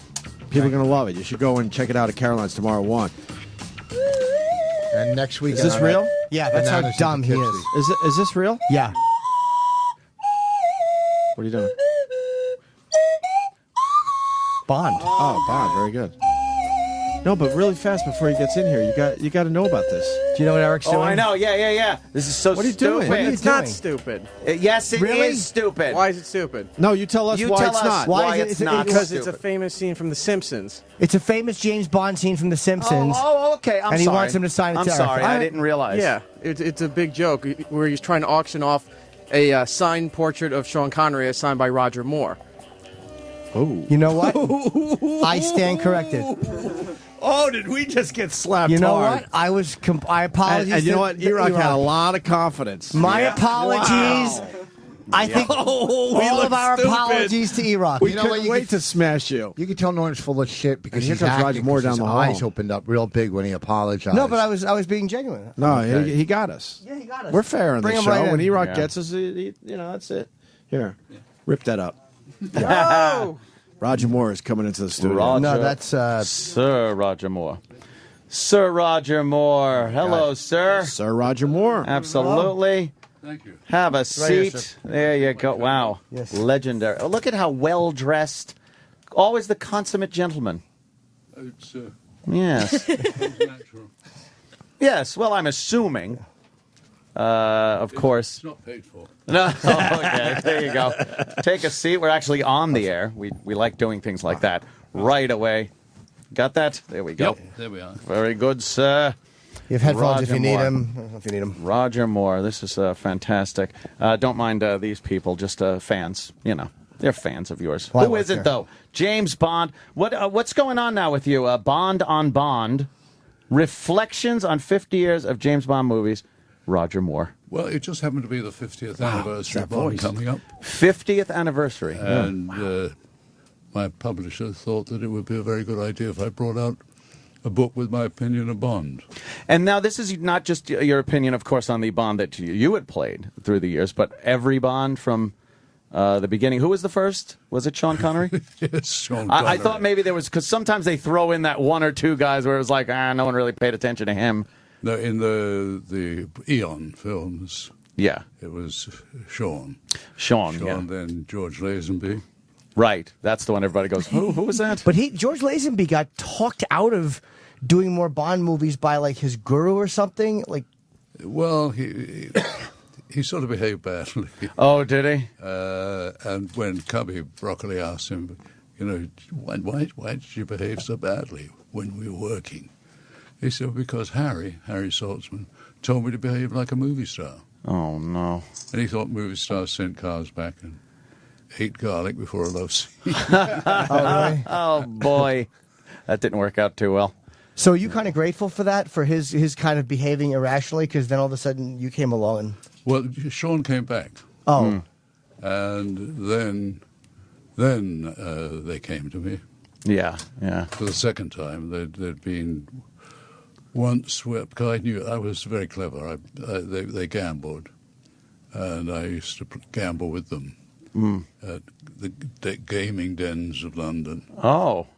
I was very clever. I let them win so that they felt they could owe me something. And Smart. It worked. It worked. And around the same time, I'd about to start a series called The Persuaders, which I shot at Pinewood Studios, where my offices are now. And so we took a couple of stages there. Why am I talking about that? You could just talk about that. Sorry, it's interesting. It's interesting. It is, yeah. Why are you nodding off? Oh, no. I'm not. Because she's on heroin. I'm a big fan of the Saint. The Saint. You got to drive a P1800. P1800 S. S. Yeah. It's an old Volvo. Yeah. Nice Banana. cars. Well, you got your fair share of nice cars to drive in the Bond movies too, of course. Did you actually drive in a few of those, or was it usually a movie playing behind you? Well, I didn't do very much dangerous stuff in them. No. My favorite was a little De Chevaux, the little 2 horsepower. Oh, that tiny little thing. Because it's a car that you don't worry about hitting. Right. It's so hideous to start with, and it's a relief when you give it a nice bang. Yeah. So when you finally got the job, did you have any reservations about signing on for a franchise role like that? Well, it was just for to do 3. I never really thought it would go more than one more. Really? But it caught on. It certainly did. And my sort of idiotic way of playing it sort of got away with it. It was a very tongue-in-cheek Bond, as opposed to, I think, like the earlier Bonds that were more, not as tongue-in-cheek. That's what I'm trying to say. Earnest. Yeah, so... Yeah, well, that's why I will say that this is a very uncomfortable chair. So oh, my God. This is not the best you can afford here. Very uncomfortable. Very uncomfortable host. Where were we? Yeah, the you see. I know. See what happened to me. Tongue-in-cheek and earnest. Yes. Was that the way you played it, or did they start writing them that way? No, Sean, I say, played it like a killer. Mm-hmm. I played it like a lover, and now I think Daniel Craig plays a real killer. Mm-hmm. Yeah. I believe him. How do you like the Daniel Craig version? I think they're the best. Do you? Yeah. They are really amazingly well done. They really did put a little more grit into it. That's for sure. The fight scenes. But it's also very moving. It shows Bond's vulnerability. Yeah. And the relationship with Judi Dench, which was wonderful. Mm-hmm. We won't give anything away. No. Is it hard to watch other guys after you've done that role, like the guy right after you? Is it kind of hard to go and like, wow, that's not my gig anymore? Well, I didn't. I must say I didn't look at the first 2 after me. Not out of bitterness, but I just find it difficult to lie that barefacedly when somebody says, "What did you think?" So I say I haven't seen it. Which is much easier than saying, "Oh, it was very good." Well, actually, I've been back and I've looked at them, and he was very good indeed. Who came right after you? Timothy Dalton. Oh, okay. Right. And then Pierce Brosnan. Mm-hmm. And then there was a pause, and now we got Daniel. Yeah, wasn't there like a 6-year layoff or something? Yeah, there were little problems going on with MGM and the usual power game that goes on in yeah. Mm-hmm. It was also very, very odd to have the Cold War end, because that was the nemesis, usually with some type of Cold War thing going on. So you kind of had to come up with a new mission. Yeah, a new nemesis. But, when I started playing with not playing, mustn't say that word, when working with... as a mover, I can never remember her name. Her name is Barbara Bach. Oh, yeah. Very easy on the eye. Certainly. And we introduced Jaws in that. It was the first time I'd worked with the director, Lewis Gilbert, who was sort of slightly manic as I am. And a wonderful villain, Kurt Jürgens. And had wonderful toys to play with. The wet bike. Yeah. Nobody had ever seen one before. Yeah, and then it just became something that was reality. Yeah, there were a few Bond things that kind of came to fruition after a few years. There was one gadget I wrote about in the book, which was being able to stay underwater. And they called and said, how long? The ministry called to find out how long could you stay underwater, really? He said, as long as you can hold your breath. Yeah. Oh, yes, there were those little mouthpiece items that looked like 2 CO2 cartridges and a mouthpiece. And they'd pop it in and be swimming underwater, and people thought it was real. And we're like, hey, wait a minute, that sounds like a pretty good idea. How long can you swim with it? Yeah, as long as you can hold your breath, because it wasn't real. A lot of people kind of make that mistake, yeah. I would like an oil slick, though, in my car, smoke screen, ejector seat. Blades. Blades out of the hubcaps would be really good. Police siren is always useful. You know what? Something as simple as that, yeah. Do you think Flint tried to steal Bond? Flint? Yeah. Flint, yeah. Well, they did. We see after the mistake was that they tried to make a parody out of a parody. Bond is a parody, really. Yeah, it's over the top, sure.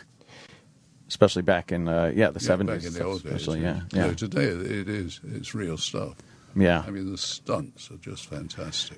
Pretty amazing. There were some pretty good ones. I mean, you really couldn't see, well, you not really couldn't, you couldn't CGI things back then. So whatever stunts you were seeing, like that, the car that went over the ramp and did a complete rotation, that stuff's all real. The mini jet, that was real. Mm-hmm. I mean, you had to have really good stuntmen back then. The only sort of fake things, I suppose, were the falsies. Falsies. The falsies and the girls, right? I was talking earlier about how I loved when you would be on a skiing thing, something skiing, and you'd see the skiers swishing down the mountain, and then there'd be you with the goggles on, camera right in your face, with the film playing behind you, kind of shooting, and then it would show the skiers again. And, the effects back then, you had to use your imagination a little more. Well, that's what movies are for. Yeah. To make you imagine things. Right. Imagine that he is skiing down the mountain, and it is James Bond. Yes, and indeed. imagine that this is not radio. Yeah, that's what I was going to say. Imagine somebody's listening to this. You're on it. Do you feel bad for the way, because Sean has a really weird relationship with the franchise because he's angry about the way things went on, and he's like the only Bond that is kind of not a part of promoting it or anything like that. Yeah, well, he rather resented the fact that he thought that he was not being remunerated enough. And he got fed up with people calling him Mr. Bond all the time. He felt he was losing his identity. And he sort of fell out with them. And he said some pretty bad things about Cubby Broccoli, who was a wonderful man and a dear friend of mine. And he had said something that had upset Cubby very much. And I wanted to clear it between them. And I was living in California at the time and had a dinner party, and I invited Cubby and I invited Sean and sat them next together. And the first part of the conversation I heard was, Cubby said, Sean, did you really say if my brains were on fire you wouldn't piss in my ear to put it out? So it's not true, Cubby. He said, I'd piss in your ear any bloody time. And did that help things? Or it was the end of the... Didn't work out. There was a making up before Cubby died. There was a documentary done for Epics where all of you guys, except for Sean, were interviewed, and they showed the whole Cubby story. And who was Cubby's partner? It was Harry Saltzman. And how they got together. And it was fascinating to watch the way the franchise went and the lawsuits over. Yeah, it's very interesting that Harry Saltzman had acquired the rights, and he came to Cubby because Cubby was producing films with a deal with Columbia, a company called Warwick Films. They made a lot of Alan Ladd movies. And he thought that Cubby would be able to come in with him and get Columbia's backing. Well, Columbia, some nit at Columbia turned Bond down. They could have had it for $1 million. And it's made $1 million since. I wonder where that fellow's head is rolling now. Yeah. Or if it's stopped rolling. Wow. But then Cubby had a relationship with United Artists, and he said he would come over there with it. Harry, he had to loan Harry the money to get to New York, and Krim shook Cubby's hand and said, "We have a deal." Wow. Harry got in the street. He said, "I wanted him writing. Get it in writing." And Cubby had to go back and say, "Look, could you just give us a line or two?" Smart, yeah. But you see, that was the difference between Cubby and Harry. Harry had bright ideas and was very gung-ho about doing things. Cubby, a little more laid back. Mm-hmm. For me, one of the most caring producers I ever had the pleasure of working with or taking money off. What do you think what is the franchise made? Do you know, like or an estimate? It's well over $1 billion, I think, right? Oh, hell yeah! They're figures I can't even imagine. Yeah, well, sure I suppose I could if I got a few years older. How did being Bond affect your career after you were done playing Bond? Well, all the time that I was doing Bond, I was offered things that were sort of like similar to Bond, which I didn't want to do. I fed up with being blown up, and all the acting was trying not to blink when guns go off. I hate damn guns. And for the last 21 years, I've been an ambassador for UNICEF, and the picture that's always being sent to me to sign is the Bond one holding the gun. Sure, yeah. It's not an image I like. Wow, really? That's because you're synonymous. Bond's synonymous with his gun, his Walther, but you not so much. No, don't like them. Do you still feel guilty about pushing that kid out of the boat? Yeah, I feel terrible. I really do. I was absolutely horrified. Wow. When I see that. You really don't. Well, a poor little Thai boy. Yeah. Kicking him off the side of a sampan. I've been in that water. Mark, he had the antibodies in his system to fight off the disease. I went in there a couple of times in the Klongs in Bangkok. Wow. And I saw strange things on the bottom.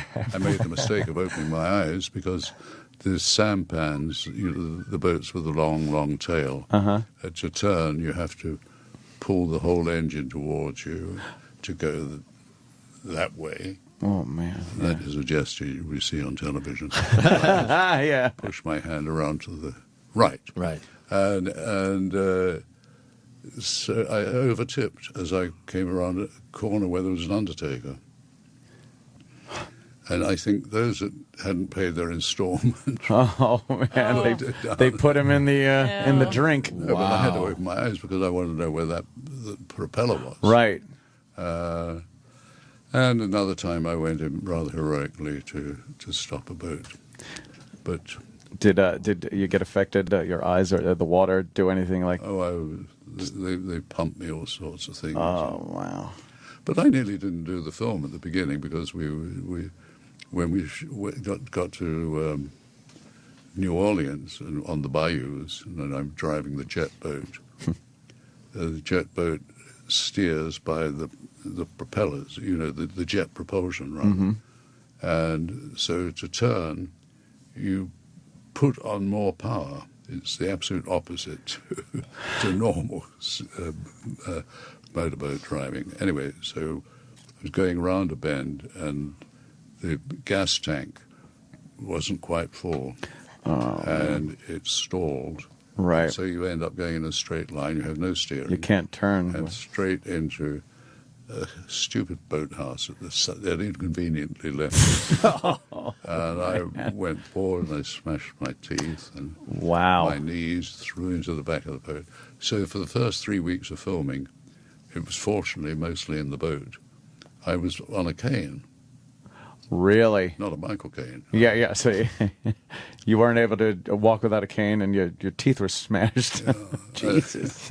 And one day when we were shooting in New Orleans, a messenger just came in. And said, right.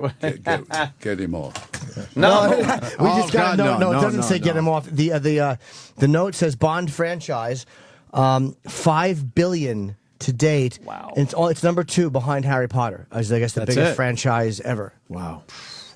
But Harry Potter won't go on for 50 years. No, it won't. Don't think so. Harry Potter's No. done. We all know it. No. Wow, that's... Don't tell me that. I have a question, too. I forgot what I wanted to ask. Oh, you silly goose. Totally forgot. I don't know, but Roger Moore has beautiful fingernails. I Yeah. can't take my eyes off his fingernails. He's They're a just- sir. Yeah, he's how- manicured gentleman. That's how a He's a sir gentleman. looks. Sir is. That's what I wanted to ask you actually about becoming Sir Roger Moore. What did they say to you? Like, does that mean you've been knighted? What does that mean? I don't know what that means. I'm a KBE, which means I'm a Knight Commander of the Order of the British Empire. Nice. That sounds pretty so important. just little respect, you know. Yeah. Not just a piece of... And how do they do that? What is the ceremony? With a sword. Rich is going to tell it. Yeah, sure. You want to tell everyone, Rich? Yeah, they go. You just eat with your mouth closed. Yeah. No, I was absolutely petrified. The thing that worried me about it was I knew that I had to kneel, and I didn't know whether I'd get up again. And I called Michael Caine, who'd been knighted two years before, and he said, "Oh, don't worry, there is a rail you can put your hand on." Well, the most important moment of your career probably is getting tapped on the shoulder by the Queen, and it goes on the right shoulder and the left shoulder. And she might just swish it across my neck. And I'm a terrible coward. And I should have kept my eyes open to record it. But remember the moment. I just shut my eyes. And you didn't like a sword being that close to your head? I heard dunk, dunk, swish. I had my head still there. Push myself up. And then you talk with the Queen until she dismisses you. You don't get to go out drinking with her? You don't go out drinking or with the Queen? Drinking with the Queen? Well, no, Daniel Craig goes to skydiving with her. But Yeah. What did you talk to the Queen about? Does she carry the conversation, or do you have to propel it? You don't address the Queen. She addresses you, and she says, did you come far? Things like, what are you doing now? Oh, wow. No, she's very hard to have a conversation. Very, very good. And I think the one thing about her, you're fascinated by her eyes when she's very close to you. Yeah. And I must say that I was always fascinated by her legs. We had a fundraising scheme with British Airways called Change for Good, where people put money in, and I was sort of spokesperson for this, and the Queen came for the anniversary of it to the British Airways private section at Heathrow, and I had to go up the steps naturally behind her, of course, of a 747, and I could not help notice that her legs were just beautiful. Wow. Wow. She's a year older than I am. And she doesn't have one mark, one vein. Just that Prince Philip's a lucky man. Yeah, huh? Did you tell her that? No. Yeah, that would have been a little awkward. Yes, a little disrespectful, perhaps. But do we have anything? Do we have anything of that equal in the U.S.? Because in England, that's such an honor to be knighted. But I don't know if we have an equivalent honor here. Yeah. Well, what's it? The Kennedy Honors or something like that? No, it's the Freedom something. Oh, the Medal of Freedom. Oh, Medal of Freedom. Yeah, sure. Yeah. It's a civilian Sinatra had it. honor. Yeah, but it still doesn't have the pomp and circumstance of being knighted. That's something that's so British. Yes. and people do address you as Sir Roger Moore. They better. Only those that I'm pointing my sword at. Yes, you got a suit of armor? You didn't get a suit of armor with that? No, that'd be great if you really took it seriously, dressed in a suit of armor and a horse. A white horse. Yes, it'd be great. Do some sirs look down on other sirs, like going, I can't believe they sirred him, Sirred. They sirred. As a matter of fact, we do. Really? Yeah, yes. That's a good question. Like Paul McCartney is Sir Paul McCartney. And Elton John. I mean, where do you draw the line? Yeah. But are there people that they will knight and you'll go, ugh? No, I would never criticize what they're doing with their honors system. It's a wonderful system, a recognition to people who do public good. Yeah. And so it's a lot of civil servants, tax officials. Oh boy, tax officials get knighted, sir. Of course they Oh do. boy, They're first. No, they don't get sir. They get. We start off with an OBE, an MBE, an OBE, and a CBE, and then knighthood. and then you get the KBE. Oh, okay. So not everybody that gets knighted is a sir. Yes, if they're knighted, they're a sir. Knighted. KBE, that's Knight of the British Empire. Okay, but what is it called if you're just like one of these lower level guys? You. It's just you. Huh? Hey, you. No, actually, they're all very, very proud of their MBEs and their OBEs. I wouldn't doubt it. Yeah. But they don't get addressed as anything different until they're knighted. No. You either become a dame if you're a lady. Nothing like a dame. Yeah. You got Dame Judi Dench. Of course. I don't know the great Judi Dench. Yes. There's some wonderful dames. I love dames. Hey, a dame. Your book, by the way, we should promote your book. Yes, Roger's of here course. promoting or Sir Roger's promoting a... Roger. Okay. Just call him Roger. Yeah, we've been hanging out long enough. No, I know, but again, I don't want to seem like a rube. Raj. It's called Bond on Bond. It's reflections on 50 years of James Bond movies by Roger Moore. And Great, a lot of great pictures. And it's an amazing book. And there's a great picture of you and Richard Keel in here. And there's just every page has got a great photo on it. And this is just your take on the whole franchise.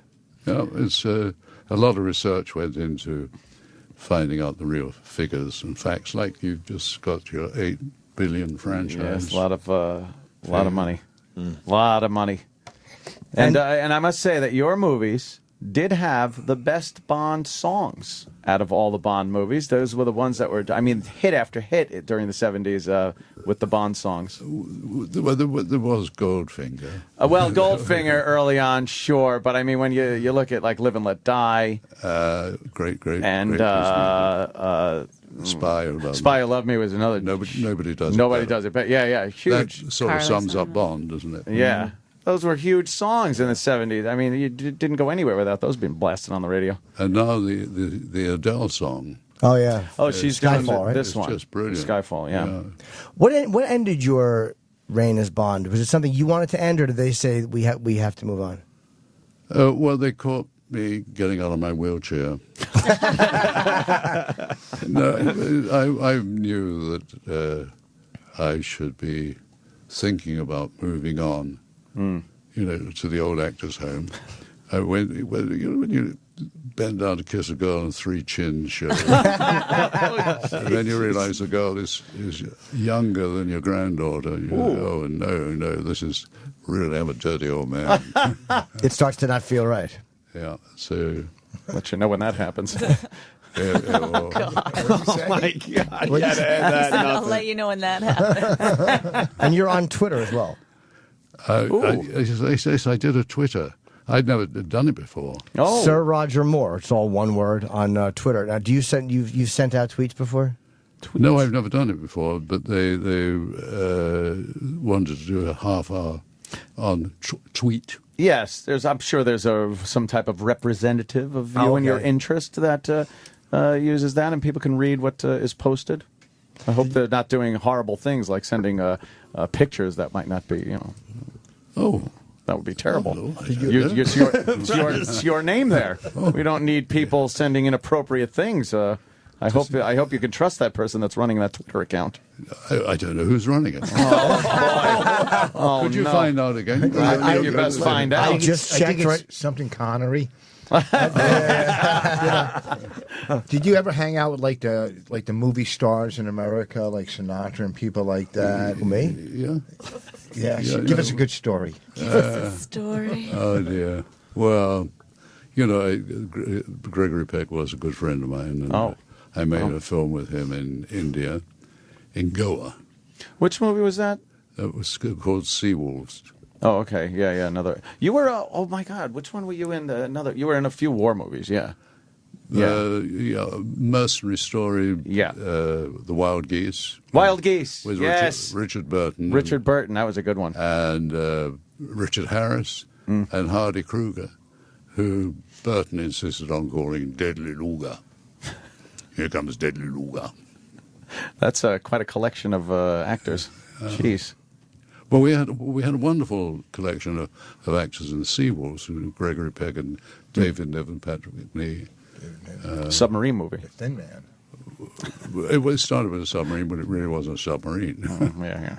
It was a true story about the Calcutta Light Horse, who were a bunch really of territorials. They were volunteers, and they were all slightly over the hill, and they got into Goa to sink the might of Germany's fleet. How'd that work out? We won. All right. Nice to hear. So, if you took an acting class back in the day, was there anybody else like in the class? I don't even know if you did. I cringe at Rich's question. No, I know, I'm always But they all turn out to be good questions. I know, but I go like, You're not sure it's going to work out? But I mean, like he could So have been far, in he's doing acting well. class with Olivia. You don't know who he was in acting class with. If he took an act, He just called it- some people are natural actors. I don't know if you Olivia. did. I'm You know- neither. What's that? I'm neither. You're neither. No, yes, I went to the Royal Academy of Dramatic Art. In 1944, I started there. Wow. And at that time, there were 16 girls to 4 boys in a class because the war had called everybody up. And the other boys were a bit... Not really interested in the girls. They were more there to act. And so I learned a lot about sex and nothing about acting. Wow, you had the pick of the litter there, right? But there one girl who became a lifelong friend, whose name was Lois Hooker, and that was not appropriate as a name for an actress. Some standing, she became Lois Maxwell, and was my Miss Moneypenny. Moneypenny, Oh, yeah. no kidding. Lovely lady. Got to work with Were her. you married when you did? Have you ever been married, or were you married when you did Bond? Yes. So that must have been frustrating because that's when all the girls kind of come around. Well, it's not frustrating. You just keep the wife out of the house. That's what I think it was. Tony Curtis told me that Burt Lancaster said that if you're in your dressing room with a leading lady or somebody off the set, and your wife walks in, continue. And when you get home tonight, saying it wasn't me, they just have people who look like me. My stand-in. Yeah. Somebody you're trying to be a method actor. Something tells me that wouldn't pan out. It helps. Yeah. Yeah, I got a terrible method. What do you like watching? Like, what do you enjoy? I mean, do you watch films that are in that genre, or do you completely the opposite? I look at all the Academy-nominated films. They send me the screeners. I don't go to the movies. I live in the winter in Switzerland, and I don't want to go and see them in Schweizerdeutsch. And in Monaco, they have original versions, but I just don't. I'd rather look at television and watch all the old comedy shows, all the old English comedy shows. That is, like Keeping Up Appearances and One Foot in the Grave, things that you don't know. I don't know those shows. That's about my career. Those. You're such a modest chap. You're like me. Can I see your fingernails? 007's his IQ.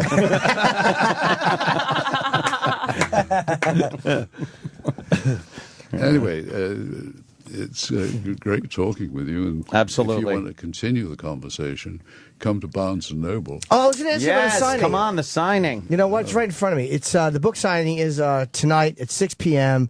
It's Barnes & Noble on 5th Avenue and 18th Street. It's a great Barnes & Noble. It's a very large one, so there's plenty of room to stand inside, no matter how cold it is outside. You're not going to get stuck outside.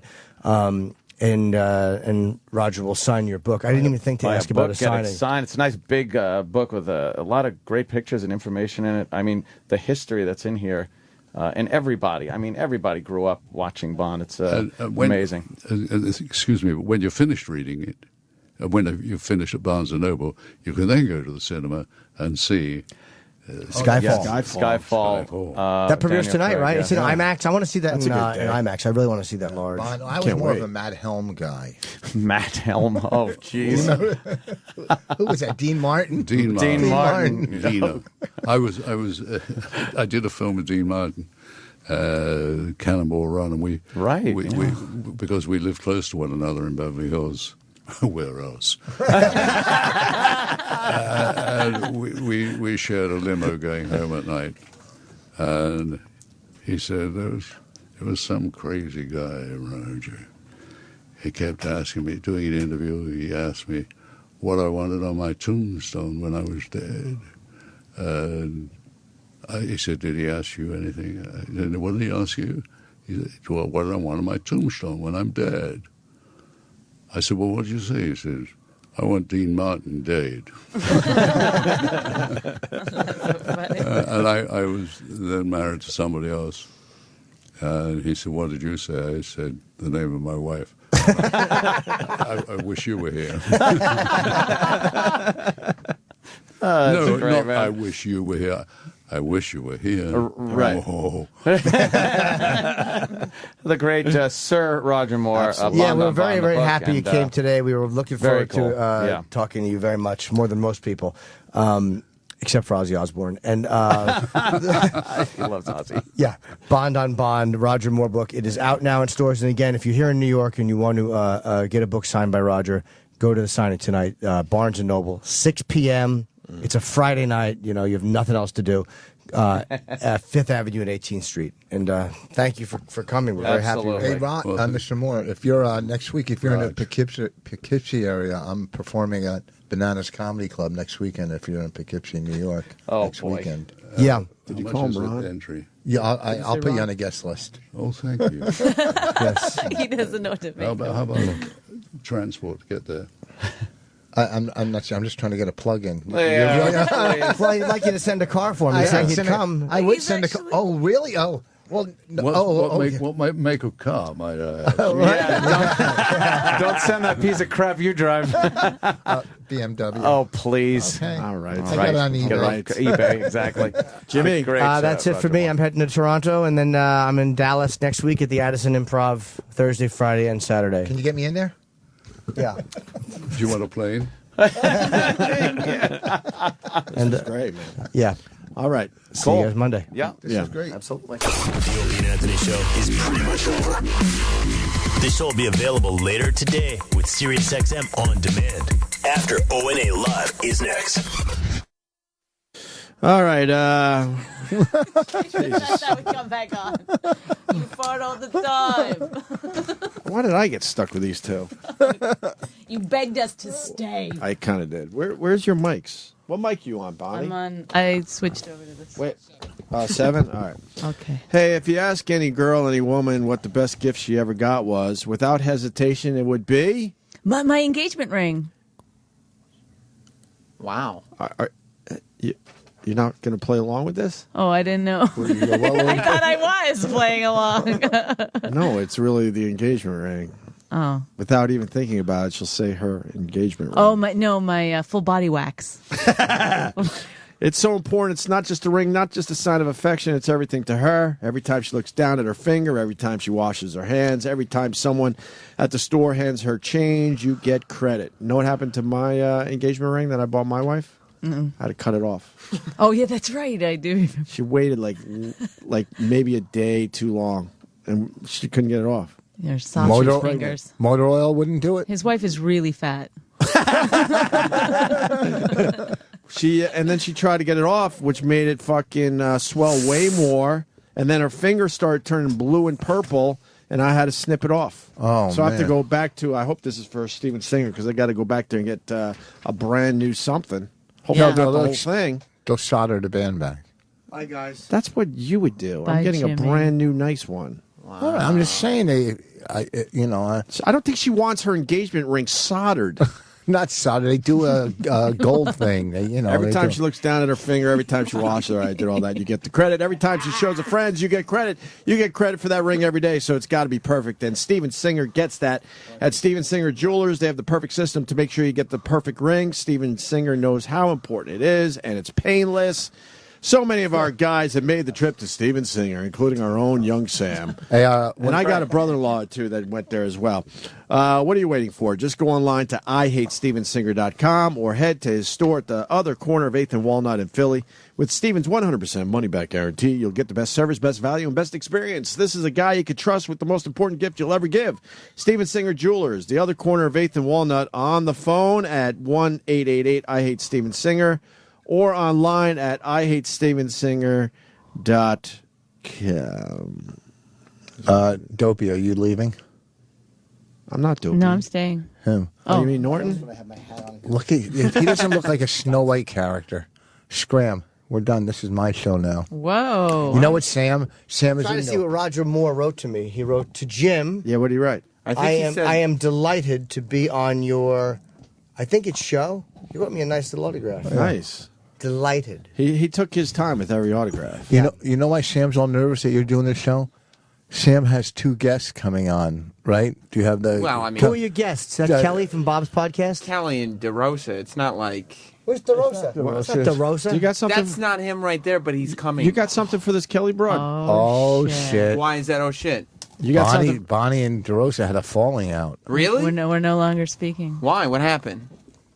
I was an asshole, I guess, according to him. And, yeah, you don't believe that. Wow, Joe has a problem with everyone. When were you an asshole, Bonnie? Well, I did his... Everywhere she appeared. I did a short for him where I played... I was in one of the shorts. Yes, that's right. Mine did way better than yours. Okay, fantastic. Well, thank you. Thank you. Things up. So why didn't you call me and tear me down for 20 minutes? Did you and him have a... Wait, he teared you down? So I went and I did... By the way, your short was very, very funny. I didn't watch it, but... you play a boss. Yes, I wanted to play I wanted to play the character a little differently, and he didn't want me to, which I thought was a little weird that he wouldn't just let people do it they know however they wanted to do it. He was like, sure, whenever you do a Cecil movie, Beast DeMills. So anyway, I got there. He's a little more serious than I.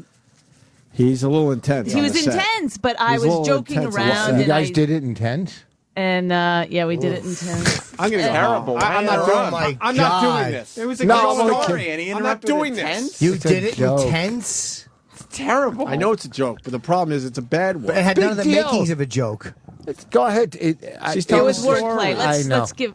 Go ahead. All right, it was good wordplay. It's kind of uncomfortable story. I'm trying to get out of it. He's starting to love words. Is this really an uncomfortable story? I feel bad. It's my wife and a friend. I want to hear it's a real your wife's situation. more important than your friend. So what as soon as happened, Joe Bonnie? gets here, he comes in. Bonnie, what happened? I said to him, he was telling everybody what the rundown was going to be, and I said, when do we order pizza? And I was, half joking, but half wanted pizza, you know what I mean? But I would have went and gotten my own pizza. I was just yeah, of course. Trying to kind of bust his balls about it, and then, so that was irritating to him. He had to order pizza now. He said I put him in a situation. He got mad because you asked for pizza? Yeah, he had to buy the whole crew pizza. I said I would have paid for it. Joe's a chiseler. What was the whole crew? How many people were on the crew?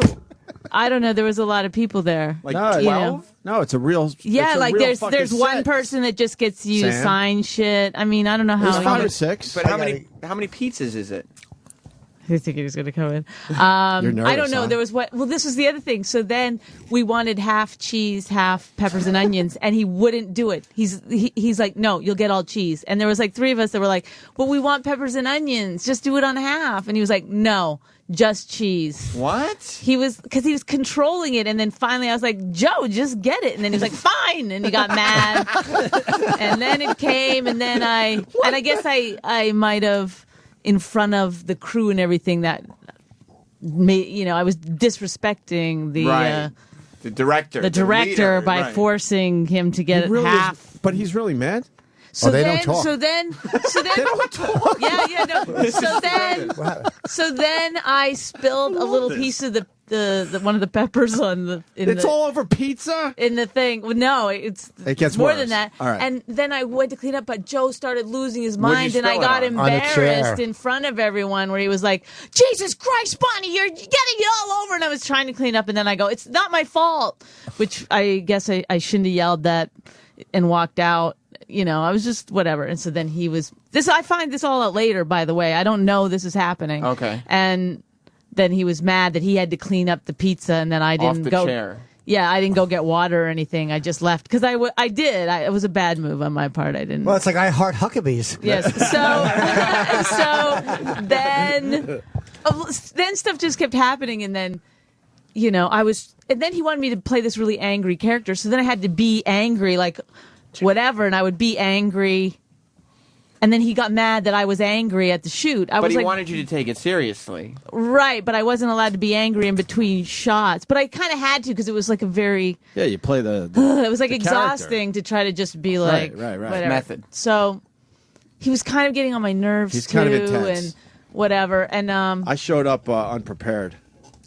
so, well, this is what happened He at was the end. really- I knew all my lines. I was like, I had a character ready to go that he wouldn't let me do. Anyway. What do you mean he wouldn't let you do a character? I wanted to play the character a little more like Yeah. Valley Girl. And he wouldn't have it. No, he wanted me to just be an angry. He didn't even want you to have peppers on your pizza. Right? No, he's controlling. He's Yeah. like a real director. So anyway, this happens. It's fine. I leave. I know we didn't have the greatest shooting relationship. I guess at one point while he was telling me what to do, I go, I really hate you. And but you were joking. I was, but I was also trying to break the tension because it was getting too intense. Yeah. And that's my fucking, I don't know why I think that'll help break tension, but I Insult did. somebody. So I did that. So this all comes out later. So Yeah, go he ahead. calls me. I'm in LA, and I get a call from him, and he's, the build up to that he's going to tell me off is 20 minutes. So I said, you know what? Can you just email it to me? Because I don't have time. Like email the tell-off. Yeah, so he got mad. So then he started freaking out, and then whatever. So we're having this back and forth, and I kept hanging up on him, and then there was he kept texting me, and then. But every time he he's started, attracted really to Bonnie. funny. Every time he- There's an attraction there. Every time he started There's to some tell me sexual what was tension. going on, Yeah. he would I'd defend myself, and he'd go, I don't want you to talk. Don't talk. Or he let me talk for wasn't on 5 this- minutes, and this then he'd go, I let you talk. Now you let me talk. But what And this is not on the hold set on. anymore. This is days later. This is days So later. he's not controlling. I Hold said to him on. at this point, I said, Yeah. look, I know what's going to happen. Right. I go, we're probably never going to work together again. Okay. But now you're risking a friendship. So do you really, what is going to be the end result of this? Right. Do you really want to go through with this? And he did. So I had to sit there for 20 minutes while he told me literally every asshole move. He even went back to Cheat, and he was like, you're an asshole on Cheat. He said no one liked you? No one liked you on that set. He said, no one liked you on this set. He said, no. He goes, after you left, everyone looked at me and was like, what was her problem? They had a meeting about me after I left. Here's where we thought she was an asshole. Everybody put why do you think she's an asshole on a piece of paper, and let's talk about it. We got to get Joe DeRosa's side of the story. Absolutely. Because He's got a side, believe you me. I heard it for 20 minutes. Hold on. Let me get in here because I like breaking shit down. It doesn't. I got to sound... just add one more thing. All right, yeah. So that was how long ago? I don't know. We were in L.A. Well, it was months ago. That's a couple months ago. By A month now. and a half ago? Yeah. Yesterday. No. I got a phone call from him. I didn't pick up. I was like, oh, shit. Now I think I should have picked up and went, well. But I didn't pick up, and he left a nice message about congratulations on your movie and good luck, and it's a great movie. Yeah, so he wants to be friends, and I told her. All right, but can I break it? What the fuck is this really about? It's not about really about dumb that I'm pizza. here's the thing. Are you an I really asshole on am an sets? asshole, but Why, it's do you my get sense nervous? of humor, and I feel like my friends will know that, and I also his problem was that I disrespected him, which I didn't know that I was going into a situation where I had to see Joe DeRosa as a different person. Right. Do you know what I mean? I thought I got to be myself and he got to be himself. I didn't realize from the jump we're going to. Well, I got experience. I mean, I did one with him, and I'm like, wow, that's the same Joe that comes on our show. Holy fuck! Why do you think it's sexual tension? That's what you said. It's obvious. Oh. Bonnie's a good-looking lady. Come on, Joe likes old Guys. ladies. Oh, what? Oops. I mean, Well, so old then ladies. that's 2 for 2. No, but he's definitely intense on the set. I showed up unprepared. I don't think I've ever told this on the air because he changed the script and stuff, and I'm like, you know what? I'll just go there and wing it. And I didn't realize like this was a real fucking thing. Well, you guys are sound thinking- guy, light guy. It's like people you have to fucking fill out forms, and he looks at me and I'm like, what? I thought we just wing it. So for half of my shoot, we were practicing lines in the hallway until I got it right. Because you guys were just thinking it's like a 3-minute YouTube video. Like some of the dumb stuff I do. I'm like, oh, he's doing one of my dumb things, It's but a it's his webisode. thing. Right. Oh yeah, when he was yelling at me, he's like, "I do stuff. I make things." You know, it was like I was like, He looked at me like he knew he couldn't tell me off. I guess he could have, but I guess because of the show or whatever. So, Right. but Yeah. I could see in you're his holding eyes. something a little more important than I am. I'll get my husband to talk to you. I could see in You his better eyes. watch it. I could see in his eyes he wanted to Well, he probably co- fire me. Why did he take it so or tell me seriously? off? He called me, but He wants to be a see, it's director. weird. I'm This is friends his with thing. him. I'm friends with him.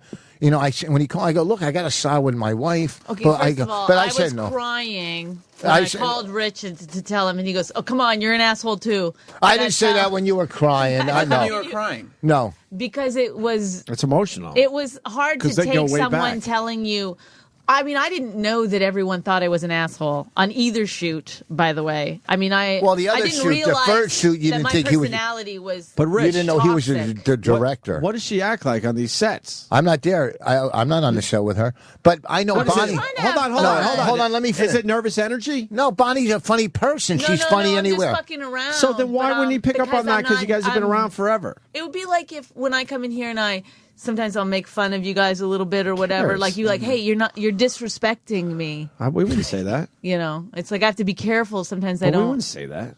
No, you guys wouldn't, but I'm saying He did.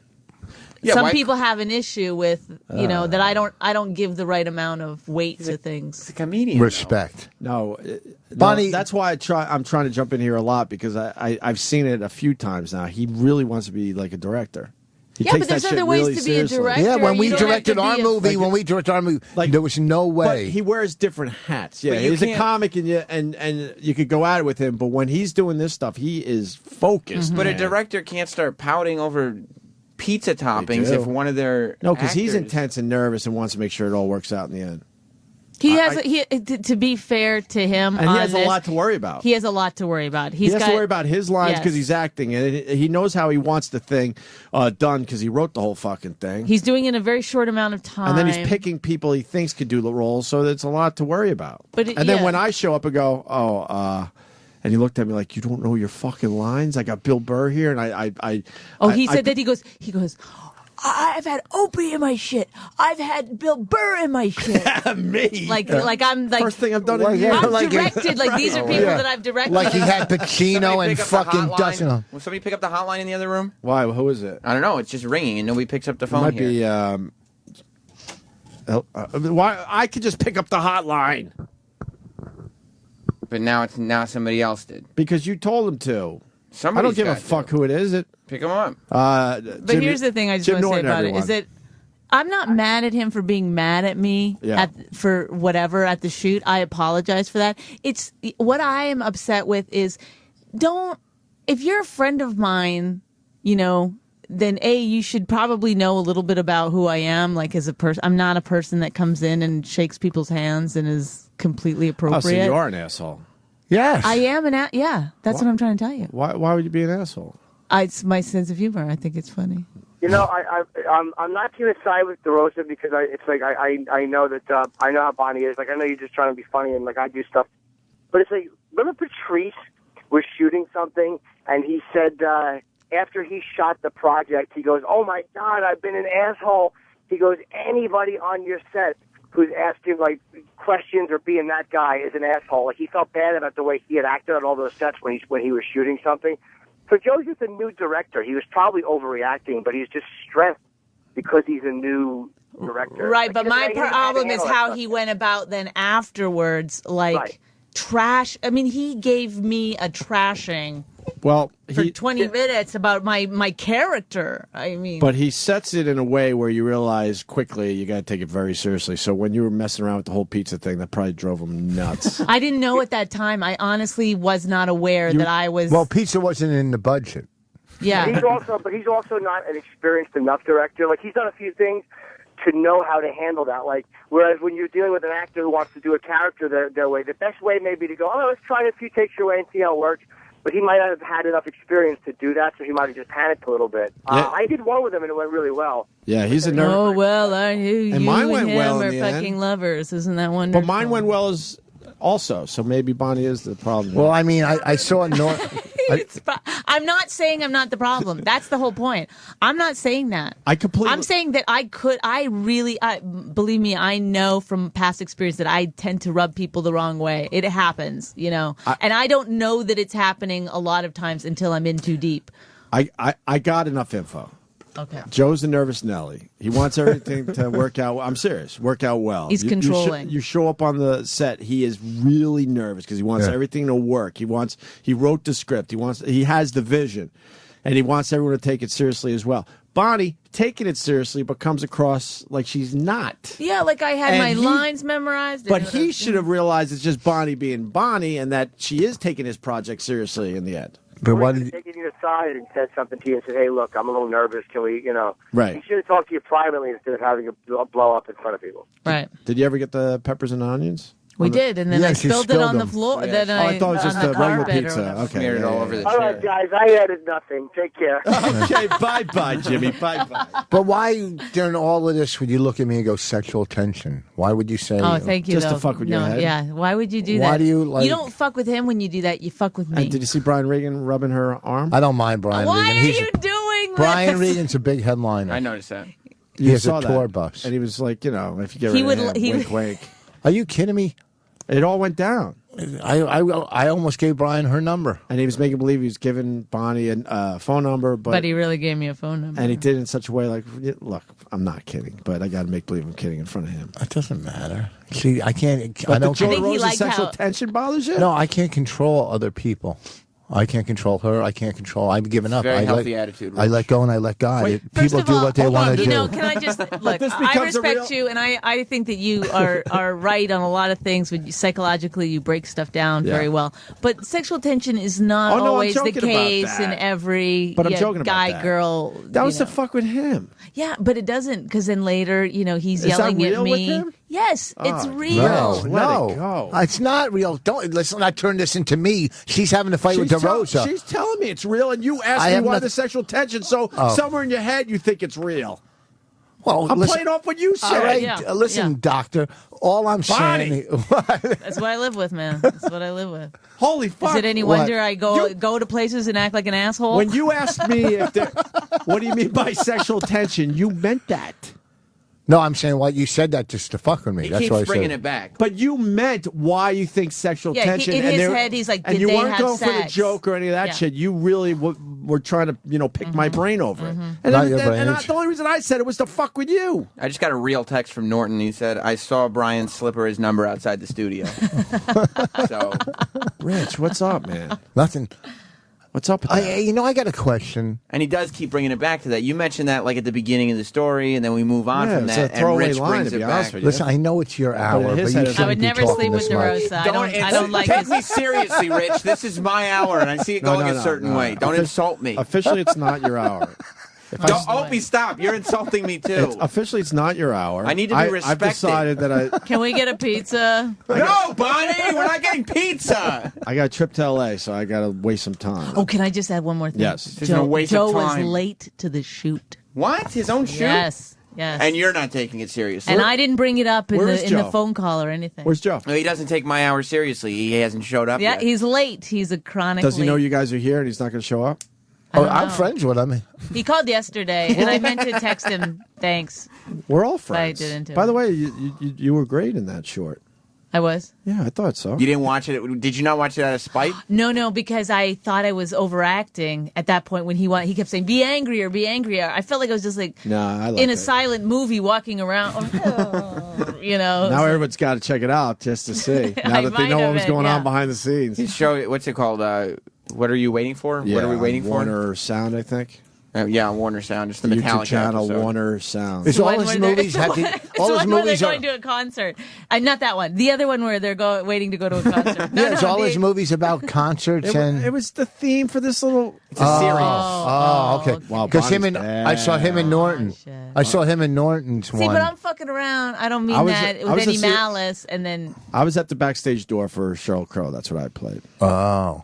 And Okay. then Norton was for Cat Williams. Cat Williams. That's the one I saw. And then there was one for Lindsey Buckingham, Metallica, and Ant did one Phil Collins. Yeah. I think that's Okay. it. wow, he's directed all those people. I should have probably taken it a little more. I should have been a little. That's really his thing, though, man. He wants to do that shit. Bill full Burr. time. I directed. You see how fucking great Bill Burr was in Breaking Bad. In Breaking Bad? He's fucking good in it, man. He's gonna have a fucking career out there. He's big time. He doesn't have to. As a comic, he has I wrote the him biggest- off early on. You know, I Did was you? like, I remember seeing him and like, no. No, this guy's never gonna make it. Done. Oh, Bonnie's an I really asshole. was. On I the really set. was wrong. She's an asshole, right? He's She's one an of asshole my in favorite everything. comedians in the world. No, I know, He's but I'm so just great. going back to the asshole on the Yeah, set. like she's. I didn't say that I to told you- people. I didn't walk around to his audience. You might as well go home now. Yeah, this this isn't gonna guy. work. We had a meeting with 4 big NBC executives, and it was there was the black lady, the Asian guy. I mean, you couldn't get more executive than this meeting. Benetton. So Like a we're, Benetton ad. so we're in the meeting. They walk in. We introduce, and they said to Bonnie, "Where are you from?" And the first thing she says to him, "My mom's pussy." That's good. Not to I'm these a people. comedian. No, it's not good. Oh, you got to read the room. Not to these people. I said it with a British accent. But that's the shit. But that's the shit I would do. So Yeah, that's why I see? think it's good. Yeah. See, I don't like reading the room. I like just doing my shit. Yeah. Well, And the more uncomfortable I can make someone, the better. Yeah, but we And were even trying in to sell- situations like that. not when you're trying to sell a show. I called the boss an asshole the other day, right to his You already face. have a Yeah, but show, though. exactly. He gave you the contract, and then you call him an asshole. Yeah, he could yank the contract, I would assume, right? No, you can't just be like, oh, well, now you know. call me an asshole. You're not going to be here for the next couple of Yeah, years. you It can't do doesn't that. work. No. It doesn't work in court. No. What did I say? Louis C.K. was in here, and he was outside the studio waiting to, try to pitch Louis C.K. to do some satellite radio or something. I'm like, oh, that guy's here. It'll be a complete Yeah, but that's waste of also your time. thing. You're He's an an outrageous asshole. shock jock.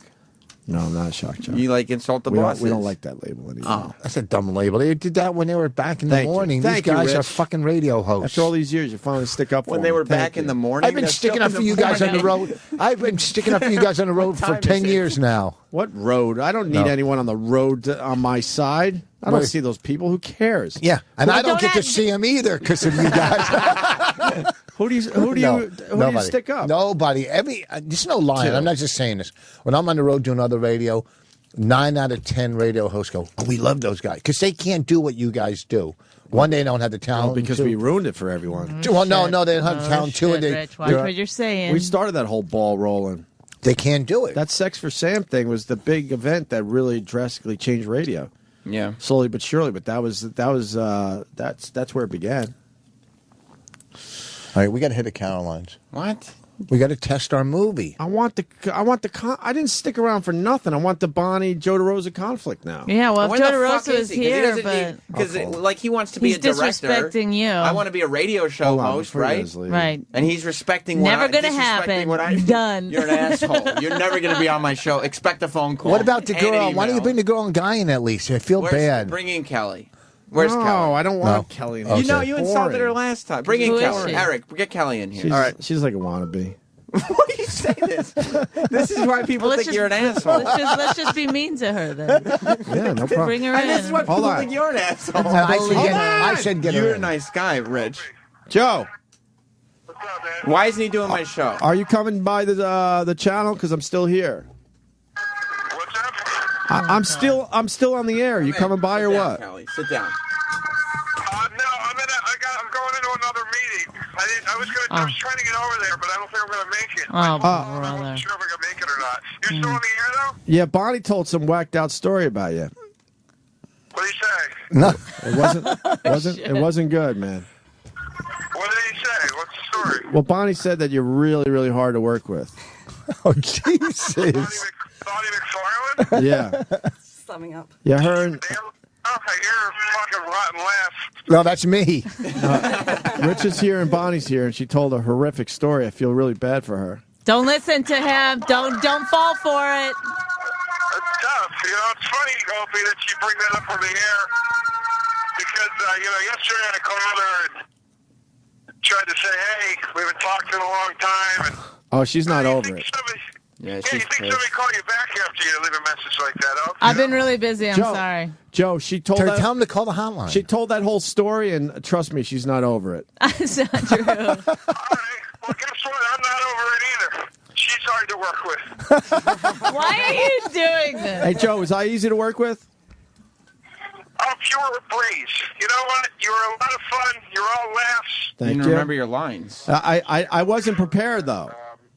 You know what? That didn't matter. When somebody's got a good attitude, that's all that counts. What's happening over there, Sam? Turn hers up. What? Oh, hold on. Bonnie's playing the message that you left her. Okay. Yeah, Joe, can we call you on the hotline and make this easier? Yeah, but I got to go in like 2 minutes. All right, we'll call you right back. We'll call you right back. E-Rock, call him right now. His number's 917. Don't do it. What? What happened? What happened? All right, I hung up on Joe. Call him back. Let me hear the message you left, Bonnie. Okay. Hey, Bonnie, it's Joe DeRosa. I know we haven't spoken in a while. Put the bottom to the mic. But I just wanted to call to say that good luck this weekend with the screening. And Rich, and I'm sure it will. It's a great movie, and I'm really proud of it. You should be. It's really good, and I'm proud to be a part of it. And I just hope everything goes really well. Hey, Joe. And, yeah. Bonnie just played the voicemail you left. Wait, you got to wait till the end. All right, hold on. We're still listening to it. I miss being friends with you. See, and I told you, and I said to you that he's reaching out. Okay, obviously you're my wife, and I'm going to take your side. But I said he's reaching out, so maybe now it's time to bury the hatchet and mend ways. In your head. No, I don't care. I don't see it that way. I don't think the voicemail was sincere. No, it was like he was reading. Yeah, it was kind of like he read it. I think that it's hard for him. It would be hard to say that, and that's why.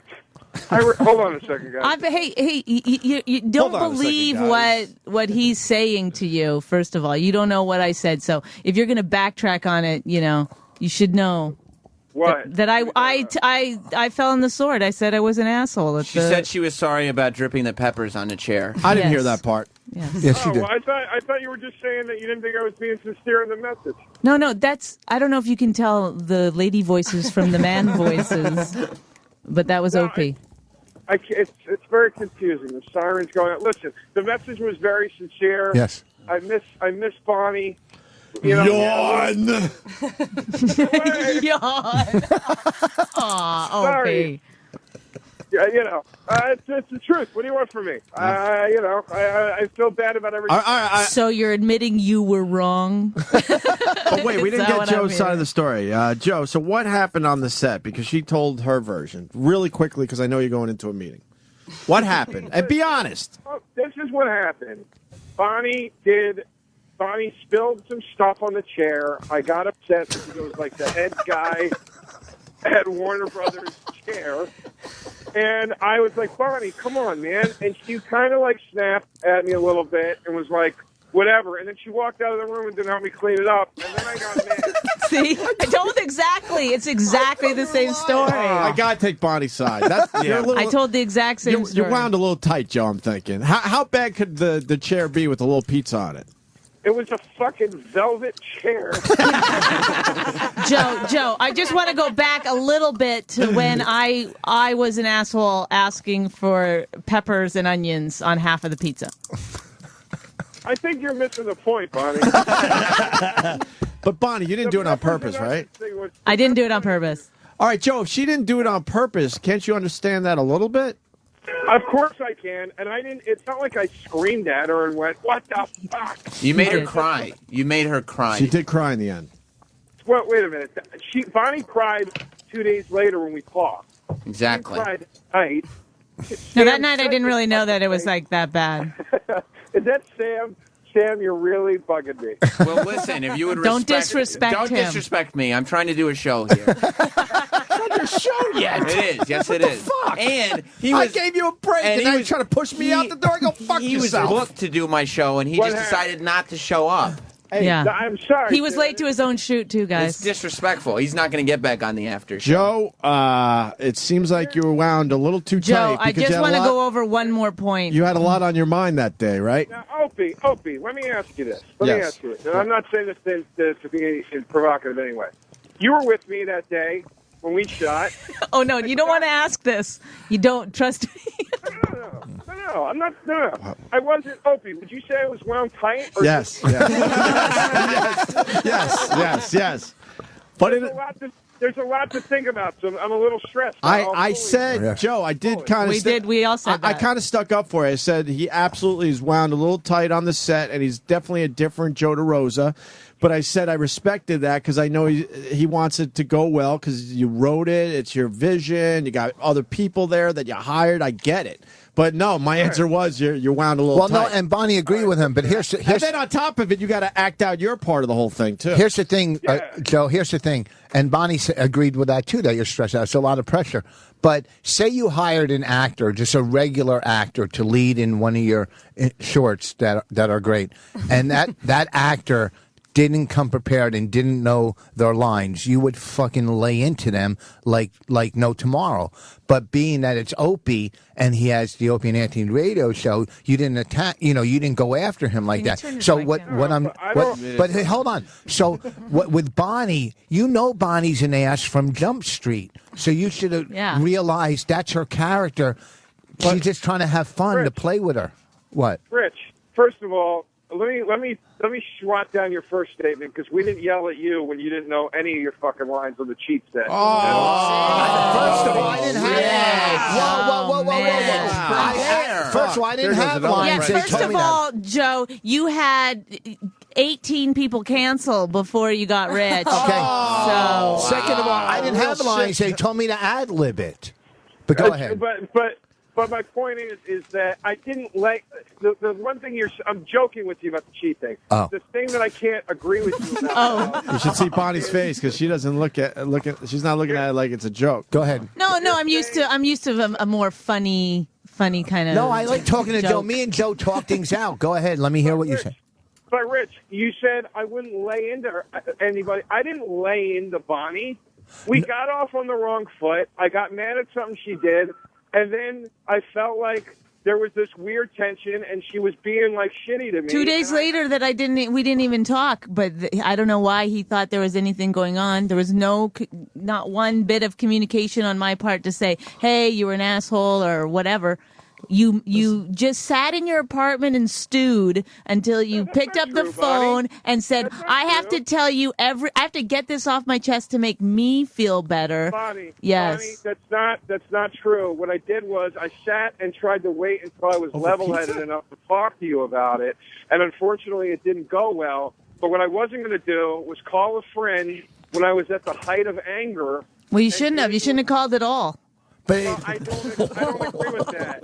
But wait, here's No, it is true because you know why, Joe? We're not married. We're not fucking. We're not. There's no reason to have this kind of relationship where we have to get along on every single level. At some point, you have to go, "Hey, you did it out of selfishness. You did it because you wanted to get it off your chest and you wanted to let me know." Rich does it all the time too. It might be a guy thing where you need to unload. Don't put me in on this. Bonnie, I don't. Hold on. I got to say this. Oh, here we go. Because stop talking, Bonnie. I'm going to trash you now for 20 minutes. No, I don't, Bonnie. I don't agree with what you're saying, and I'm offended by it. Yeah. I love that. This is exactly how the conversation went, by the way. Yeah. Now I can leave, Sam. Now I can leave.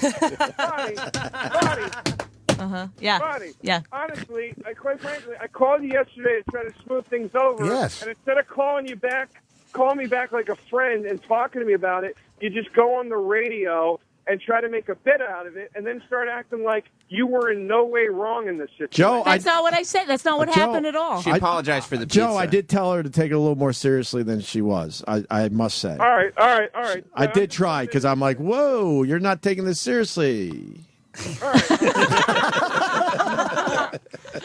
Thank you. And Bonnie didn't I try don't to. have a welcome, problem, Joe. You know Joe. that- I don't you have know a I'm problem there with you for you, being Joe. mad at me. I don't have a problem with you telling me that I was a jackass. What I have a problem with is that you felt the need for some reason to go over every fucking flaw that I have on that Because phone you call. asked me to, Bonnie. No, I absolutely did not. I couldn't get you to get off the phone. I begged you to stop. That's not Bonnie, true, that's Joe. not true. Verbatim, your exact words to me were, Joe, I don't know what I did to piss you off, so I want you to go through it and tell me exactly what I did. You said that to me. I said, all right, ridiculous. Bonnie, if you want me to, I will. And I started with the stupid pizza thing, and you got really hung up on it. And I was like, Bonnie, it's not about the pizza. And you're like, well, why are you bringing it up? And I was like, because you asked me to tell you See exactly how he does my everything voice? that will happen. Sounds annoying. So But wait, It's but here's not the true. thing, Joe. I wait. begged him to stop, and then I did say, "Are you sure you want to do this?" You went for it, and the other thing is that I need to know: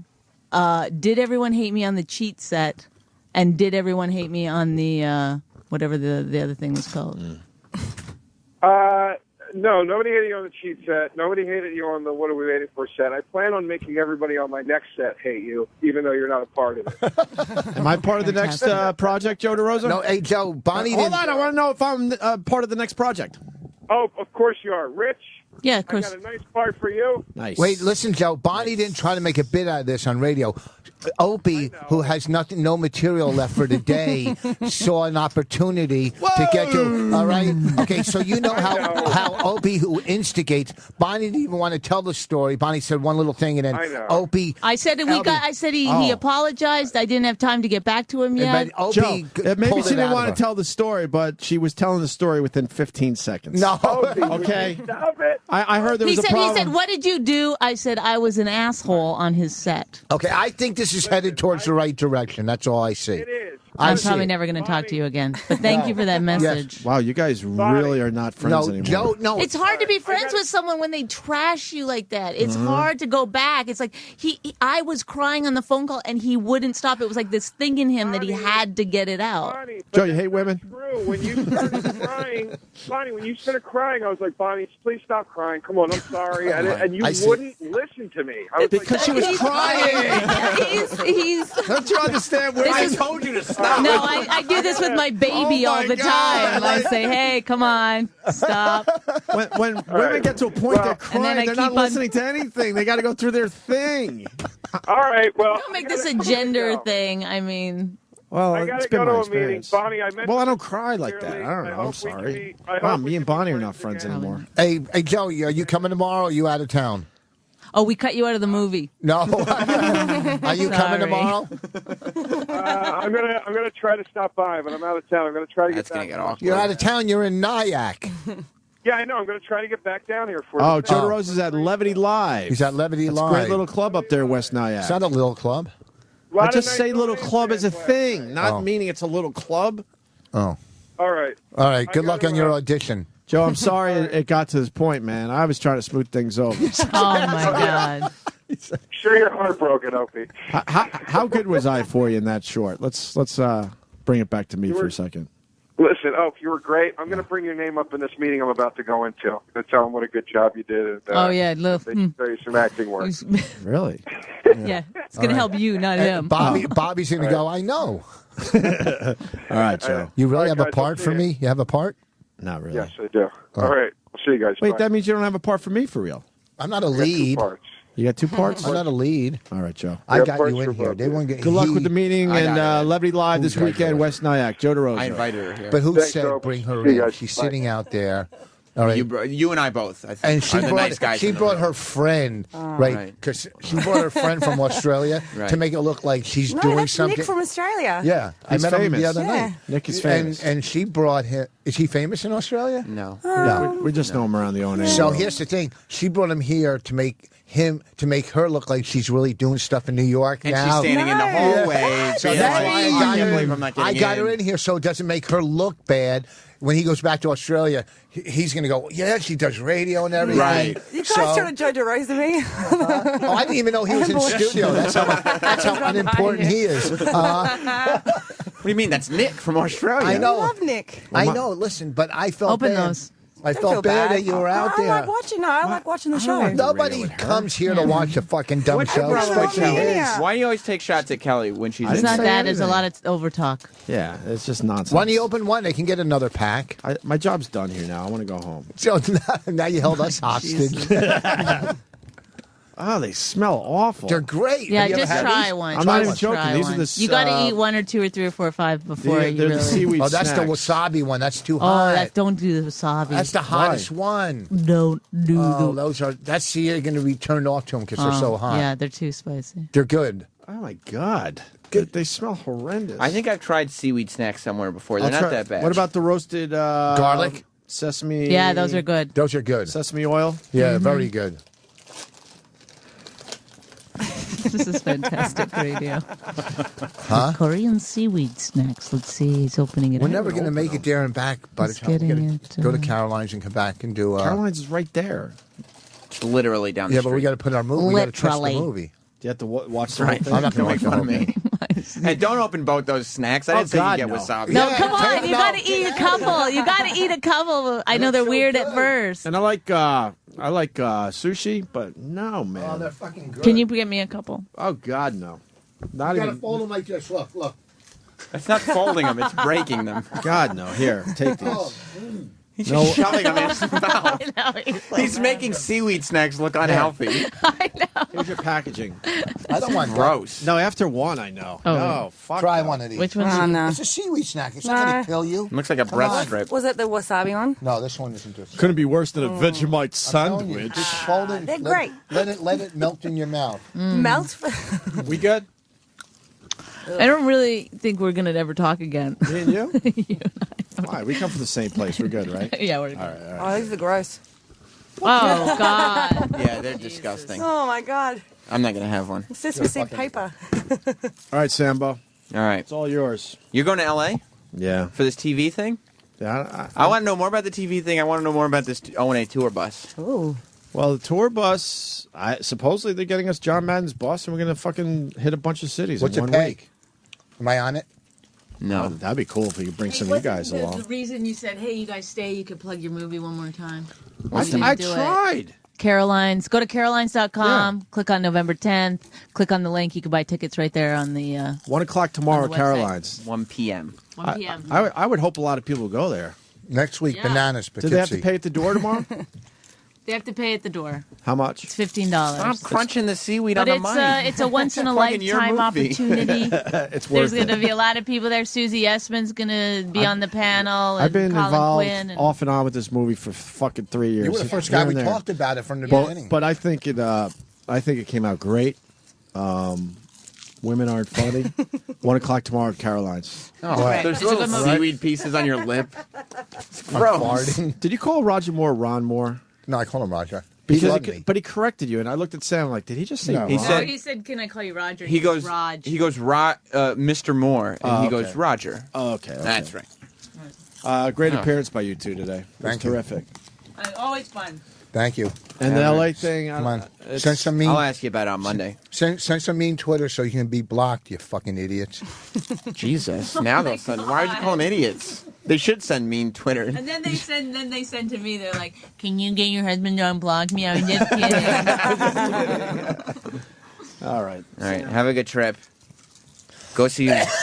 Why would you wait and do it on Mike and on Kelly? You're trying to impress her in front of Nick. Sam, I didn't do it on why didn't you on talk?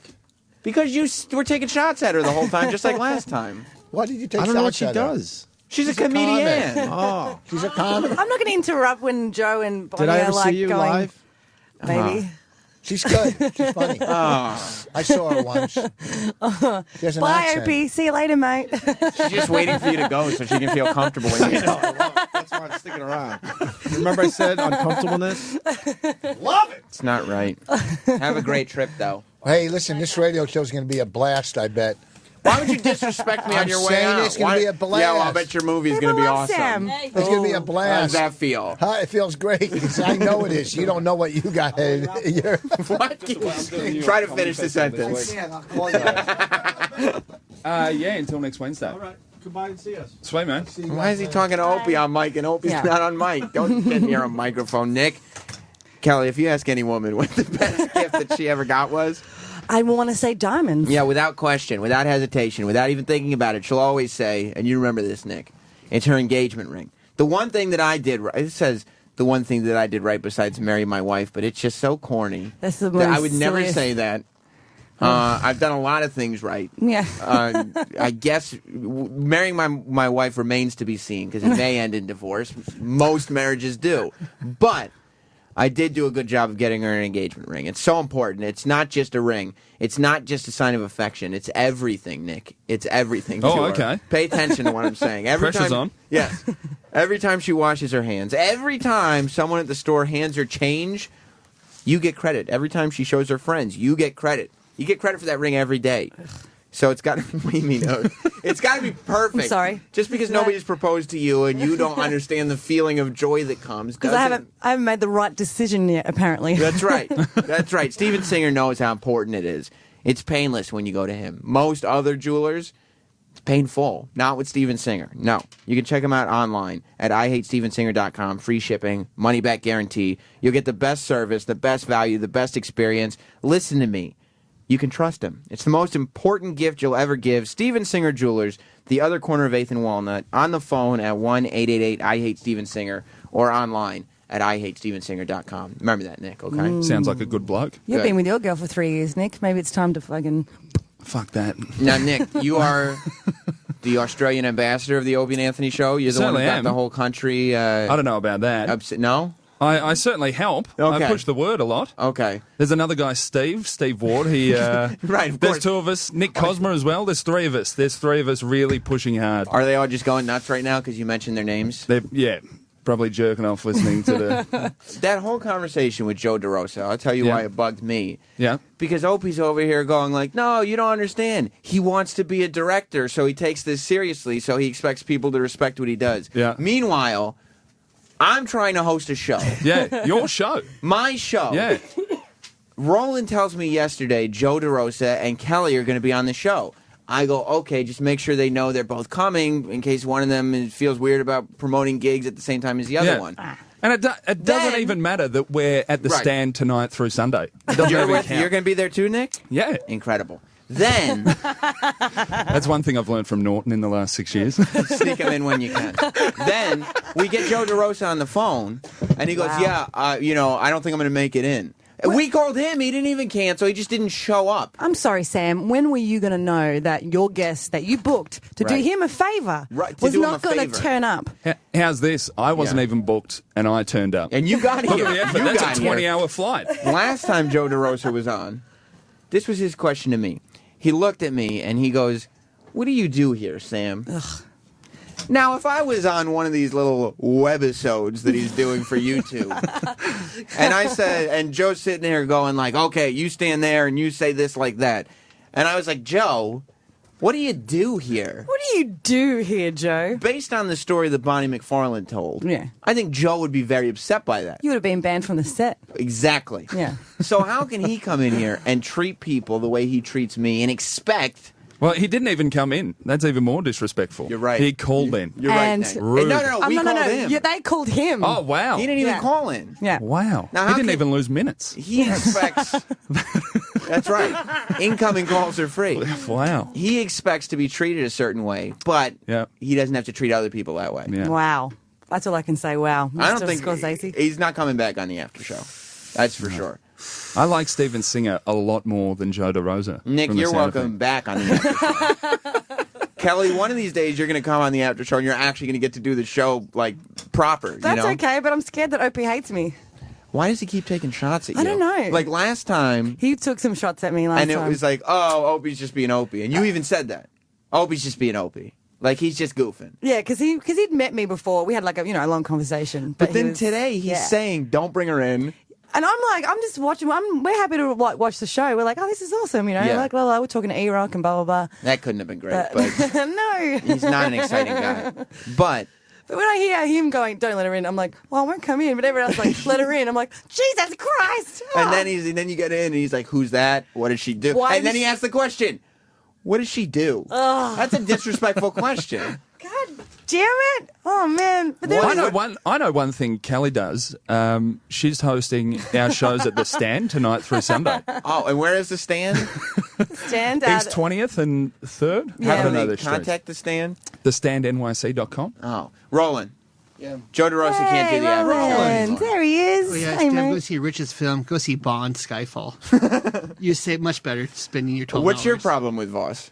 I don't know. He touched my Bond posters. You got a little irritated with Vos today. But did you hear me, though? DeRosa is banned. Is he banned? Yep. If he texts you and it says, hey, I got a gig to promote. I know O&A are busy. Can I come on the after show? I don't want you to look like the bad guy. Just tell him Sam So says you no. don't have to be mean to a person? Huh? Have to be mean to a person? Yes, you do, Roland. I love it. That's your assignment. I have a heart on. Yeah. And you're mad at Vos because he touched your Roger Moore Bond book. Well, he goes, who are these? I said, put them the fuck down. They're That not yours. seems superficial. Do you leave his greasy fingerprints all over That's the what I posters? want. Yeah. Because the way he grabbed you, like, what's this? Like a piece of paper. Oily seaweed Right. stick fucking Yeah, and fingertips. if that was Jimmy's thing, I think he would have snapped back too. Maybe he's just doing it for your birthday, Roland. Oh, thank you. Happy birthday, by the way. Well, Rich didn't wish me birthday. So He didn't. No. I did earlier today. So Did Joe DeRosa wish you happy birthday? Happy birthday, No, I baby. doubt that DeRosa did. Or for my birthday wish, go see Skyfall. I mean, think about it this way. Someone would have called DeRosa and said, make sure you wish Roland a happy birthday. Yeah. We've had Kelly and Nick in here, very respectful. We've had Bob Kelly in. Jay Moore was in here yesterday. Eric, Yeah. what did Jay Moore say about the show yesterday? How fucking awesome it is. It's Jay Moore. Jay Moore's. Right. We've had Jesse May Peluso, Jim Norton. Tom Papa's been in here. Everybody's respectful when they come in. Everybody's like, Sam's doing his show. I know it's new, Even but Russell let's give it a Peters. chance. Russell Peters. He goes, Sam, good to see you, blah, blah, blah. Apparently Joe DeRosa's too famous, right? Right. Oh, Gervais was nice to us. too. Ricky Gervais. Louis C.K. You know? Come on. Yeah. Me and Jim Norton interviewed Ricky Gervais, and Ricky Gervais is like, hey, I had a great time with you guys. Da, da, da. He's not like, what do you do? You know? Because I'd be like, Ricky, you don't have to be disrespectful. Does Gervais have webisodes out, though? That's true. the question. That's a great question. I don't know why I'm taking on DeRosa for Because you get to go back to Australia. At some Yeah, I'm point. fucking off. You have the benefit of the exit strategy. Just trash him and then fucking leave. 20-hour flight out of There's here. always drama with DeRosa. Is he the? Is it with all comics, or is there? He's No. always. There's always drama with Joe DeRosa. Because even Ricky on the other goes, is that guy going to be there with the, He's getting into fights with Troy. He's getting into fights with Bonnie. He's like, there's always the last several times he's been on. There's always some kind of drama surrounding him. And also I with you would never call a person and say I miss being your friend. Like That's, that's not a sentence that would come out of my mouth ever. It's very effeminate and emotional. Sounds like a girlfriend. Right? You just described him. Effeminate and emotional. You know? Love you, Joe. But you know his audition now is all fucked up. What audition? Because he's got this on his head now. Oh, he's going to audition right now? So all that stuff in his head, like, do they hate me? Do they like me?